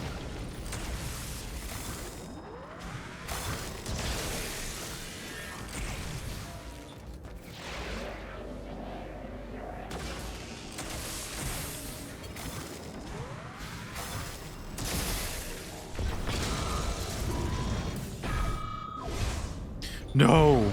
More robot. Oh, it's a teleporter one.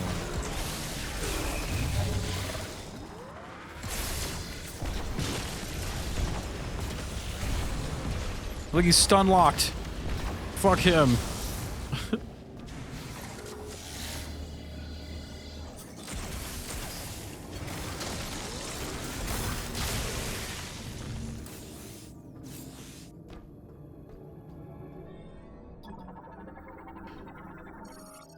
All I do is be like, Rio, get in the fucking game, and then he's terrified for the rest of the night. All the scary games you guys play. Then we then we soothe his soul by forcing him to sing Disney songs. Yep. That's how it goes. This is the only way to avoid the nightmares. I know, I wanted him to go spookier for Zero Night every spooky season. But occasionally bamboozle him with shit like recommending Rat Shaker. Oh my god, Rat Shaker was like... Jesus. I was like, oh, it's only like $2, and it says it's only about a 45-minute game. So I was like, okay, that can't be so bad. I'm like, dude, what the hell is this shit? It's like, what the hell am I playing, dude? Oh my god. Saber is the master of spooky games, though, so I was like, for him, I will play Rat Shaker.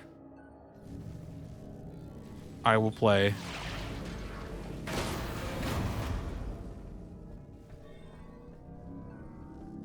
A Measle.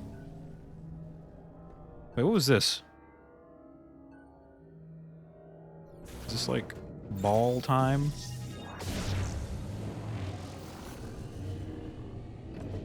Ball time.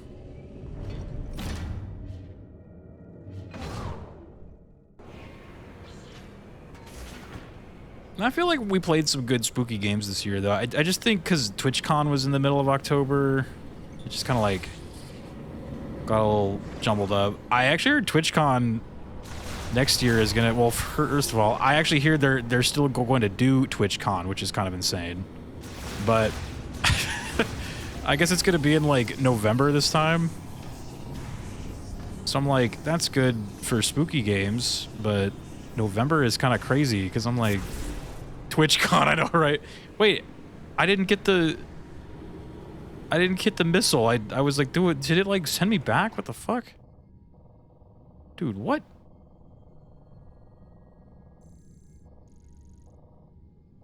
Wait, did I get the missile? I like zoned out. I don't see it on here anymore, right? The little orange thing. Oh, no, I never found the robot that like marks all the things for you, huh? I don't even know where that was, where I just was at. Was that in here? No. I remember it being like over here, right? What the hell? Where was that? I don't even know where the fuck that was. It just like teleported me back over here. Thanksgiving, bro? Yeah. That's what I was saying. I was like, wait, so they're gonna have TwitchCon next to Thanksgiving? It's like, holy shit. Like, that doesn't seem like a good idea. It's like, you expecting people to travel around the country, like, right before Thanksgiving? I was like, no, dude. That is very weird. Like, I do think September was actually the, like, perfect time for it, even though it's really close to Dragon Con, and that, like, makes it a little bit more annoying for me, but I think, honestly, that's the best bet.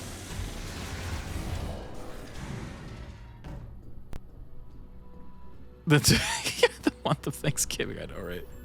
Nintendo took offense at a game where you had to shake rats. In order to get the game on Switch, the devs had to replace the rat with a hot dog and call it Meat Shaker, and the game itself is exactly the same. Oh my god, is it really, dude? I should have played that version. Dude, that sounds hilarious.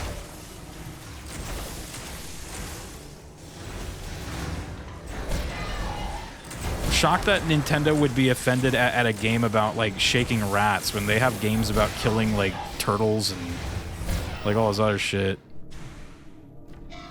The hell did they... I gotta do this part again. See, this is why I'm sad that I fucking teleported out of this room. I knew it was gonna make me fight the fucking robots again because bad guys respawn in Metroid. God damn it. Oh, this is horrible, dude. Koopas deserve it.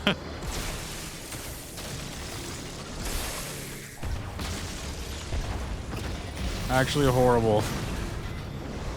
Why was there a thing in this room to teleport you out of the room?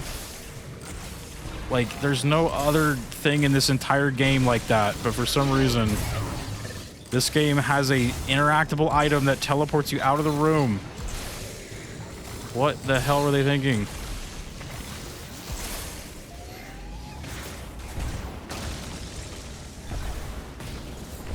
Actually, what were they thinking?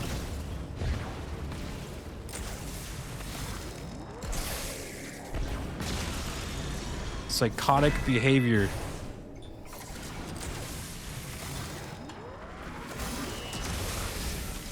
He hit his own guy.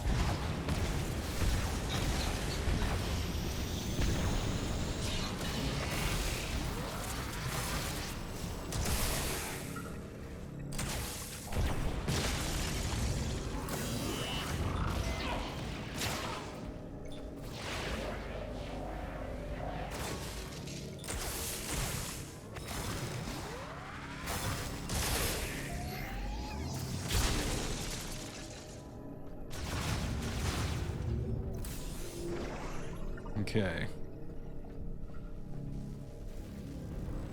Anyways.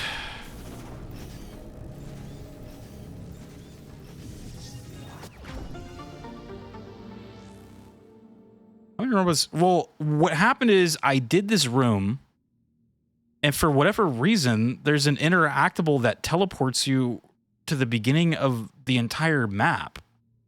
So then I had to run through all the bad guys again, and then redo this room again where the bad guys are constantly respawning. It's like, what the fuck was the point of that? Like, that is the most confusing fucking, like, decision I've ever seen in this game so far. Like, what? This is why, like, this type of shit, and I know it's like 1 in a, like, million chance. This is why when I play, like, a Zelda or a Metroid, I legit take 10 minutes before I decide to do anything. Because I'm like, is this gonna fuck me? Is this going to fuck me? Will this fuck me? Finally, I got fucked. And I'm like, God damn it. Like, that's why I just don't do anything. I just, like, stare at things and, like, wait around for a bit before I'm like, okay, is it safe? Am I allowed to, like, press A on this thing, or is it gonna fuck my life up? You know what I mean? That was why, like, earlier in the stream, why I didn't interact with that fast travel thing that sent me to the base, because I was like, I don't know what this is or where this takes me. This can fuck me, so I'm not going to use it. You know what I mean? Like, that's exactly why. It's like my worst fears came true. It's like I finally got fucked by the game. God damn it. I was like, why even, like, have this here, dude? Like, what the hell? So fucking weird. Or at least, like, there should have been a way to just, like, send me back, you know what I mean? Very strange. Is this gonna fuck me?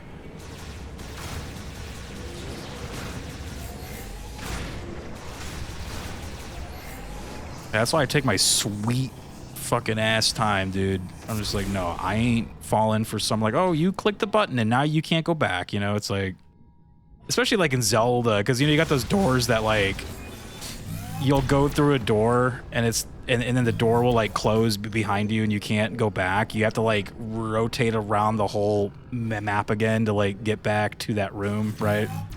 Like, that's the type of shit I'm like, look, man. Dude, fuck those. Fuck those doors, dude. That shit sucks. Like, actually.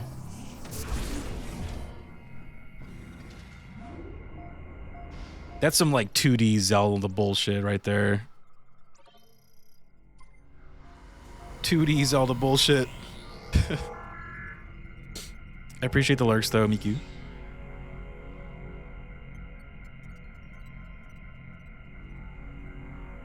The best part is the moment you leave, Mackenzie is gonna fucking whine at you.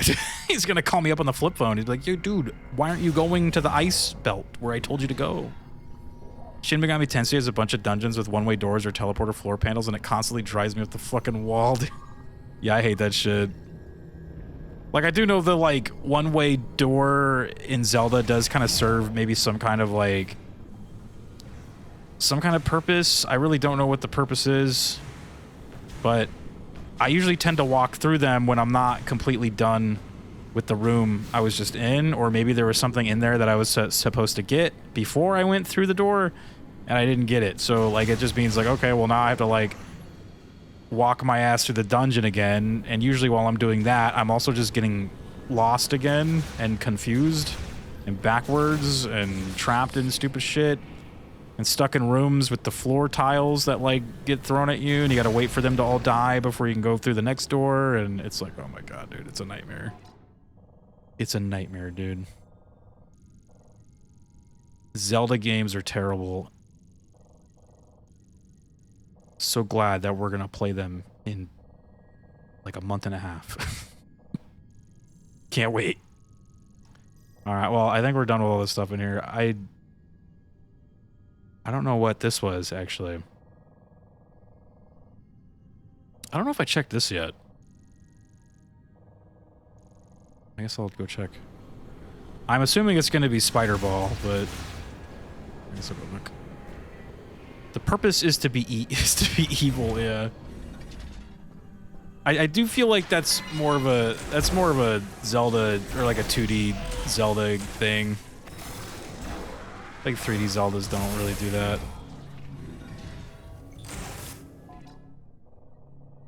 Typically in a 3D Zelda, if the door locks behind you, that means you're, like, in a combat thing and you have to, like, fight them all before you're allowed to leave. But yeah, 2D Zelda, they'll lock you out of rooms.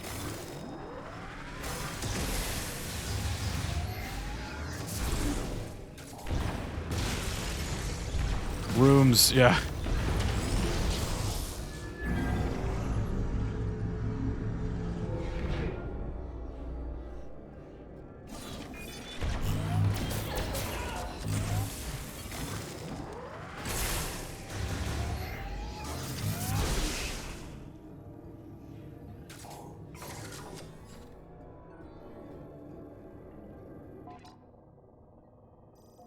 Where the hell? Oh wait, I'm not even in the right place yet. This room is definitely a spider ball situation. I already know that. This next room, though, I don't know. I see all the bad guys just keep respawning.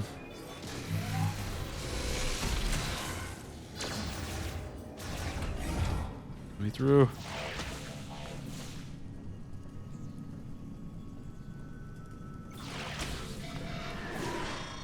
Oh shit.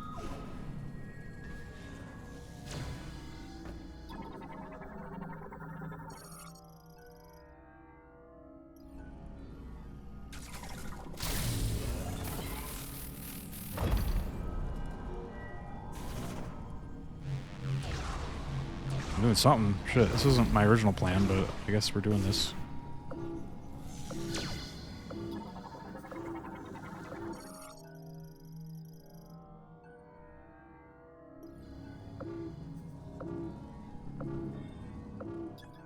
Something about the, like, shoot in here? I'm scared.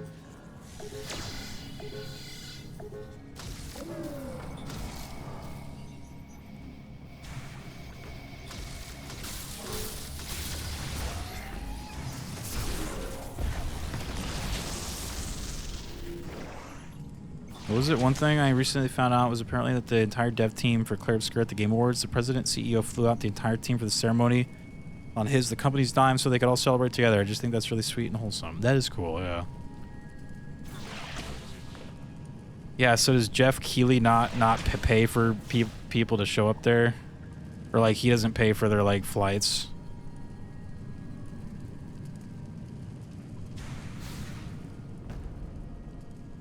Probably not. Yeah, I was about to say, I was like, probably not.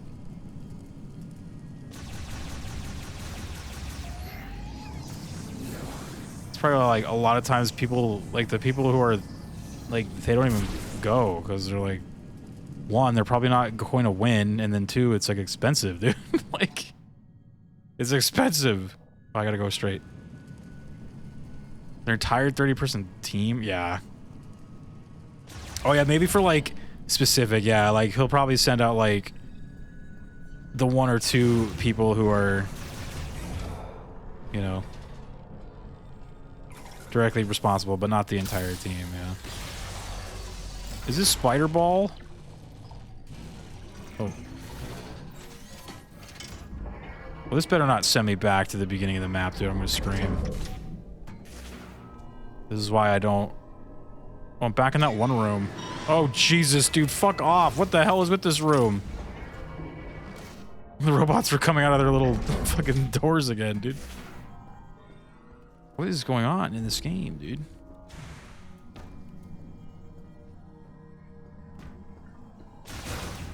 That must have been why I marked this room, was just because of that electric thing.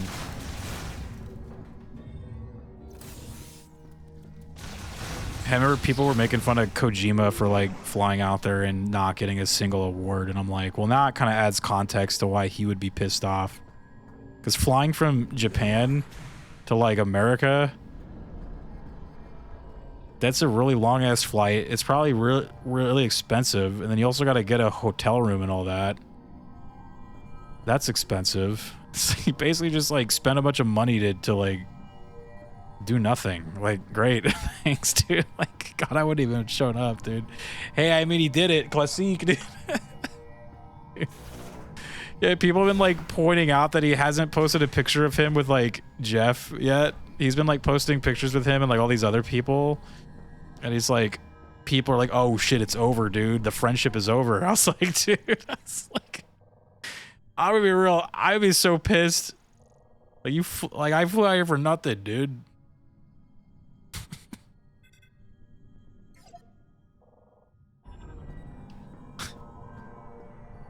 Japan to California, just 11 or 12. I don't know. Yeah, it must be. That's still like a long time, though.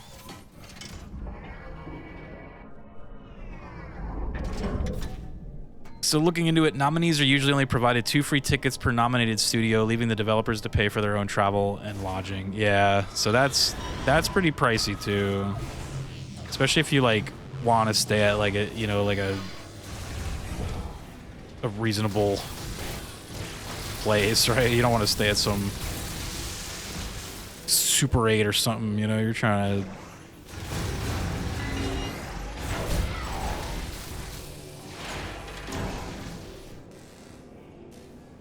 It's a long time to go to something you could watch at home if you aren't getting anything. Yeah.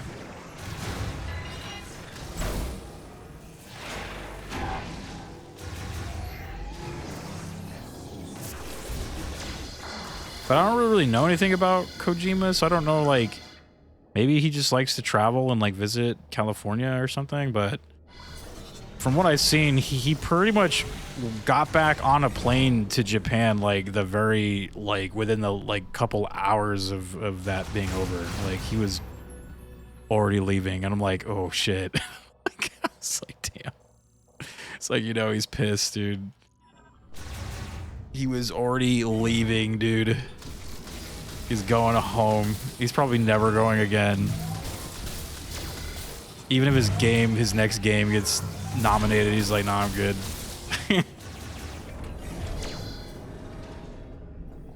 Assuming we went to hang out with all the celebs Jeff got to come. Yeah, I hope so. Oh.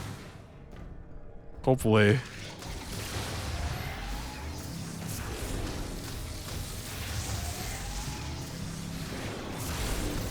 Kojima's like, I'm out, dude. Friendship over. You've made a fool of me. The fuck? Since when do your stupid balls start doing all that dumb shit? Fall in the lava. Well, you know what? I think my electric thing is causing it to do that.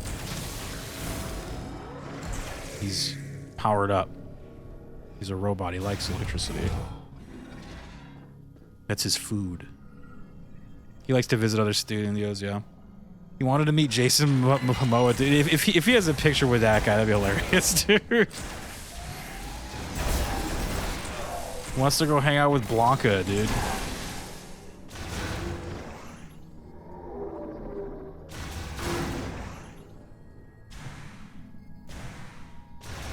He was, dude. It's cracking up at the cast for that movie. I was just like, who the hell are these people, dude? Oh my god. I have never seen a single one of those people except for Blanca and I think Ken. Oh, and then the M. Bison guy. Which I was like, why is this guy M. Bison? This is that dude that's in a bunch of like indie horror films. What was going on? You only knew like 3 of them? Yeah, same, exactly. It was like... But I was saying, they're all probably like athletic people who can actually like do martial arts shit. So I was like, it's probably why they're, you know, you got all these like unrecognizable people. They're probably actually like athletes, dude. And fighters.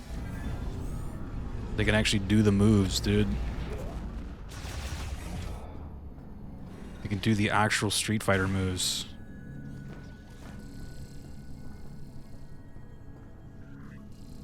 Where was the door? Oh, it's right here. What are you shooting at?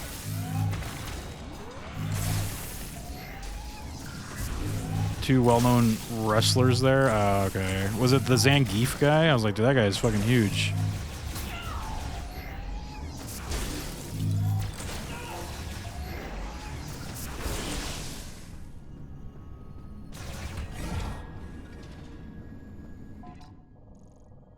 I'm almost out of this hellhole. Jesus. Bison's actor is the one I'm most excited about. Sure, he looks nothing like Bison, but neither did Raul Julia, so I'm okay with it. Oh, yeah, that's a good point, I guess.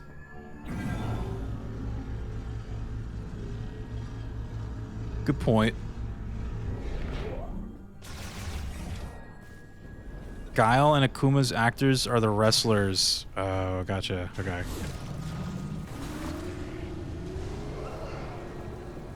Cerulean! What's up, Cerulean? Appreciate the raid. Under Night in Birth 2 what the hell am I reading right? Wait, what does that even mean? Cerulean playing those crazy anime games, dude.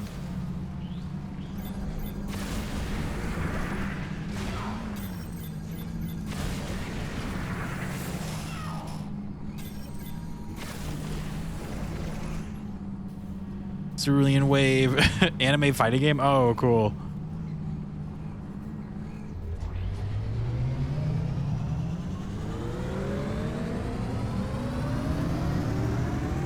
And hello to Danny. Is it Danny Danico? Am I saying that right? What's a Animu fight game? We were just talking about a fight game. We were talking about the Street Fighter movie.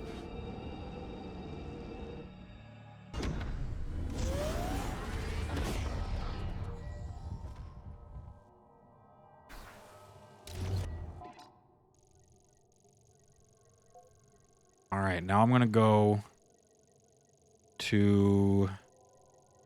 Guess it wants me to go to the ice level to do some ice level stuff. Probably gonna go get the spider ball. Street Fighter? Yeah, oh yeah, I like the new one, yeah. Ice level, spider balls, and our Resident Sleeper. I've gotten so many items though. We're like stocked right now, damn.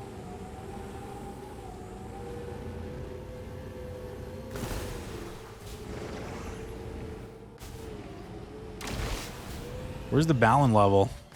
It got cut. They had to cut it out.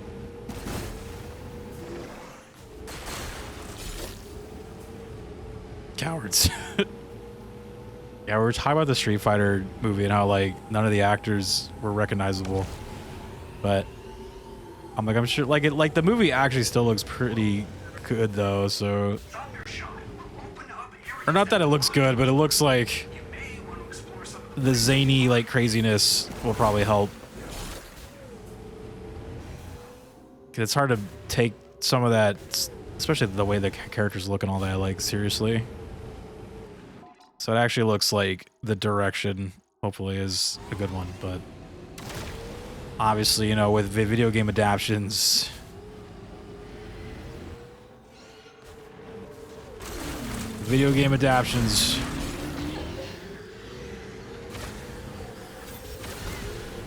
you really never know what to expect.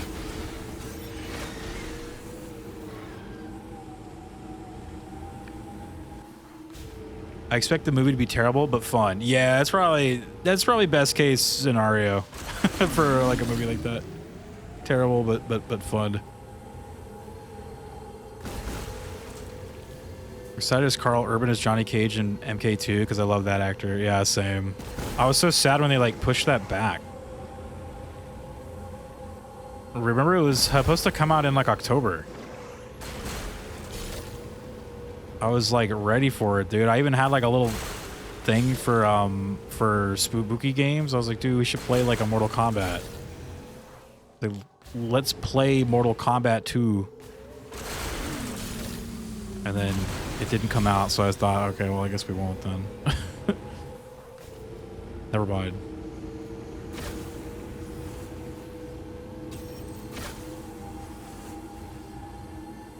Oh, Danny-san has worked on Street Fighter 5. Oh, that's really cool.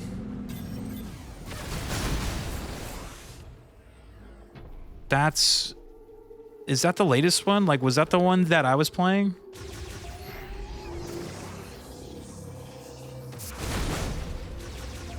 Six is the latest. Oh, okay, so I was playing 6. Okay. Then 5 was... Yeah, I guess 5 was the one I didn't play. Like, I totally... I can't remember when that game came out, but I just never got around to trying it. But I'm sure it was good. All the Street Fighters have been pretty good. I did play like 1, 2, 3, and 4. And then 6, yeah. It was early PS4. Oh, okay.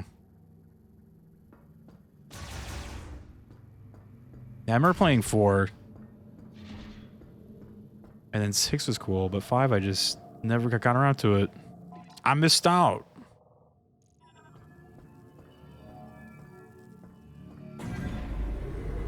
It had a rough start, but yes, SF6 is the newest one you played. Yeah.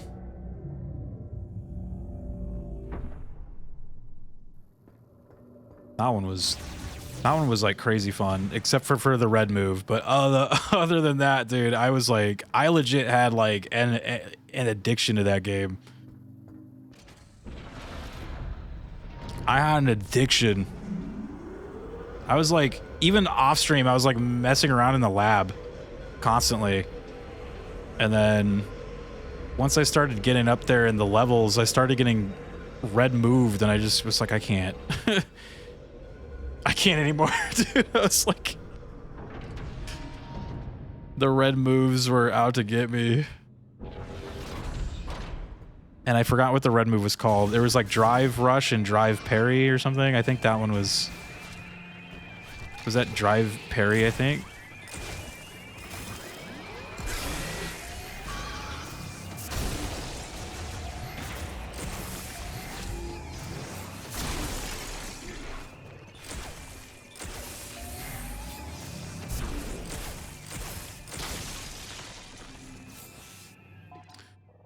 All right, what does Miles want me to do here? Actually, you got master rank? Is that the highest rank?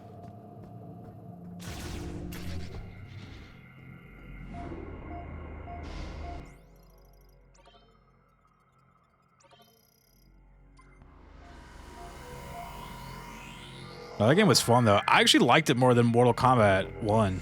I thought it was way better than that game.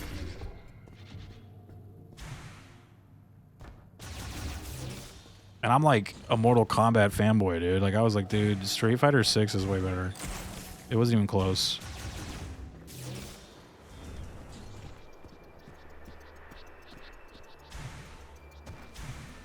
Drive impact for the counters, drive rush for dashing, and drive parry as an alternative to blocking makes sense. Yes, it does. I think drive impact must have been the red move then, right? We gotta go talk to our little droid over here.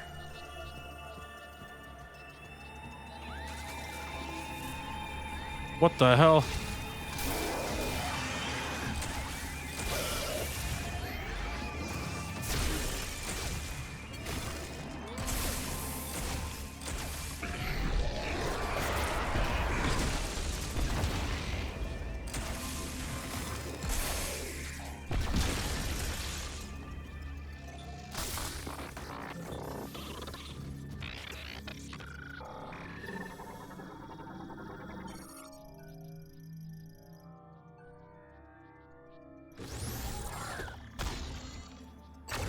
Yeah, the modern MK has been cancer, dude. Microtransactions, FOMO, time-wasting bullshit, overemphasis on guest characters for DLC, dumb titles. Since now we have Mortal Kombat, and Mortal Kombat 1.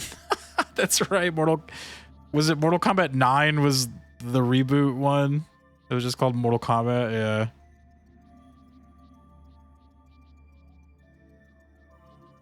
Is there a melee attack in MP4? I don't think so. Like they did with the Switch game. Yeah, like Metroid Dread and Samus Returns on the 3DS had like the parry move. But no, I don't think this has that.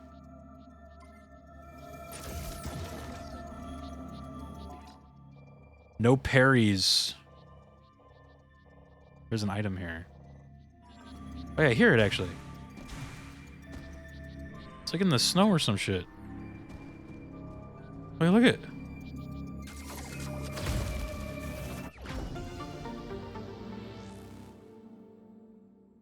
Okay, so there's Mortal Kombat 92 and Mortal Kombat 9 and Mortal Kombat 1. Yeah. Yeah, Mortal Kombat 1 was just, I don't know, man. Gameplay was like really good, but that game kind of had its own red move. It was the cameo fighters that would like jump out and just like instantly freeze you or something and just open you up for like a combo. It was just kind of that like skillless button that you'd like push to just get like free shit. And that shit would piss me off so bad. And then I feel like the roster was kind of weak too in that one. In MK1, like at least it had like all the ones you need, like Scorpion and Sub-Zero and Raiden, but the roster's just kind of like eh. It was kind of eh.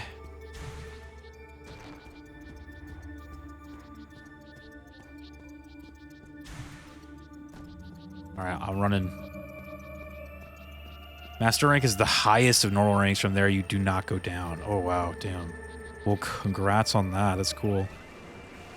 Uh-oh. Congratulation. Was that with Chun-Li as well? Remember you were like a Chun-Li main, right?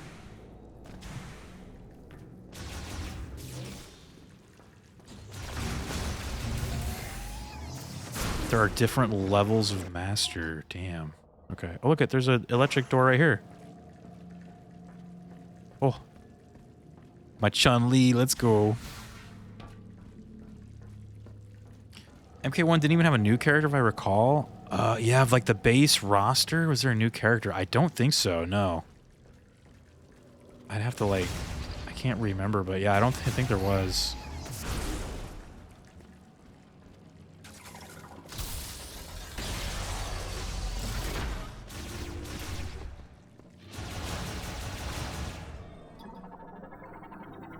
Female Cyrax, you count that as new. Oh yeah, they had like female Cyrax and Sector. Yeah, they like gender swapped. Like, I don't. Yeah, they gender swapped 2 of the characters.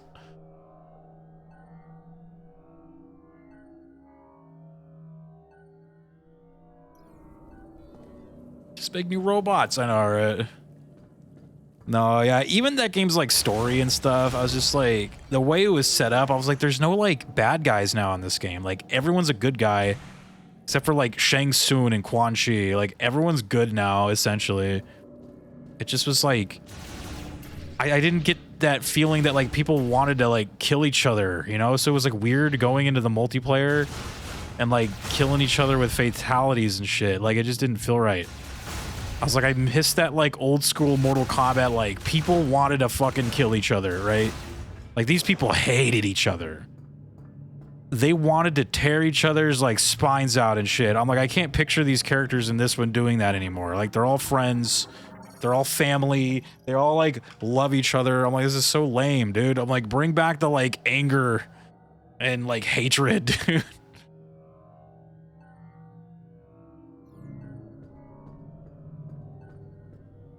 Yeah, Megan Fox as Nitara. Jeez, dude. Bring back the hatred.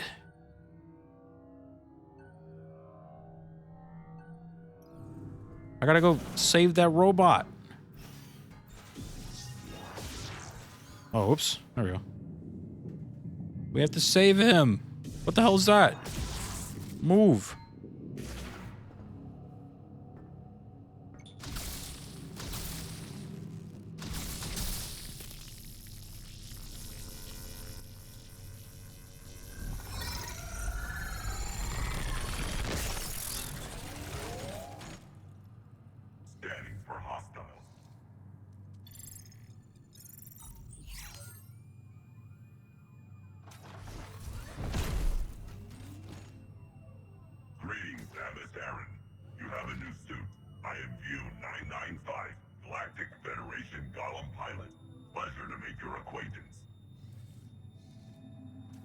Where the fuck are we? I am not receiving signals from the Federation base. Perhaps we gotta get some sleepies. Sounds good, Cerulean. Thinking in for the raid. I will accompany you. You guys go follow Cerulean. Cerulean. Oh, I need... Oh, I can scan him. Who is this guy? Federation Android. VU 995. Battle android pilot of heavyweight class Golem war mech.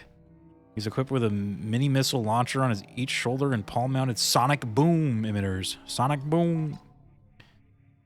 He's used by the Galactic Federation. He was originally developed to replace humans piloting aircraft and vehicles, primarily fighters and armored battle mechs. He possesses significant combat prowess, strength comparable to heavy machinery, and a standard loadout that includes shoulder-mounted launchers designed to fire several small missiles at once. The heel of each of VU 995's palms is a sonic boom device that emits frequencies capable of disintegrating organic material, which can be used for support functions such as obstacle destruction, as well as threat elimination. Though his programming is not designed to allow for emotions, there have been reports of emotional simulation when operation for longer durations. Okay. I'm guessing this guy's gonna like... He's gonna be the... He's gonna pilot the mech out there. I'm sure you're gonna like build a mech. That's gonna be cool. That's gonna be cool. Much better than a chibi loser. Yeah. Oh, from like Federation Force. Mr. Slacker, what's up, dude? As a big raid, what's up, man? Damn, welcome in. Welcome in, welcome in. How are you guys? What's going on over there? Good evening. Good morning. We're playing some Metroid Prime 4 while talking about other games. I wanted to, like, catch up to chat. Saber was saying, the roster in MK1, no new characters, just a handful of characters from 3D era who haven't been around since forever, along with both the cast from MK1 through 3. I just want them to effectively do a third variant of MK Trilogy Armageddon where we have the entire roster of MK characters in the game. Sure, it'd be a lot of work, but do it, you cowards. Yeah, that'd be insane. That would be a huge game. We were rage baiting Slack. Oh no. The Binding of Isaac. Well, aren't those games already like super hard? So you were rage baiting him during the like super hard game? Oh my god, you guys. Bullies. Yeah, welcome in. And yeah, of course, please note the pinned message just in case. We're trying to avoid spoilers for Metroid Prime 4. Just in case. Just to make sure you guys know. He's working on his third dead god. I don't know what that means. Is that like the difficulty level? I've actually never played a Binding of Isaac, but I just know they're like super difficult, right? Oh, at 100% file, damn. That's okay. I told them to be nice to you. Oh, thank you, man. Thank you. At 100% file? Oh my god.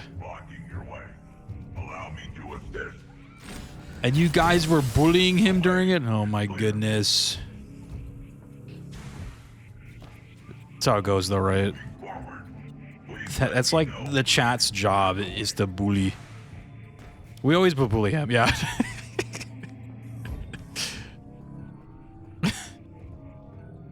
It sounds like, oh, is the bully. Yeah, if the chat's not bullying the streamer, then they're doing it wrong.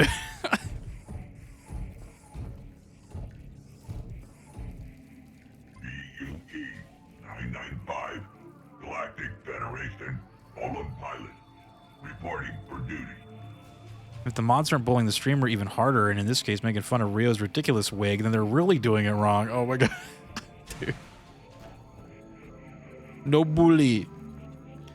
It's usually approximately 400 hours of game time for Dead God, and that's like speedrunning speed. Oh my god, dude. No wonder they call it Dead God. You're gonna be dead by the time it's done, dude. Holy hell. It's insanity.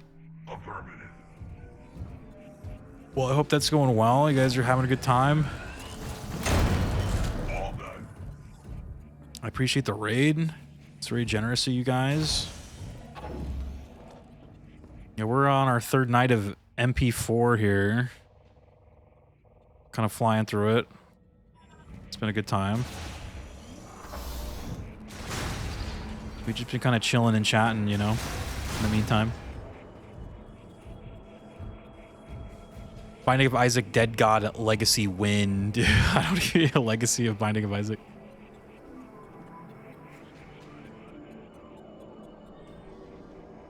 Oh. A Binding of Isaac Legacy? You know, speaking of, when I saw the announcement for that new Mega Man game, I was like, you know what? A Mega Man Legacy would be awesome. And it's actually been one I've had like... I had been like planning. Do it, coward. Yeah, I was like, that is one I've actually been like planning for a while. In fact, I actually meant to do it when the last Mega Man game came out, which was that Mega Man 11 or 12? Like I meant to do it then.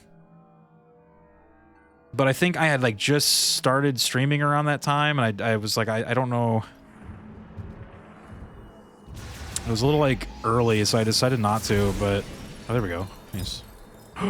Who's this little guy? Oh my god. Oh, I already have him scanned. I'm sorry, little dude. I have to burn you. No. Samus is a bully. Mega Man 8, great streaming material. Yeah.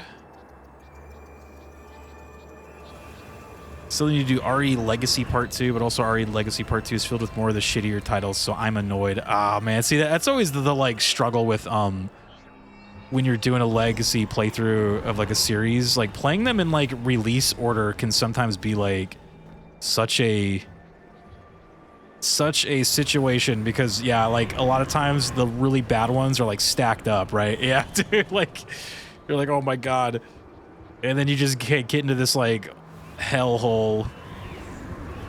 Yeah. Yeah, how far did you get with the Resident Evils? I think you did you do the fourth game yet?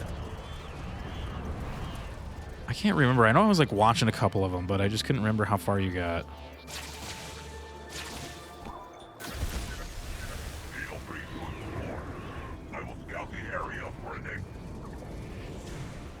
I will explore. Thank you, Robot Man. My robot friend. He's my friend now. That's why I wound up breaking it up into 2 parts. Put most of RE6 on hold since I had the contest thing I was trying to participate in. I did RE1 to 5 complete, Leon's campaign in 6, RE7 and 8. And then RE1 remake through RE4 remake. No DLC expansions though, saving those for later. Oh, gotcha. Oh, dang. So you got far in those. Jesus, man. Holy Christ. That's a lot more than I thought you did. That's awesome. But yeah, so now you're getting into all the weird ones. I lucked out in 1. Oh, I was right. I was under tight time constraints because Capcom Creators was doing a contest where you could win RE4 Remake Collector's Edition. 30 people would win. I lucked out in 1. Oh, that's awesome.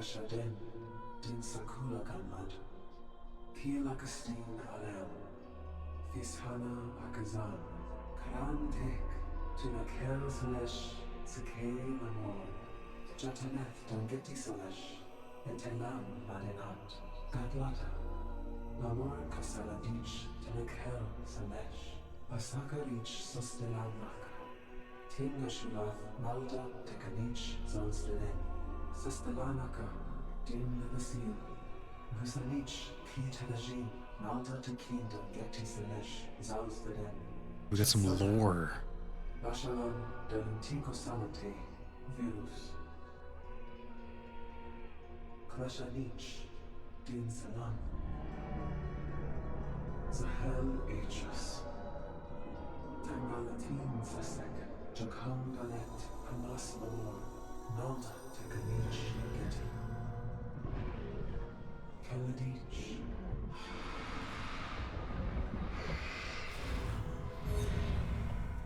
Osman, Shuganeth, Brazil.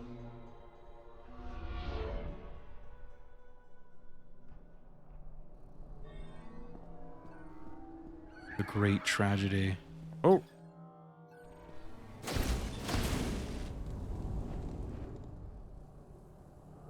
Each RE game you completed on stream during the contest time period, which is like 3-ish weeks in October, would net you 1 entry into the raffle. So the more games you could get through, the more entries you got. So I went with the ones I was the most familiar with that I figured out I could beat, or I figured I could beat faster.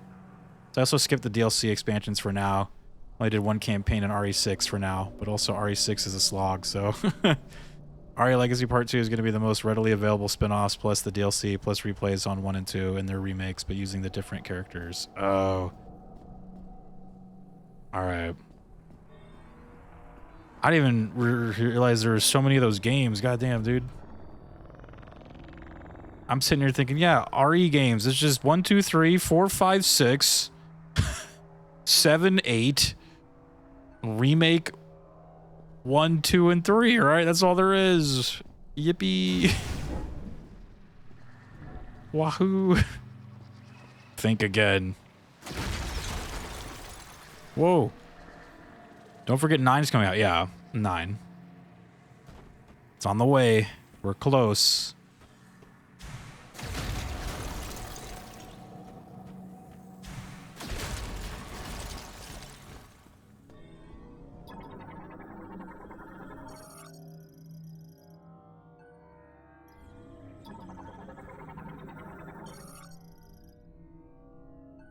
Seek the depths to ascend the stars. Prove your worthiness. All I could say to that is, oh, you sweet summer child. Yeah, I totally forgot. There's all those, like, 3DS ones and those weird, like, episodic ones on Steam. And the multiplayer ones. And all these other weird ones that I don't know about. Yeah, there's a ton. And the DLCs, yeah. Zero, Code Veronica are mainline, not spin-off. So ultimately there's 10 current mainline games plus 4 remakes. Plus DLC for 5, 7 Village, and 4 remake. Good golly gosh. So many Resident Evils. So many.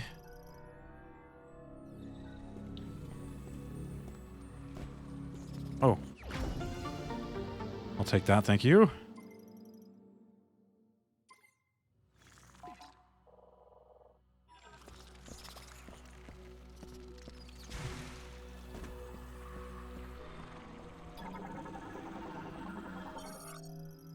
Sculpture of Vakun, Lenorn priest and creator of the psychic lock device. The pedestal has 2 psychic mote sockets. Bro, there's a phone game based on the first 3D movie, dude. You gotta play that one. Worst part about all this is only 1 or 2 of these spin-offs is non-canon. Everything else that's come out is fucking canon. It's insane. Insanity. Resident Evil's insane. Now, I've always been a very casual Resident Evil fan. Like, I like the games, but I was, like, never... I played, I'd say, mainly the mainline ones, except for the 2 that you mentioned there. I have not played those. Zero and Code Veronica, I have not played those.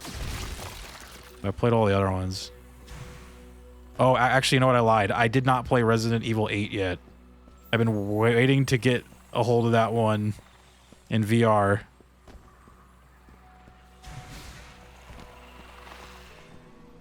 I refuse to play it until I can play it in VR.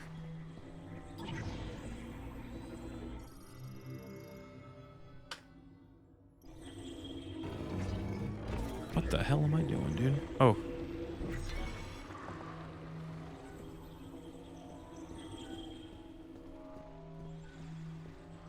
It's a fucking giant Eldritch Nightmare Abyss. Meanwhile, we can only get 3 Dino Crisis games and 1 Dino Crisis spin-off. The Dino Crisis 3 is barely Dino Crisis related.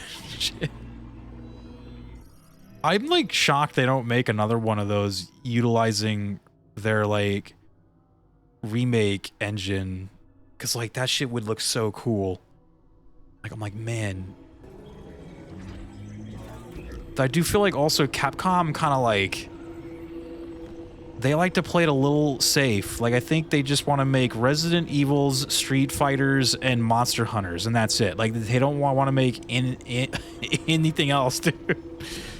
Well, that's all we need. We're good. Like, we're just gonna make these 3 things for the rest of our days.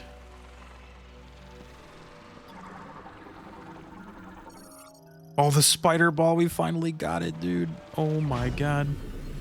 Dreams do come true. Dreams actually come true.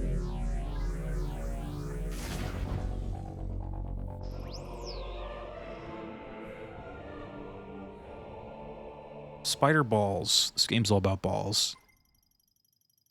Hold ZL to magnetize and adhere to spider ball tracks or to hang from tether nodes. Okay.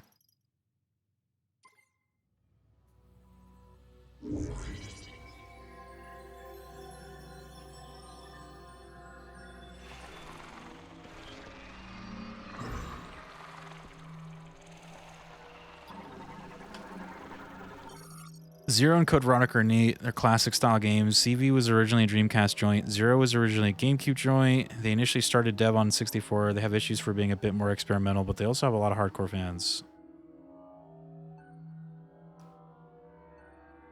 Also, I broke it up into that system since it was an official Capcom contest. I didn't want to run the risk of having an entry of mine being invalidated for being emulated, so I stuck with stuff that I could actually play on modern hardware. Oh, yeah. That's a good point. Or that was a good way to... Yeah, I feel like if I was doing that, I would have... Or if I was in a contest like that, I would do the same thing. I would probably make sure to just play things that are like... that were legitimate, right?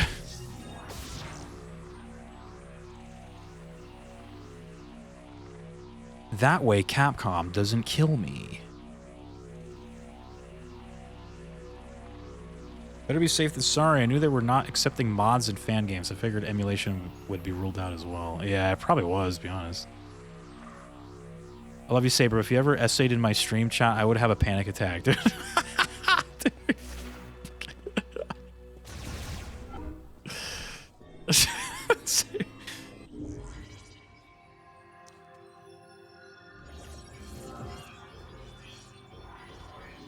We love a good Saber, like, chat sesh, though, dude. What the hell is this? The tether node. What the hell? What? Use L. Pull the tether, release. Oh my god, that is insane. Ball gameplay.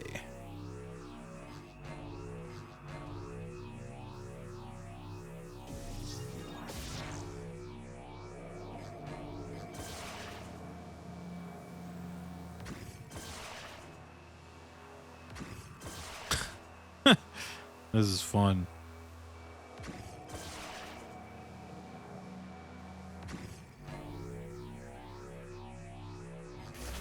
Expert level ball gameplay going on right now. What do you think of that Capcom Last of Us like game? Is that the Pragmata one or whatever? I've seen like very little of it. I don't really have an opinion, I guess.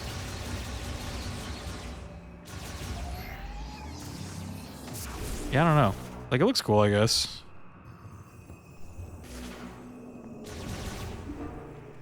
I just... The only thing I remember about that game is they announced it, it feels like a decade ago.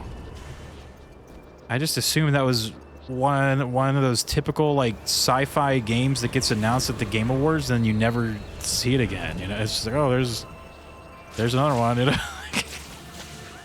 The sci-fi Game Awards game that disappears. It was announced at E3 2020. Oh my god, man, damn.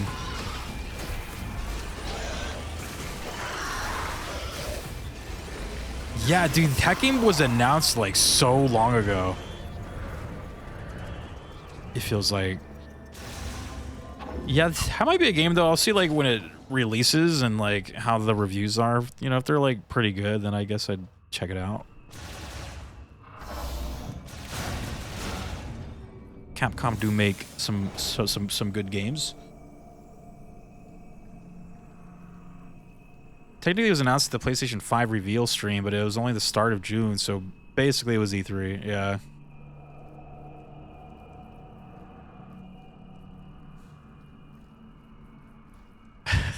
Saber looks like sci-fi The Last of Us, but with actual fun gameplay because it's made by a team that wants to make a fun game as opposed to making overly cinematic, wanky walk and talk games.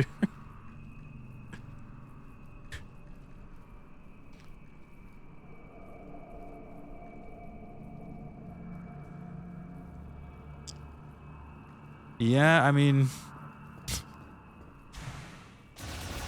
wanky walk and talk games, dude.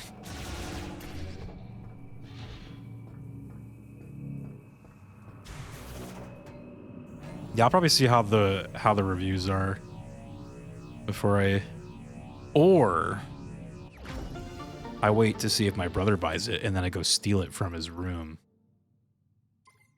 I go steal it.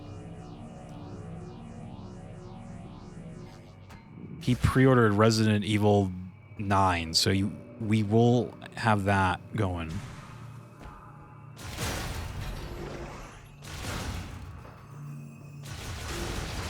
And I was kind of thinking, I do know it comes out in February, right? For Resident Evil 9. So I'm like, obviously we're not going to be playing that at launch, but I was thinking once Zelda is over, then maybe we could just play it instead of waiting for October. You know?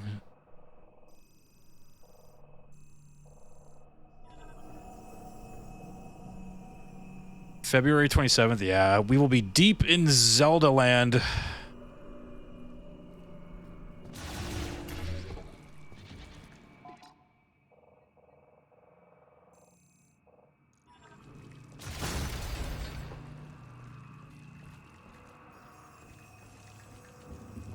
Wasn't this this item here a spider balls situation? Spider balls?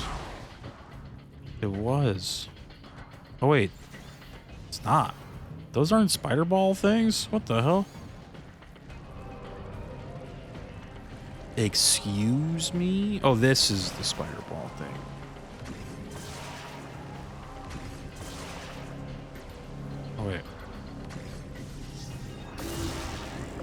Oh, that's cool.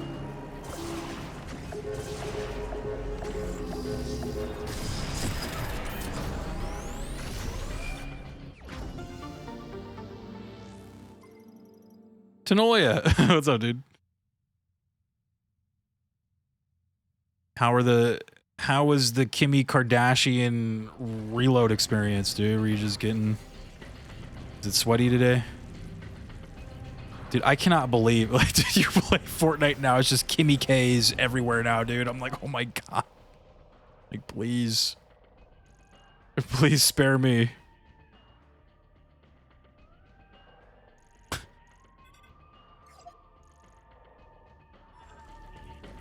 Kimmy K, dude. They added Kim Kardashian to Fortnite, and it's just, they're everywhere, dude. It was good? Oh, nice. What even is Fortnite anymore? I was cracking up because that skin, there's like two versions of it. There's kind of like a one where she's wearing white, and then they got one where she's in the skin tight, like latex outfit. And I was like, totally, like, I was like, dude, they made the perfect skin. It like appeals to the gooners. It appeals to the like sweats and tryhards. Because for whatever reason, they like to wear the like all black, like the characters that wear like the all black skin tight suits and like the condom skins, right? Like it appeals to them. And then I guess it also appeals to the like 3% of actual Kim Kardashian fans that play Fortnite. Dude, it's the perfect skin, dude. Like hit all the things. I was like, damn.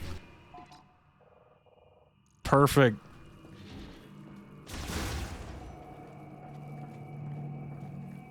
Wait, how the hell do I leave? Now, where did my robot friend go? Communication unavailable. Where the hell is he? I'm a gooner, but you won't catch me being a gooner for Kim Kardashian, dude. Oh, and then I forgot the other thing. It like the other box it ticks. It's totally a troll skin too, because like everybody hates her, right? So it just means that if you play as her and you're like doing good and like killing people, then you know you're like pissing off people. So I'm like, dude, it hit all the right things. It's insane. The perfect skin. It's hilarious.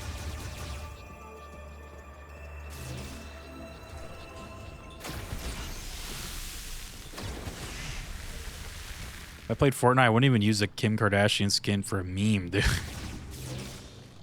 See, I kind of hoped people would be like that, but I mean, look, dude, you know they're not. There are so many people who bought that skin, it's fucking wild. And I'm telling you, dude, it's because it appeals to the gooners, the trolls, and the tryhards.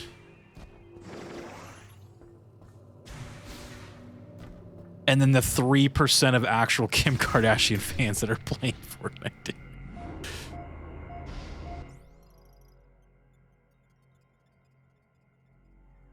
It's the ultimate advert platform, yeah.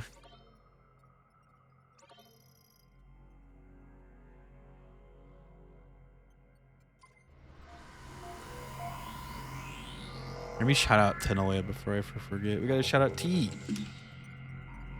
Tenolia, dude. Like Tarantino want to talk shit about Paul Dano and Matthew Lillard and then expect me to play Fortnite to watch a Kill Bill epilogue, dude.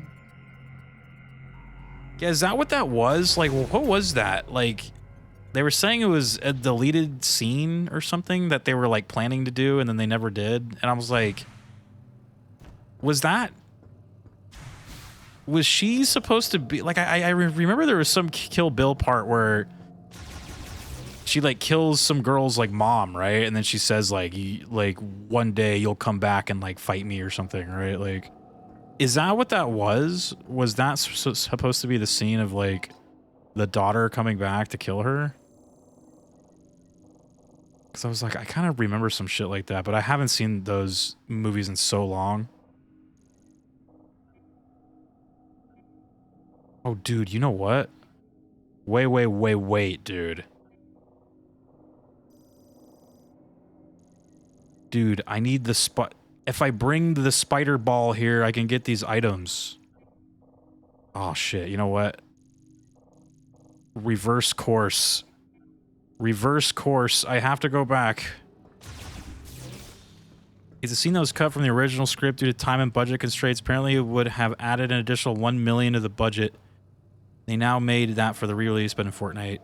Now that was a setup for a potential Kill Bill Volume 3. This is the Japanese teenager who used Amace's sister coming for revenge. Okay.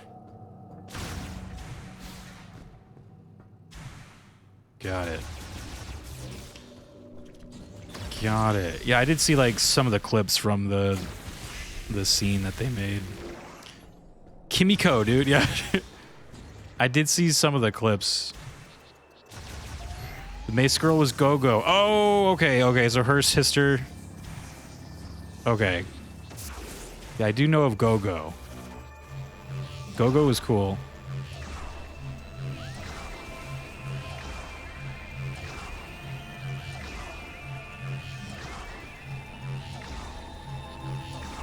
Gabby and I watched it in the Fortnite theater. Did you guys relate? That's hilarious. I don't know shit about that all. Or that at all. You're like, I don't know shit about that, dude. Kill Bill's like a pretty good movie. Or they both are. Go-Go was like a very popular Halloween costume too at that time. I remember like I can't remember what year that came out, but I remember seeing that everywhere, man. Basically like the Japanese schoolgirl with the chain mace thing. I saw that like everywhere, dude. I mean, I still see that to this day, man. Like, it's popular. Like, other than Uma Thurman in the yellow, like, that's gotta... Go-Go's gotta be the most, like, iconic thing in the movie.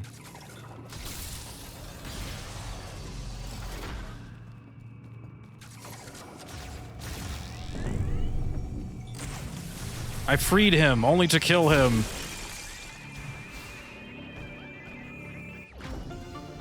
I set him free and then I murdered him immediately. I'm so sorry. I had to do it. Oh shit, his friend's pissed at me.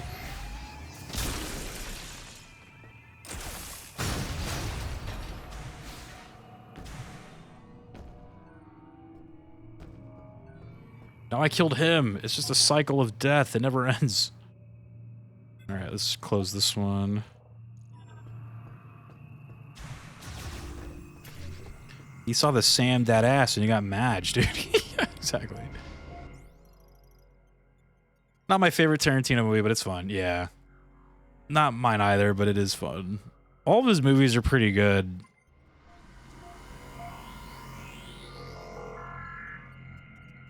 I think my favorite's Inglourious Bastards. I love that one, dude. That one's so good. Freaking Christoph Waltz is that like Nazi SS like investigator guy. That was the movie where I was like, dude, I just want Christoph Waltz in like everything. I was like, that dude was insane. Put him in everything, dude.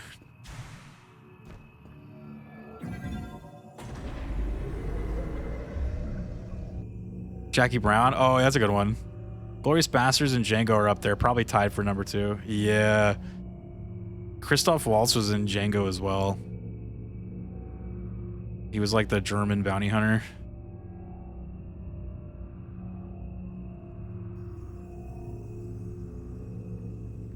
Something, we like our Nazis in uniform, something. Oh yeah, at the end of the movie where they like... Dude. He's like, you're gonna have to take that off eventually, right? And he's like, so something about that just doesn't sit right with me.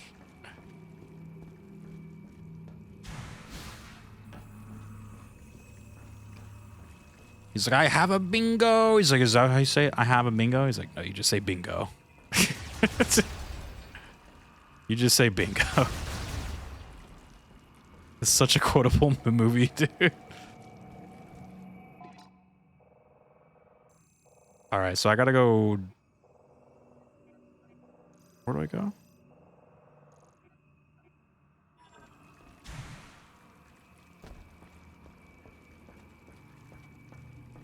Jackie Brown, Inglorious, Django, Reservoir Dogs, Kill Bill, Pulp Fiction, Once Upon a Time in Hollywood, Hateful Eight.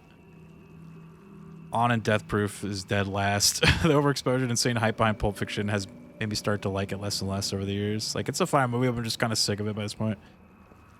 Yeah, like, it's definitely good, but yeah, it's not my favorite either.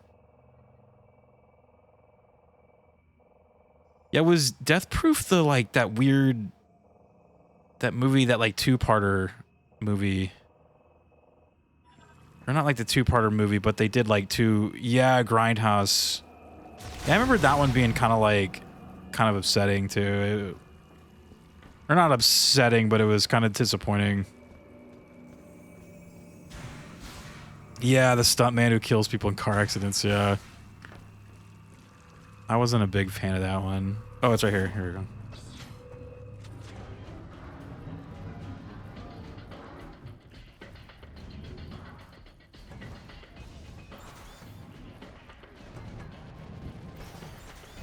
I need to watch Jackie Brown again. I haven't seen that in so long. Damn. And Reservoir Dogs. So I haven't seen that in a while. Where the hell am I, dude? Shark Will. I need to go down. Get down. Get down.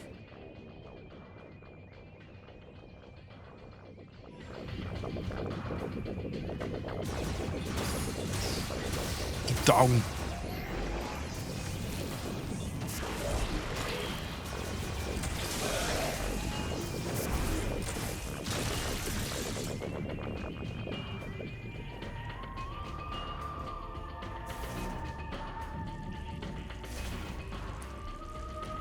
Jackie Brown I Adore because it's surprisingly subdued for a Tarantino movie. Like, it's a loving homage to black exploitation cinema without trying to emulate the technical errors that would pop up. Yeah, it's good.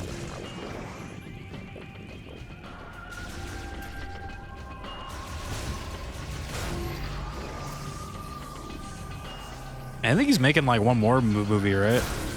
Is that what he said? He's like, this is my last one. He's like, I'm out after this. I'm done. But I feel like he's been saying that for the past like couple movies. So like, I don't know. It's like, I think he was saying that before even making like the Hollywood one. He's like, I'm never making another one again. And he's like, you know what? I'm going to make this Once Upon a Time in Hollywood, and then I'm done. And he's like, hold on though. Or no, he was saying that since Hateful Eight, huh? Because didn't the like script get leaked or something, and he got like super pissed off, and he was gonna like cancel the whole thing? Kind of remember like hearing a story about that. A quarterback who refuses to retire, yeah. Like, I'm going again, guys. Just kidding. I'm still in this.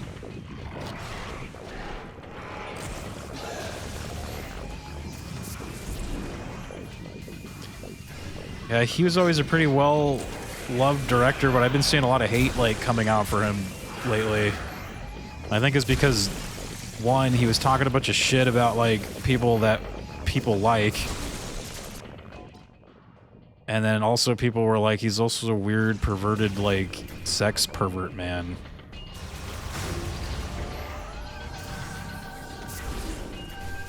And I was like, this is kind of shit I knew since, like, when I was in film school. Like, I never met the guy, but if you've seen Tarantino and, like, some of those, like, early 90s, like, behind-the-scenes documentaries and stuff, you can tell he's kind of, like, not all there. You know what I mean? Like, there is definitely something, like, with this dude. He's definitely, like, kind of kooky. But I feel like a lot of really talented people are kind of kooky. You know what I mean? Like, so, like, it didn't really surprise me. He's a little crazy.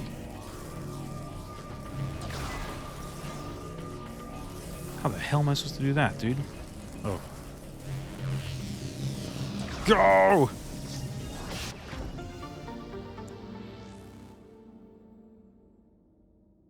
He says a lot of stupid shit, yeah. It's not the only shit I've heard about, bro. People who are familiar with his work know he's an asshole and know he's a sex pervert. We've known for decades. None of this is new. Yeah. Like, I remember, like, we were watching a documentary. It was when I was in film school. We were watching a documentary. I can't remember what it was for. Like, I don't even think it was for a movie that, like, he made. It was for some other thing. And it was just like, dude, this guy's insane. Like, he is actually kind of kooky.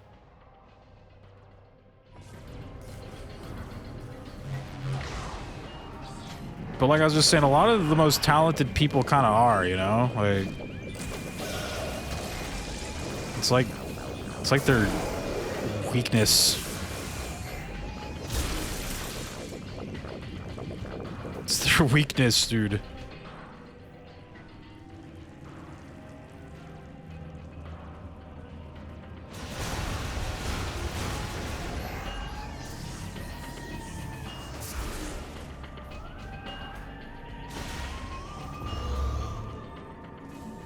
Dude, I should free them. Oh, I can't. Never mind. Just kidding.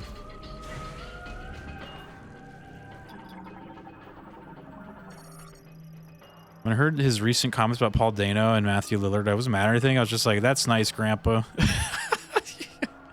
People just want to get mad at old information because somebody said something stupid. Like, he's entitled to his takes, even if I think they're bad takes. It's silly to turn a random comment about not liking somebody's performance or somebody as an actor into a giant-ass thing. He was like... It just felt so weird. Like, I think to me what was upsetting about it is that... Like, yeah, like you said, you can have these takes. But for me to, like, publicly talk about it like that... Especially of someone of his level and like stature, and like the level that those two actors are kind of on, it really felt like he was just punching down. And nobody likes someone that punches down, you know what I mean? Like, no one likes that shit. He just comes off as horrible. Look at this guy.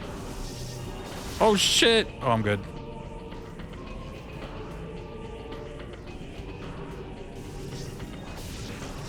Wait, how the hell am I supposed to do that? Are they expecting me to do a double bomb jump right now? Are they insane? Excuse me, game? You making me do a double bomb jump?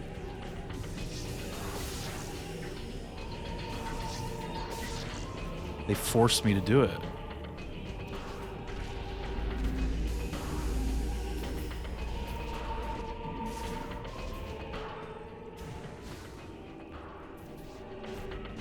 The most doublest of bomb jumps. I know, dude. They set it up. They're like, well, they got the jump button now, so how are we going to force them to do a double bomb jump? They're like, look, put it on the spider track. These bitches. Can't believe that they would do that. It's horrible. How do I go down?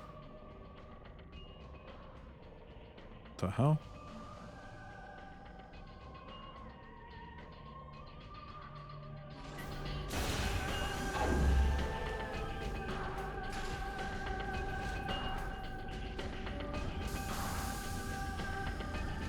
Is it unprofessional of him? Yes, most certainly, but also he's been unprofessional for years.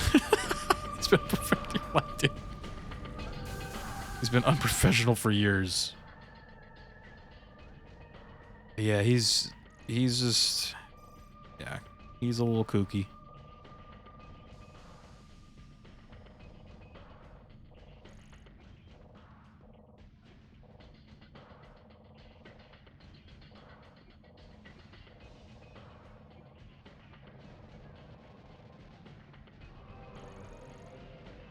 Oh, I think I remember, actually. I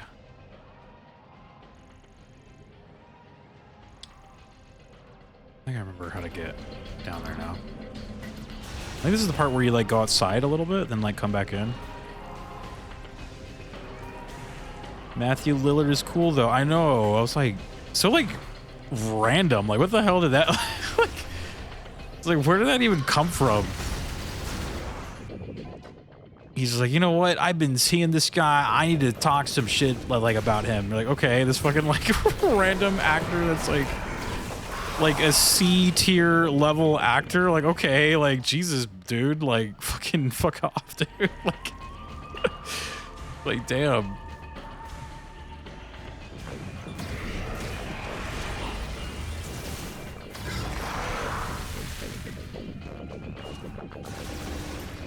Yeah, I remember the Paul Dano thing was like the shit he said about him was funny, where he was like, yeah, I was watching like There Will Be Blood, and he's like, man, I was loving the scenes with like, what's his name? But then this guy would show up and it'd start to suck. He's like, just like, bro, like, get, it's like, what? Get out of the movie. Like, it's like, what? It's so insane. He's Giga dead, dude. It's just like, okay, dude. I thought that guy was good as the Riddler in the Batman movie.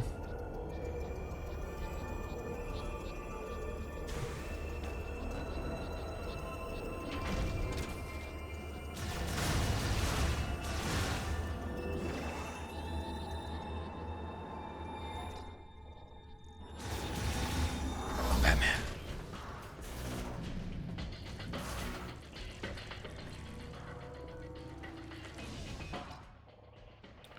Almost to this room. Okay.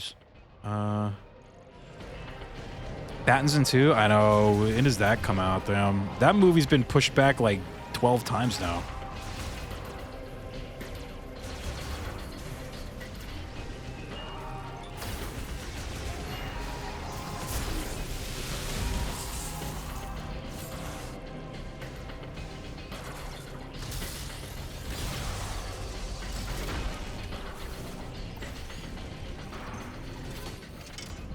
I thought for sure they were pushing it back constantly because they were gonna like integrate it into the current like James Gunn, like what do you call it? Like the James Gunn universe.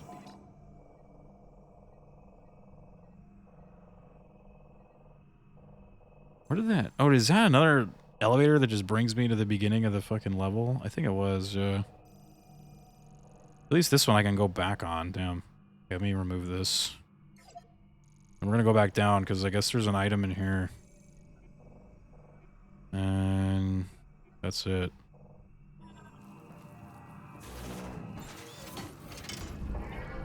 Yeah, I thought for sure. I was like, oh, I bet you they're gonna like integrate it somehow, some way. Studio mandated to like make that work. But I don't think they are actually. Whoa.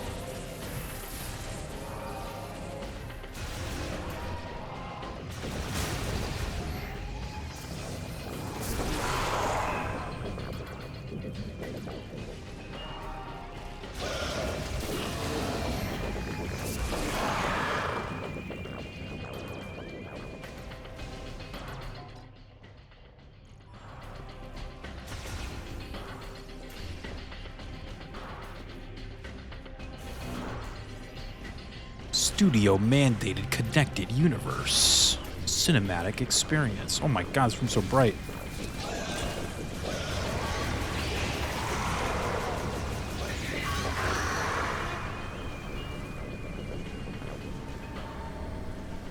There's an item in here somewhere.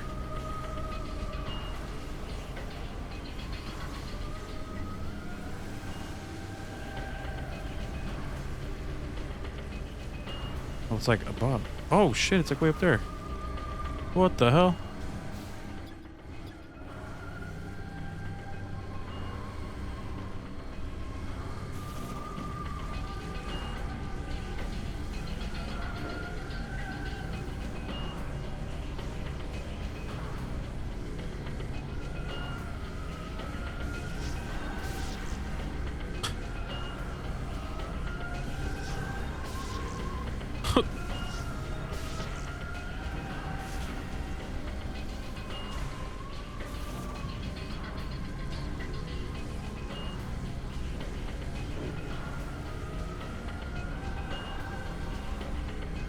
Look, I just like... Oh, I can't. Oh!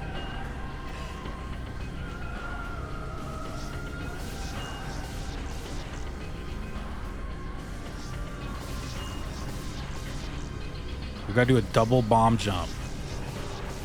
Oh no!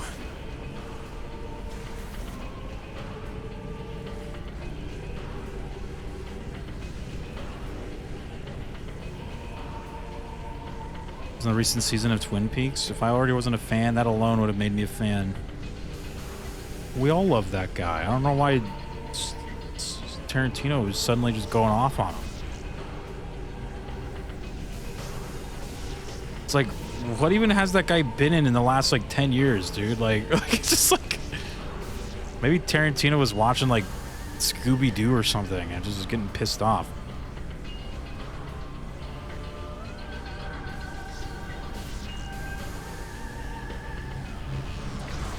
Forgot about that. You could do that. You could boost ball. I forgot. It's a good thing I played all 29 Metroid Primes before playing this one, or otherwise I would have been stuck there for 7 hours. Trying to do double bomb jumps like an idiot. 20 ammo, damn.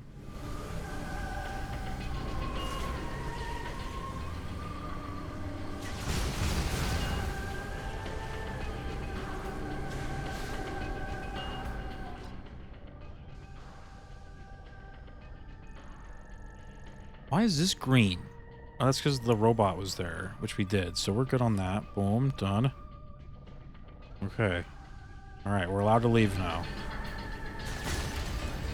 Got all the things. He hates Shaggy. Ragey. Was that him watching Scooby-Doo? He's like, he's just getting mad. He's ragey, dude. And with Paul Dano, he at least was like talking about like why he was mad, like pissed off at him, because he was watching There Will Be Blood. I just like bringing up some old ass movie and an actor in it that like pissed you off like that. It's like, okay, dude. Oh my god. I was gonna say, I don't know him either, but oh, Scooby-Doo made me remember. Yeah. He's also in the new Mike Flanagan joint, Life of Chuck. But yeah, he's mostly just been doing Shaggy stuff as far as I know. He was in Five Nights at Freddy's or something, and now I kind of want to watch it. Oh, he was in the Five Nights at Freddy movies.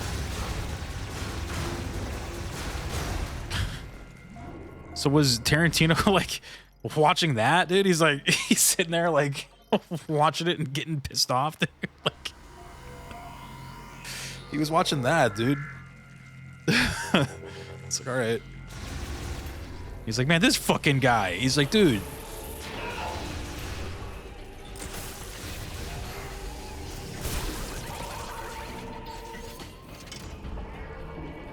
Tarantino, Five Nights at Freddy's fan confirmed. I know.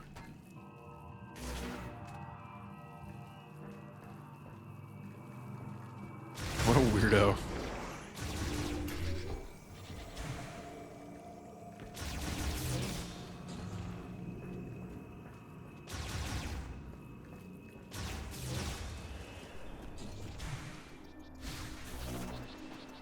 All right, we can finally go. Boom. We gotta go find our robot friend. Where's the robot man? Robot man was cool.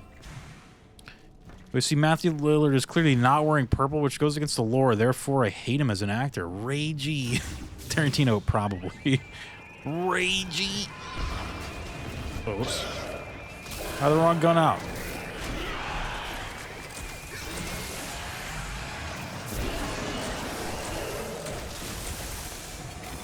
Ragey.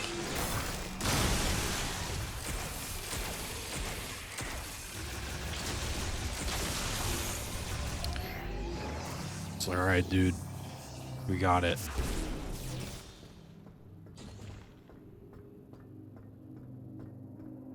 It should be like a new thing for him. Like anytime they interview him, he should just go off on like two new, like, or not like new actors, but just go off on like 2 people that are like currently annoying him in movies he's watching, like just like 2 random like actors. He's like, you know what, dude?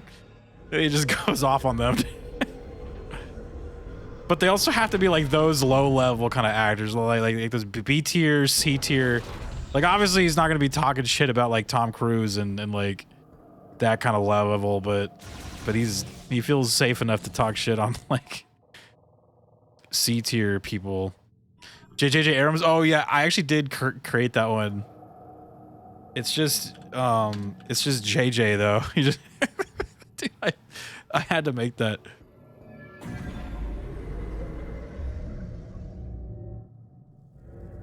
You should focus on shitting on Alex Kurtzman, Robert Orci, Damon Lindelof, and David S. Goyer as they're all hacks, dude. I know, right? Can you like go after? See, that's why like for him, you don't want to be punching down. You want to be punching up. They're like, yeah, go after those guys. It's like, why is he punching down, dude? Like, go after the people we actually hate, dude. Damn. J.J. Abrams, dude.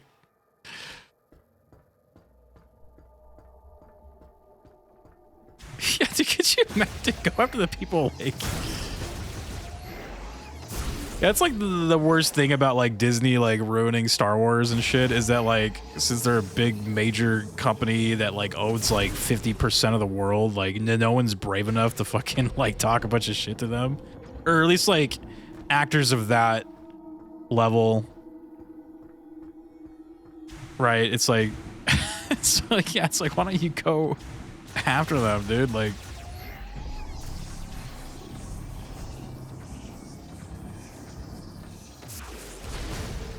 that'd be hilarious. I'm guessing the robot man did he just go back to the camp? Communication not available? What do you mean? Where the hell do I go, dude? Remember when the game wouldn't shut up about telling me where to go? Now it's like, nah, we're gonna disappear all of a sudden. I'm like, all right, great. Thanks. Suddenly, everyone's not talking to me anymore. What the hell?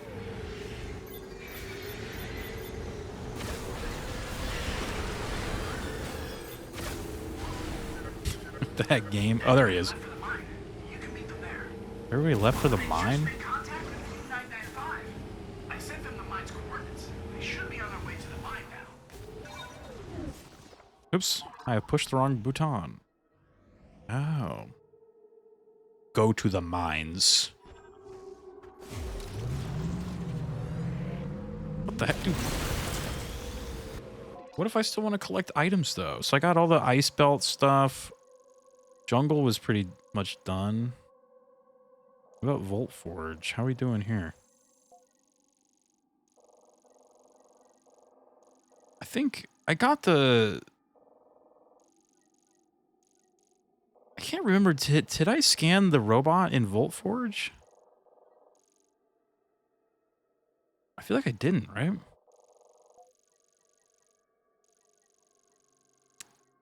I feel like I did, but I also feel like I didn't.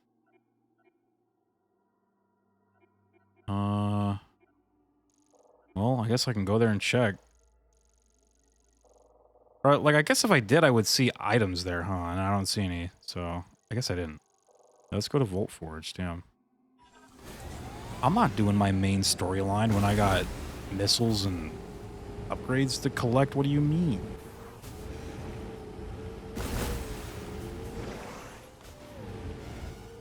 I guess we'll do main storyline next time. Also, left on the map right here. I talk shit about Disney all damn day, dude. Yeah.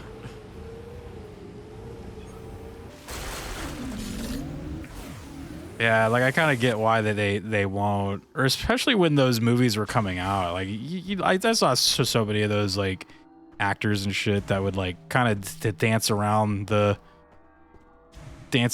how like they were basically ruining Star Wars.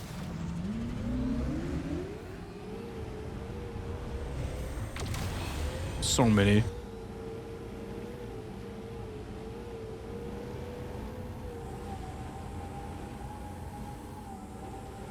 Where's Volt Forge? I forgot.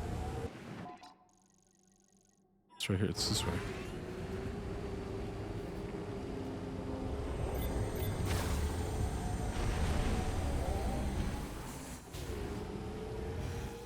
Simu was shitting on Martin Scorsese and was praising Disney for inclusivity, and my first thought was Disney is the company that buried Scorsese's film about the Dalai Lama in Tibet because they were afraid of pissing off China. Stop licking Corpo Boot. Oh yeah. God, man. It's almost like that guy must work for Disney and wants them to make more Shang-Chi movies. But they don't.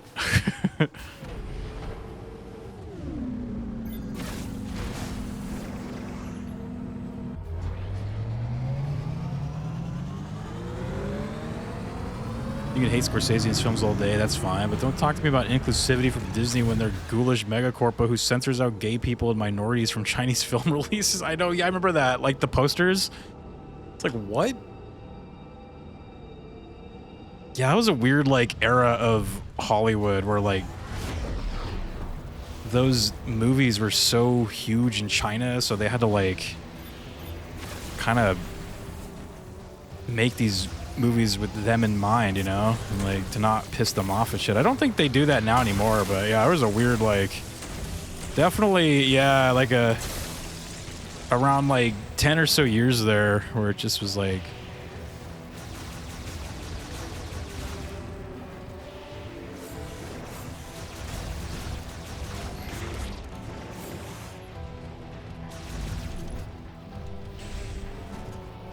yeah, the budgets were getting so high they had to cater to China because, dude, that's where, like, most of the money was being made. There was, like, so much money being made there with these movies.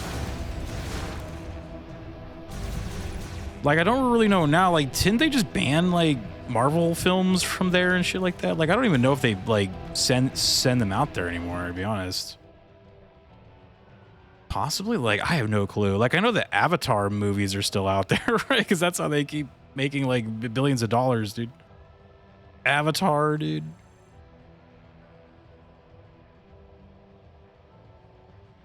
Where's the robot? He's on Tower 2? He's on Tower 2. Okay.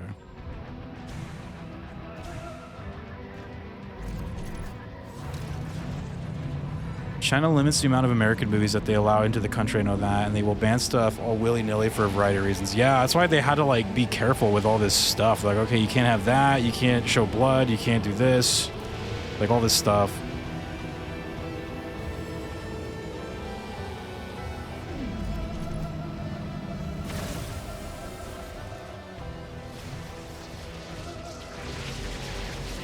Marvel Rivals is a Chinese game, and I'm surprised at how much they got away with.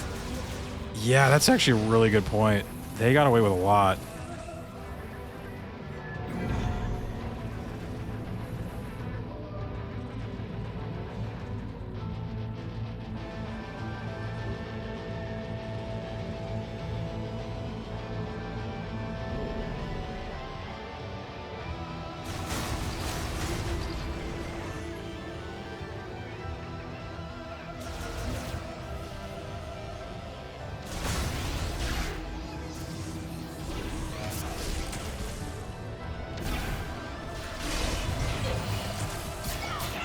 Oh my god, I'm getting shot. Oh yeah.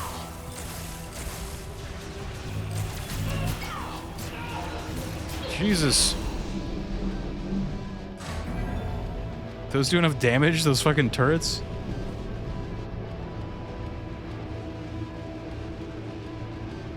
As much as I dislike Naughty Dog and The Last of Us 2, I also applaud them for making LGBT stuff a central element without worrying about appealing to China. Yeah, that's actually very, because, like, a lot of companies won't do that. Like with Blizzard and Overwatch. Like, what was it during Pride? Was it like Pride Month? Like, Overwatch changed all the flags in the game to, like, Pride flags. But in, like, the servers that were in, like, China and, like, the Middle East, they didn't change them. And I was like, that just shows how, like, kind of fake you are, you know? Like, you're not gonna, like... I was like, if you stand for something as a, like, people in a company, like, shouldn't you, like, stand for that all over the world, not just in, like, our little, like, pocket where it's accepted? Like, that's my kind of view on that. Like, it just looks so fake. Like, the rights and respect for those people should be, like, accepted all over the world, and not just in one part of it, you know?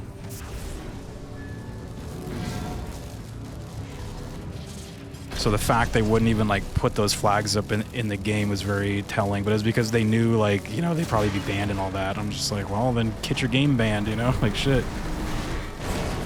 People are more important than, like, a video game.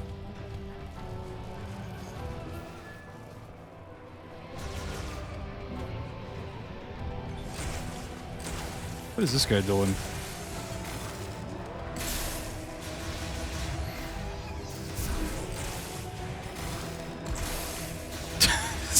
He's like, am I allowed to play the game? I'm like, no.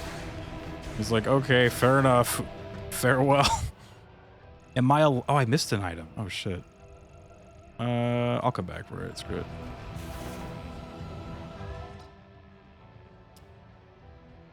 Endless Zone Zero is wild in that regard. Coolio knows what's up, yeah. Oh, the gacha games push the line in terms of lewd content. It's wild. Yeah. You don't see that often with huge, big budget stuff. It has to be in the background that can be smudged out in order to appeal to China and Saudi Arabia. And yep, same with on Twitter, every Pride Month. Oh, yeah, you see the corpos change their logos to Pride logos, except for their Chinese and Saudi Arabia branches. Yeah, I know. Dude. It's so fake and disingenuous. Feels like wanting a pat on the back in a safe way. Yep. The way Disney does it, we get endless articles every year about the first gay character in a Disney movie, even though it's like the 17th time they've had a LGBT character. Dude, right? Jesus Christ, dude. First gay character in a Disney movie, dude.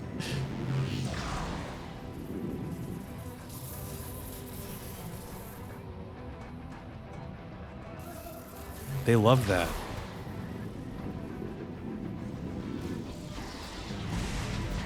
Oh, shit.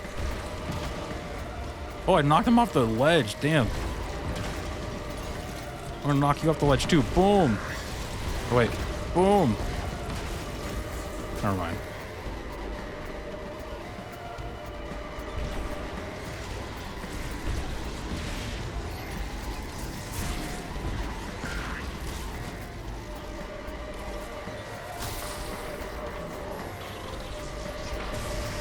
Welcome back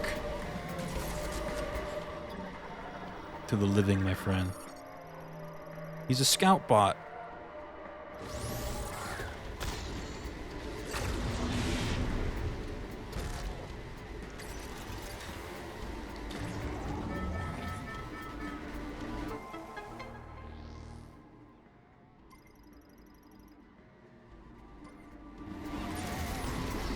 Like, he just falls down and dies. He's like, mission complete. Farewell. Alright, let's get rid of this. There's an item here. Cool. Yeah, and there's some above me. Let's go get this one, damn. I guess this stream has been like an item collection stream.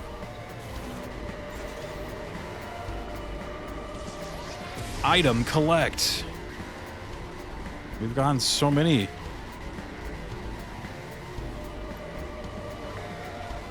Or wait, those things aren't, like, there, right? Am I gonna fall and just die? Hold on, I could go back. Wait. Those little, like, purple things. Wait. I need to scan them first, I think. Oh, shit. Yeah, look at... There we go.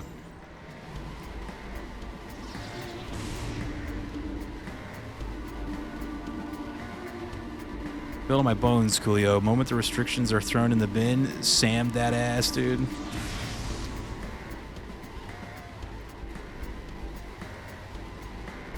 Meanwhile, South Korea's shift-up CEO, who's also directing of Stellar Blade, got an award from the South Korean president for contributions to the gaming industry. Yeah, he did contribute a pretty important game to the gaming industry for sure, dude. I will say.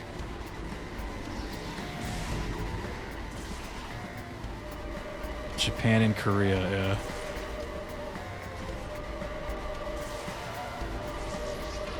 Oops.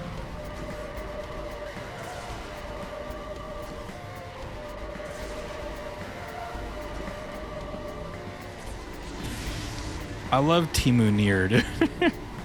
Didn't they actually do a Nier Automata, like, collab? And you can dress her up as Nier now, right?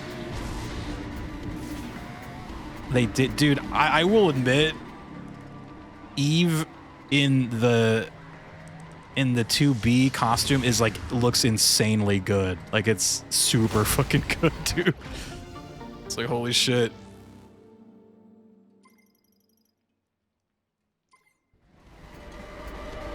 We need to play that again, and I'm just gonna play it as 2B the whole time.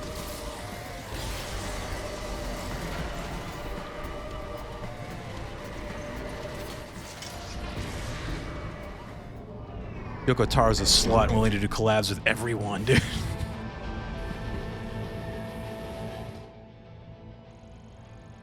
Yeah, I remember for like a while there, 2B and Geralt from The Witcher were just showing up in like every game. I'm like, dude, these two are just on tour right now. I was like, bro, like, I'm about to see like Geralt in the next like Mario Kart or something, dude. It's like, oh my god, these guys are everywhere. They were on tour, dude. Geralt in Fortnite, dude. They were on tour. How come they don't have 2B in Fortnite?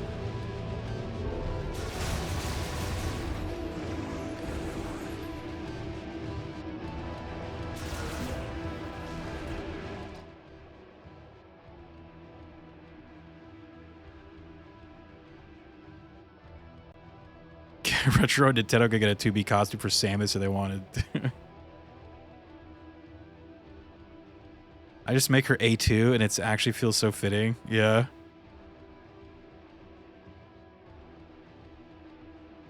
$2B for Smash Switch 2 incoming. Absolutely. I kind of assumed they were, to be honest. I was just about to say, I think Nier Automata is Square Enix, right?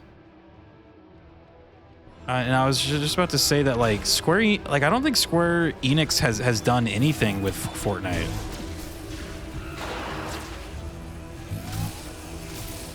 Though I could be wrong on that, but I'm just, off the top of my head, I can't think of, like, anything.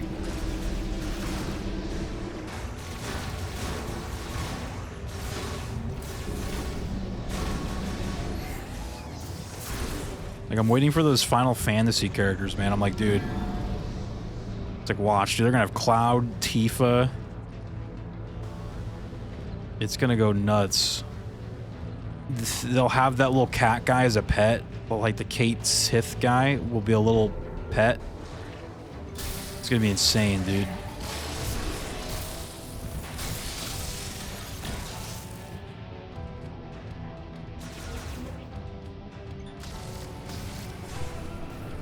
There's an item in here.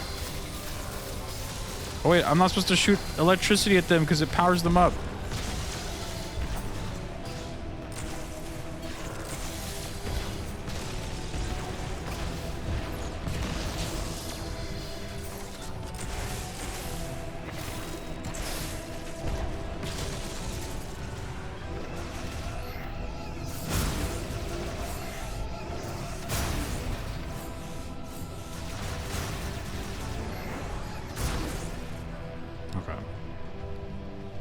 Where's the item? It's right there. Wait, how do I get up there? Oh, wait. What are these?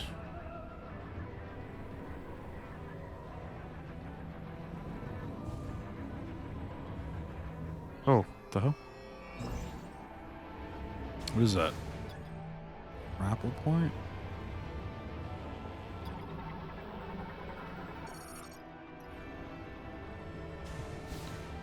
Adam Boogle pet. Oh my god, dude, that'd be so good. God damn.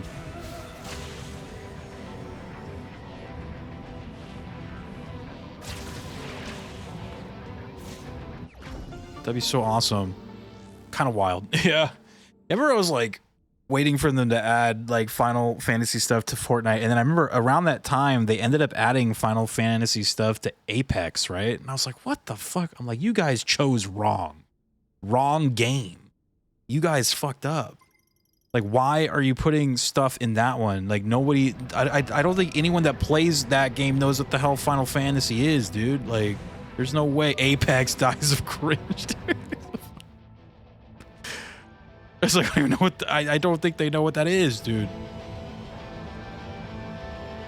Yes, they chose wrong as somebody who's worked on Apex, dude. Bro, look at...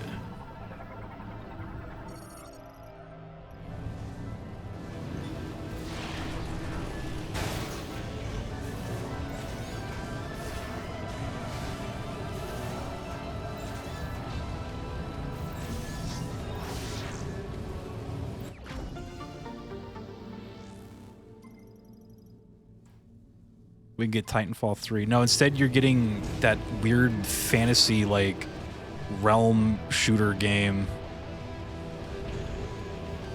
Which I'm just like, that looks awful, dude. What was that game called? It was like... Jeff Keighley totally did the, like, what I am about to show you will change the world forever. Like, he totally...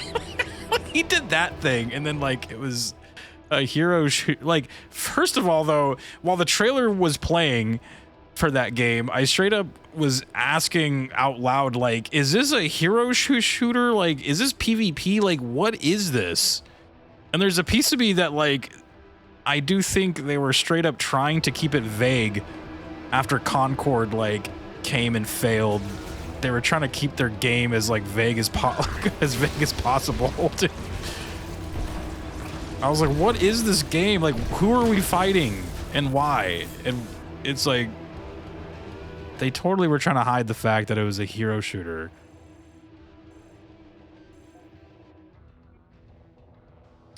How's the other tower? There's an item there, actually. And then, oh my god, there's a bunch here. Okay. Damn, which one's that? Tower... Is that Tower 1? It is. There's also an item on the road. What the hell? Okay, so let's go to Tower 3. Okay.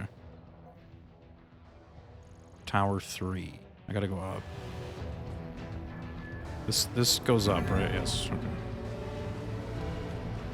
High guard, and somebody on YouTube pointed out high equals over, guard equals watch, dude.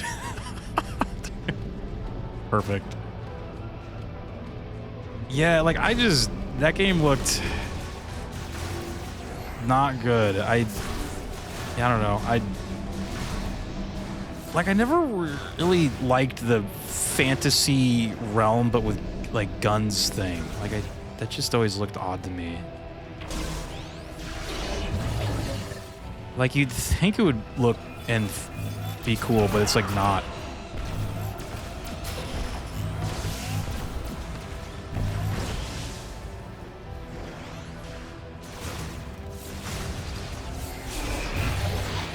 Holy shit. Chill, buddy, chill.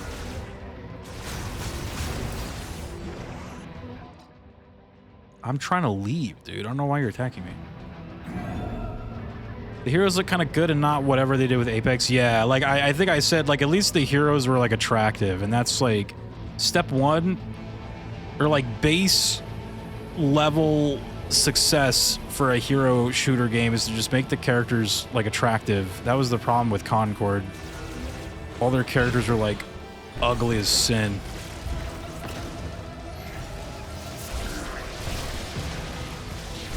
Because no one wants to play ugly characters, dude.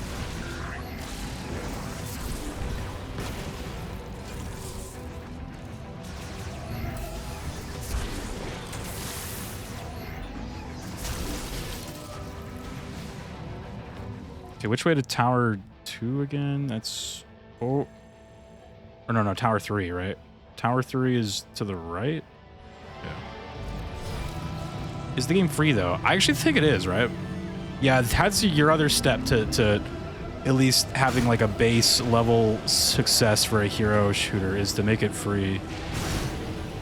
Though I guess at the same time, not really, because Overwatch wasn't free, but that game was actually really good when it came out, and I guess it was kind of new at the time. You know, there wasn't like 50 other hero shooter games, and like the multiplayer competitive market wasn't super like stacked like it is now. So, ow.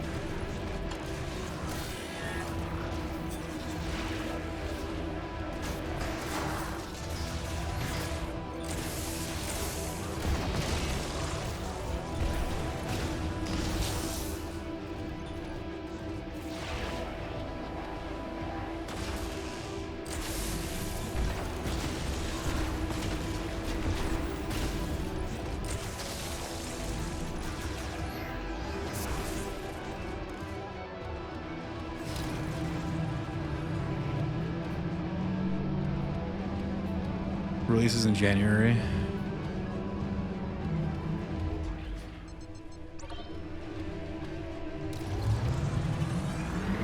They're copying the Apex launch model, just announcing it a month early as opposed to announcing it on the day of. Yeah. Overwatch was 2016. Times were different back then. Free-to-play wasn't quite widely adopted yet. Yeah.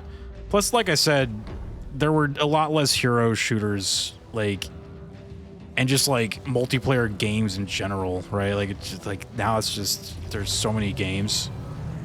It's like, and you're competing with like very, very high level video games. So, you know, you're like kind of creating an old style hero shooter. Yeah, I don't know.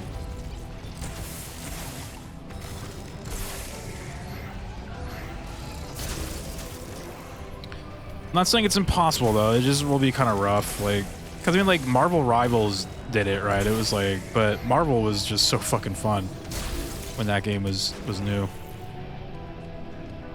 Like I know it kind of helped that it was a Marvel thing.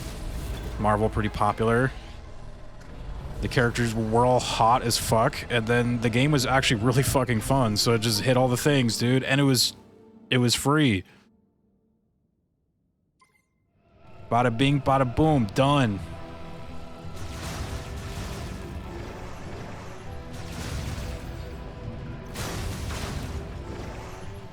I just got a missile, so we're good with that one. There's actually another item in this room. 2 items in the same room? Is that allowed in Metroid? I don't think that's allowed, dude. I don't know about that.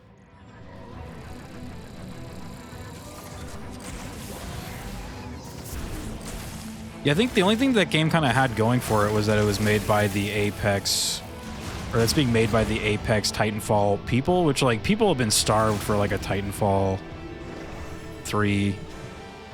And, you know, Apex is a pretty popular game, so it kind of has, like, a little bit of credibility to it.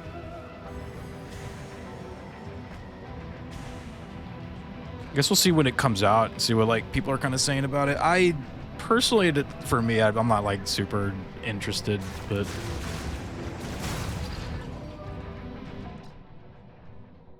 if it comes out and I hear it's a great time, then maybe I'll have to take a look at it. But explosive impact. Whoops. What the hell am I staring at? Wait, what the hell just hit me? Oh my god, look at these little guys. They're like, freedom. We're free. We're free. Freedom, dude.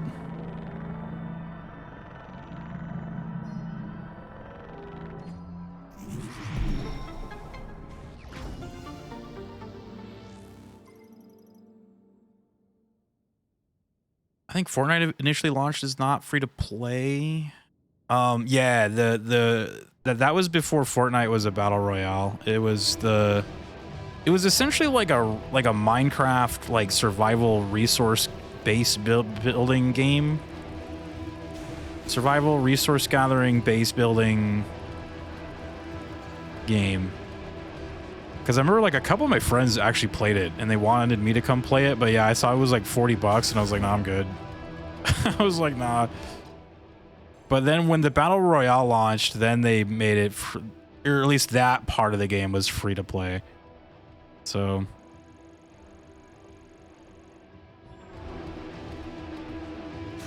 All right, time to go back up. Marvel IP helped quite a bit for Marvel Rivals. Super oversaturated market. People are getting increasingly sick of. So many of these games have FOMO and expect you to invest all your time into them. And there's only so much time people have, so they all can't cannibalize each other. Yeah. It's not even Respawn, it's just people who worked at Respawn. Okay, yeah, it's not Respawn confirmed. I think even PUBG required payment initially. I'm super unfamiliar with the Battle Royale genre. I think so, yeah. I think PUBG required payment, but it wasn't super high. I think it was only...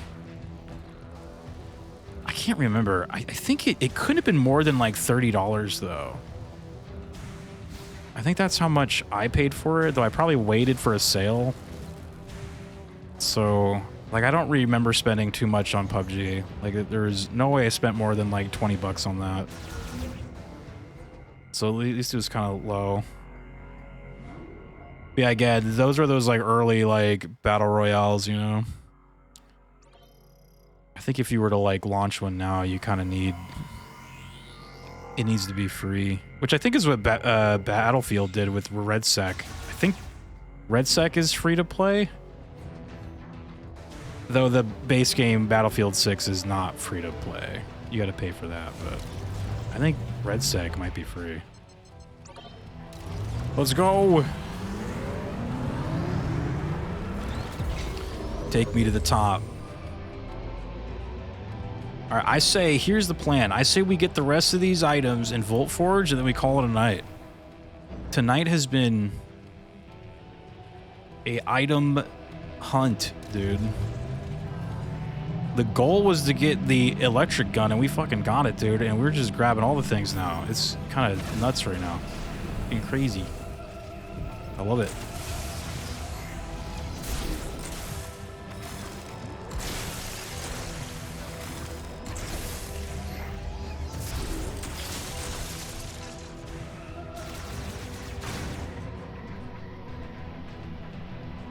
Many of the devs have missed the mark. Proper time to release this shit. They're super late to the party. Yeah, it was like they got inspired by these games like Overwatch and Fortnite, and then they start development of these games. But by the time they're done, the like time has already passed. Like the market has already kind of moved on to like new things.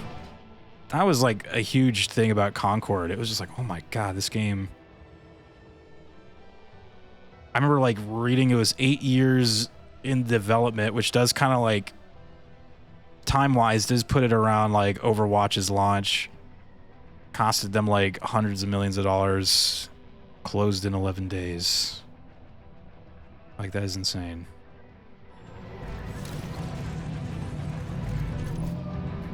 Insanity.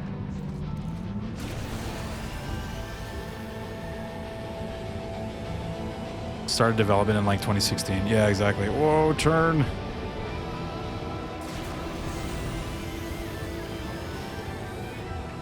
Oh.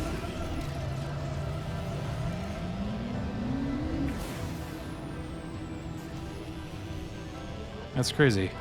I drove by this like multiple times.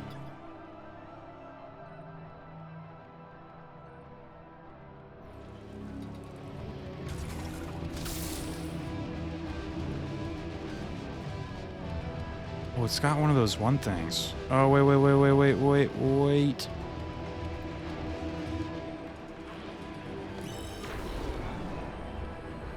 Wahoo. Oh, Jesus. It's like going down the Death Star right now, dude.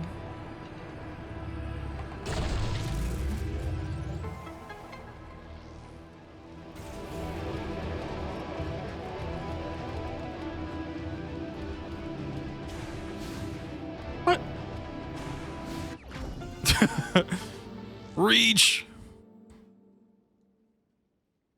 Already 8 years to develop a single game. It's like, the fuck are you even doing? But for a live service multiplayer game releasing for a premium price, it's the most baffling shit. That's right, yeah. It was even full price. All for some of the most unappealing, generic-ass looking characters I've seen in gaming, dude. Tech. Pause, lol.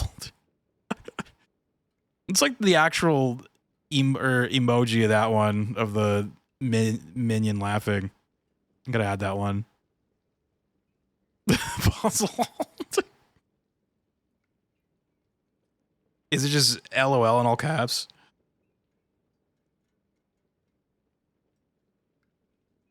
Thank you for shouting out Tech for us.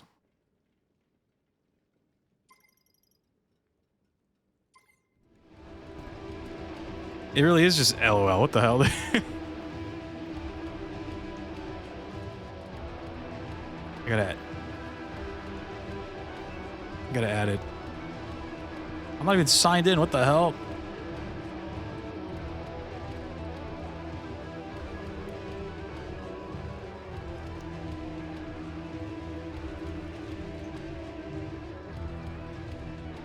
There, I added it.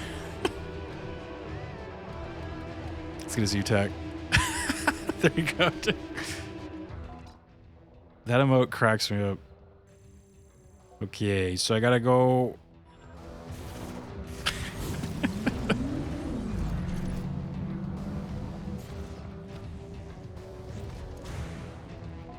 There's actually one over there. Damn.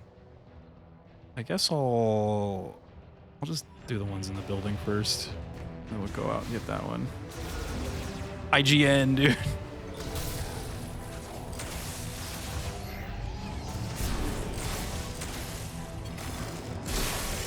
IGN's top 10 Nintendo games. Dude, what was the thing we were talking about the other day? Where they had like Tears of the Kingdom at #1.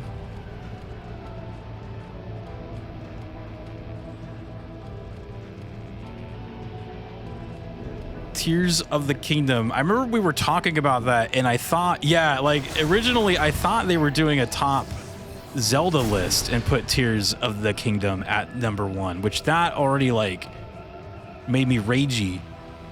But Zen reminded me the other day that it was actually a list of the top like Nintendo games, like in general, like not just the 10 like. Or the top, like, Zelda, it was the Nintendo. That made me even more mad. Like, I was, like, getting pissed off again. I was like, that was for every Nintendo game ever? I was like, what the fuck? I was like, dude. They are insane. Tears of the Kingdom, out of a list of 100, is the #1 best Nintendo game ever. Sure, Jan. Dude, I gotta add that one. That's great.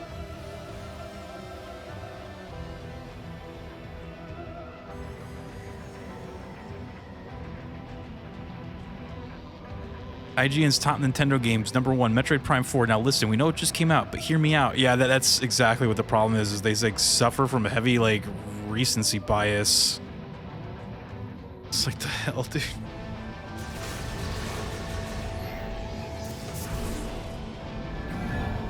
It's the greatest Nintendo game of all time. I'm like, the sequel to the actual probably, like, if they were to put Breath of the Wild at #1 on there, I would have respected that. But freaking Tears of the Kingdom, the like mostly copy paste sequel to Breath of the Wild, like, dude, I don't know, like, it's like, wait, dude. It's like, wait a minute. Oh shit, don't go that way. Nah, it's precision rage bait. Yeah, look at Tingle's nose, dude. He's like, nah, dude. It's precision rage bait, dude. It's so true. Oh my god. Tears of the Kingdom? What? Yeah. IGN said that was the greatest Nintendo game, just Nintendo in general, of all time. I was like, you gotta be insane. I feel like the only two respectable answers to that, factoring in like time periods and their historical significance and like genre defining accolades that they hold, it's got to be either Mario 64 or Breath of the Wild, and there's no other like no other answer to that. Like there's just nothing else to like. How do I get up there? Oh wait, it's not. Oh Jesus, dude. I don't want to fight this guy anymore. I don't like this guy. I froze him. He's gonna get grabbed by the machine, dude.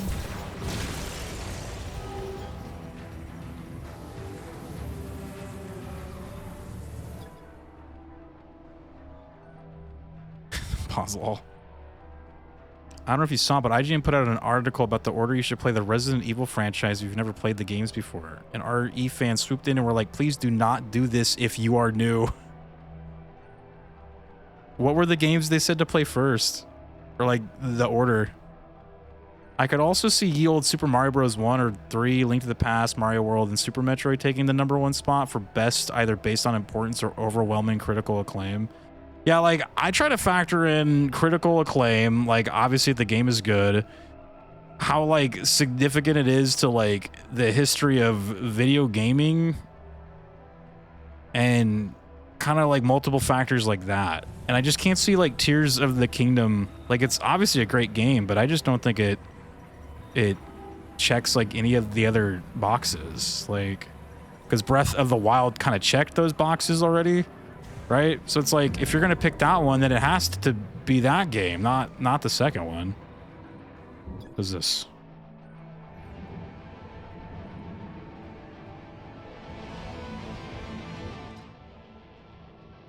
Dude, look at that thing. It's at the top of the room. Oh. Do you think there's like a spider ball somewhere? What the hell?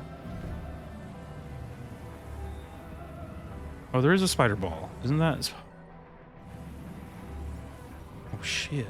Wait. I gotta... I need it to carry me again like it did last time. Dying to know the order. Yeah, I'm actually kind of curious, dude. I saw Zen said, like, village first, so is that the one they said to play first, dude? Oh, my God. Play the newest one first, clearly. Whoops. What the fuck? No, grab me. Oh.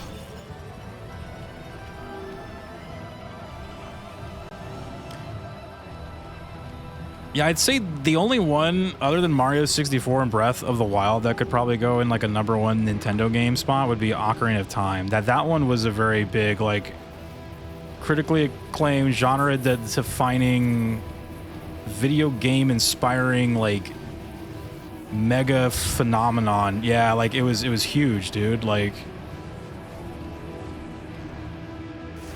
everybody had that game. It was enormous. Oh my God, what is this room? What the hell?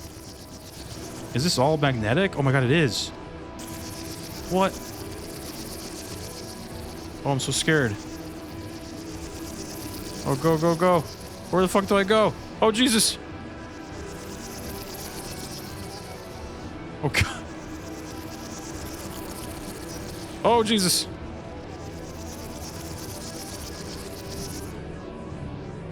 Where do I go next? Oh, there we go. Scurry.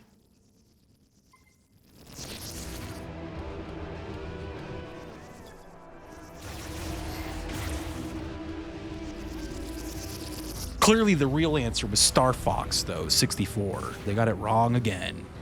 #1 video game of all time.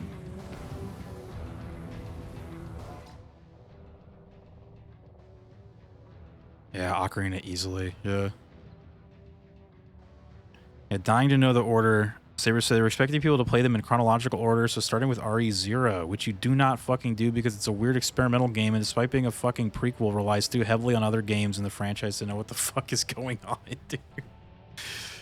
Play them in chronological order. Yeah, I honestly feel like with Resident Evil, if you haven't played those games before, then just probably play the remakes of 1, 2, and 3, and then 4 remake. And then if you're not bored by then I guess wait for RE5 remake to come out, dude. Like, just wait, dude. If you're not bored by then. If your TikTok addled brain attention span hasn't already exploded by playing through like 4 games, then I guess go play RE5 with your friend in co-op, because that's fun.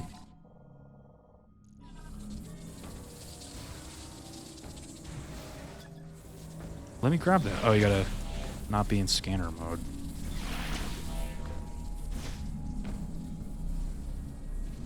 Wait, where is this? There's some over here. Dude, there's a morph ball tunnel somewhere. Oh, it's right there. I see it.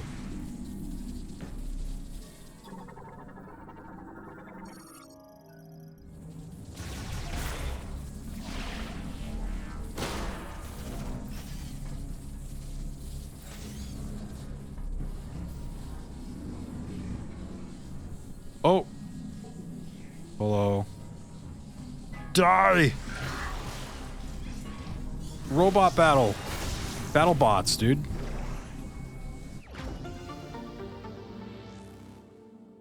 The general accepted response from Resident Evil fans to play the game you think looks the most interesting to you, and then if you like what you've played, go from there. Yeah. Start with RE1 Remake if you're fine with fixed camera angles and tank controls, and play them in numerical order. But IGN always does this. Oh, what was it? I missed it. Where the hell was it?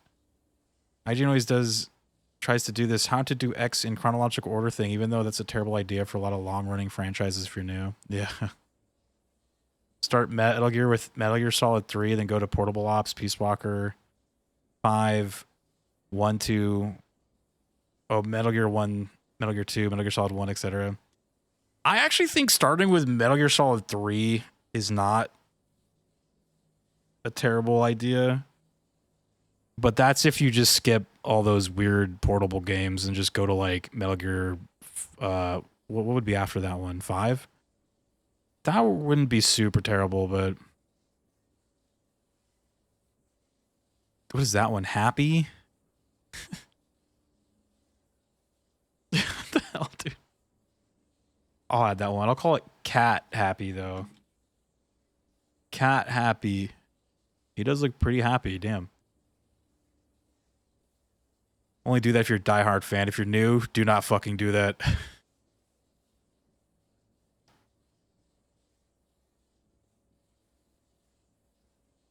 I was I think we were talking about the IGN's like top horror games of all time that came out last year, and I posted it on Halloween. But their #1 greatest horror game of all time was the Silent Hill 2 remake. Specifically the remake. Yeah, I was like, dude, if they don't suffer from recency bias, dude, I don't know. They're like, dude, class is out, dude. It's freaking Silent Hill 2 remake, the greatest horror game of all time. I was like, oh my god, okay. Like, the brand new one that just came out like a month ago? Dude, look at all the items we got. We just got the one, like the last one. We are pros at the video game. Okay, so I'm gonna grab this. I'm gonna go back to the top though. Oh wait, that's the wrong way. We want to go up.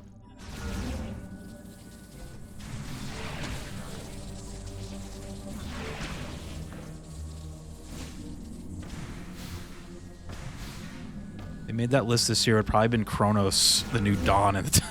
Yeah, you're right. It's like, what's the most current? No, it would be Silent Hill F, dude. Like, that'd be the greatest horror game of all time, dude.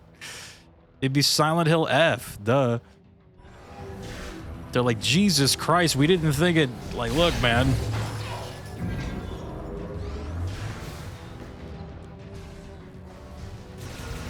Who would have guessed that we would have had the greatest horror game ever made this year, current year?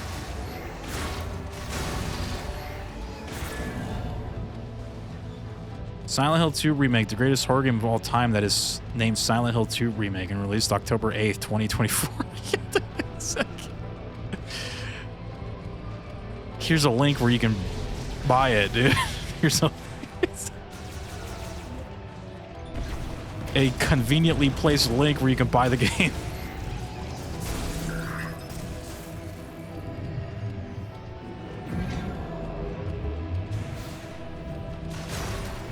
Jesus, dude.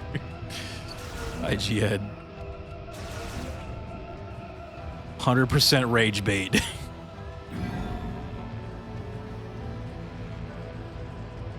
I will say that Silent Hill is the best Silent Hill game, or Silent Hill F is the best Silent Hill game that's come out in quite some time. That's not saying much, but I digress. Still ain't my favorite Silent Hill or my top 10 favorite horror games. Would you say it's the best horror game of all time?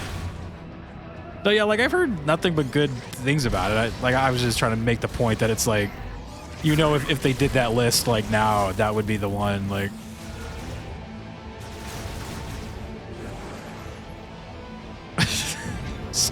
he's like, oh, I know. He's like, you don't gotta explain it to me.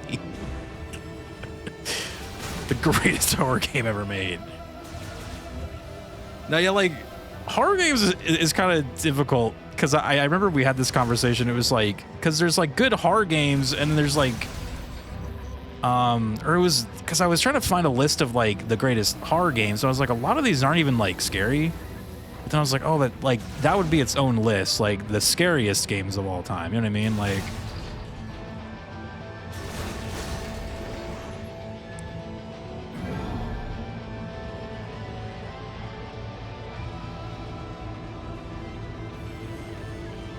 some of those games could like overlap, obviously, but you know, some games are like horror, but they're not like scary, right?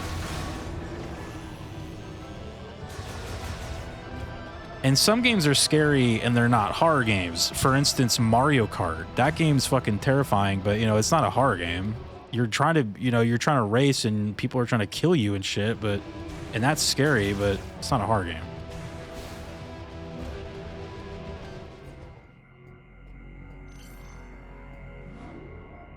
Mario Kart is a survival horror video game, dude, at its core. Disguised as a racing kart game for third graders. Horror is weird because because the scariest ones are usually shit games. Yeah, they're always like, yeah. they're usually bad. Oh my god. Oh yeah, there's one more item, that's right. Resident Evil 1 Remake, best horror game of all time, and I will die on that hill. I'm incredibly biased, though. I just looked up lists for scariest horror game and found somebody with Illbleed on this list. Now I love Illbleed, but no. I played Mario Kart World for the first time last night, and I felt so underwhelmed. Oh, I know, right? Yeah, that's kind of like most people's reaction to it, unfortunately. That's why I like laughed when it won best racing game at the Game Awards. I was like, that better not fucking win, dude. God damn it. It's like, dude, they gotta give Nintendo something because, you know, Donkey Kong's gonna not win Game of the Year, so they gotta make sure Nintendo is satisfied. You gotta feed the beast every once in a while. Feed the beast, dude. There was a missile just behind this box. I didn't see it this whole time. It just was sitting there. What the hell? What kind of video game is this? I'm turning this off, dude. This game sucks. And is bad. Should I go save it over there? I guess so. That's closer, huh? This game sucks and is bad.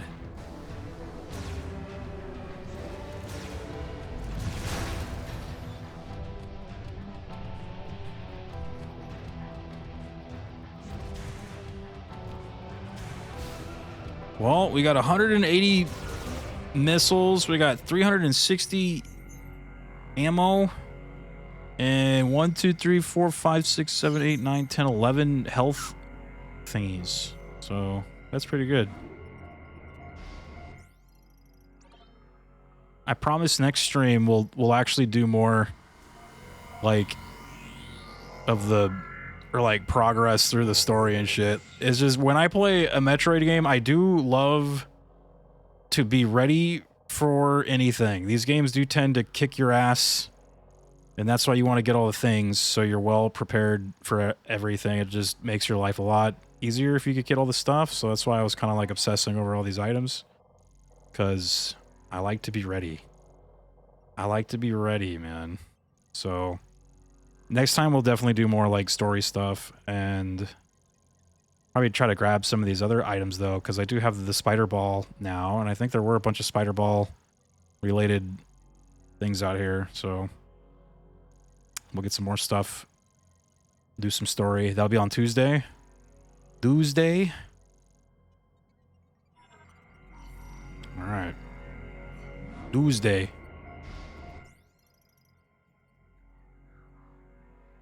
Hillbilly is an experience. The ones I can think of that are usually hailed as the scariest are RE1 Remake, Silent Hill 2 Original, Fatal Frame 2 Original, Eternal Darkness, usually Silent Hill 2. Is that Fatal Frame 2? Take top spot? Meow. What? Meow, dude. Oh, he's like sad. Meow. I'm gonna capitalize it. Meow, meow, meow. He's sad, dude. Yeah, for scariest games that are also good games, though, Silent Hill 1 actually did really freak me out when I was a kid. I feel like maybe it's because I was young. I was a child playing that game, and it was pretty scary. I do remember Resident Evil 2 really freaked me out as well when I was a kid. Like the PlayStation one. That fucking scared me as well, dude. I remember, I've told this story, long story short, my best friend, his older sister and her boyfriend used to, they would like play games and record them on like VHS tapes, and then they would like watch them back. And it was like very like early, I guess, let's play kind of stuff, right? So they actually did like a perfect run of RE2 on PS1, and they recorded it. So we kind of like watched it, me and my brother, my cousin, and my friend, we watched it as like a movie.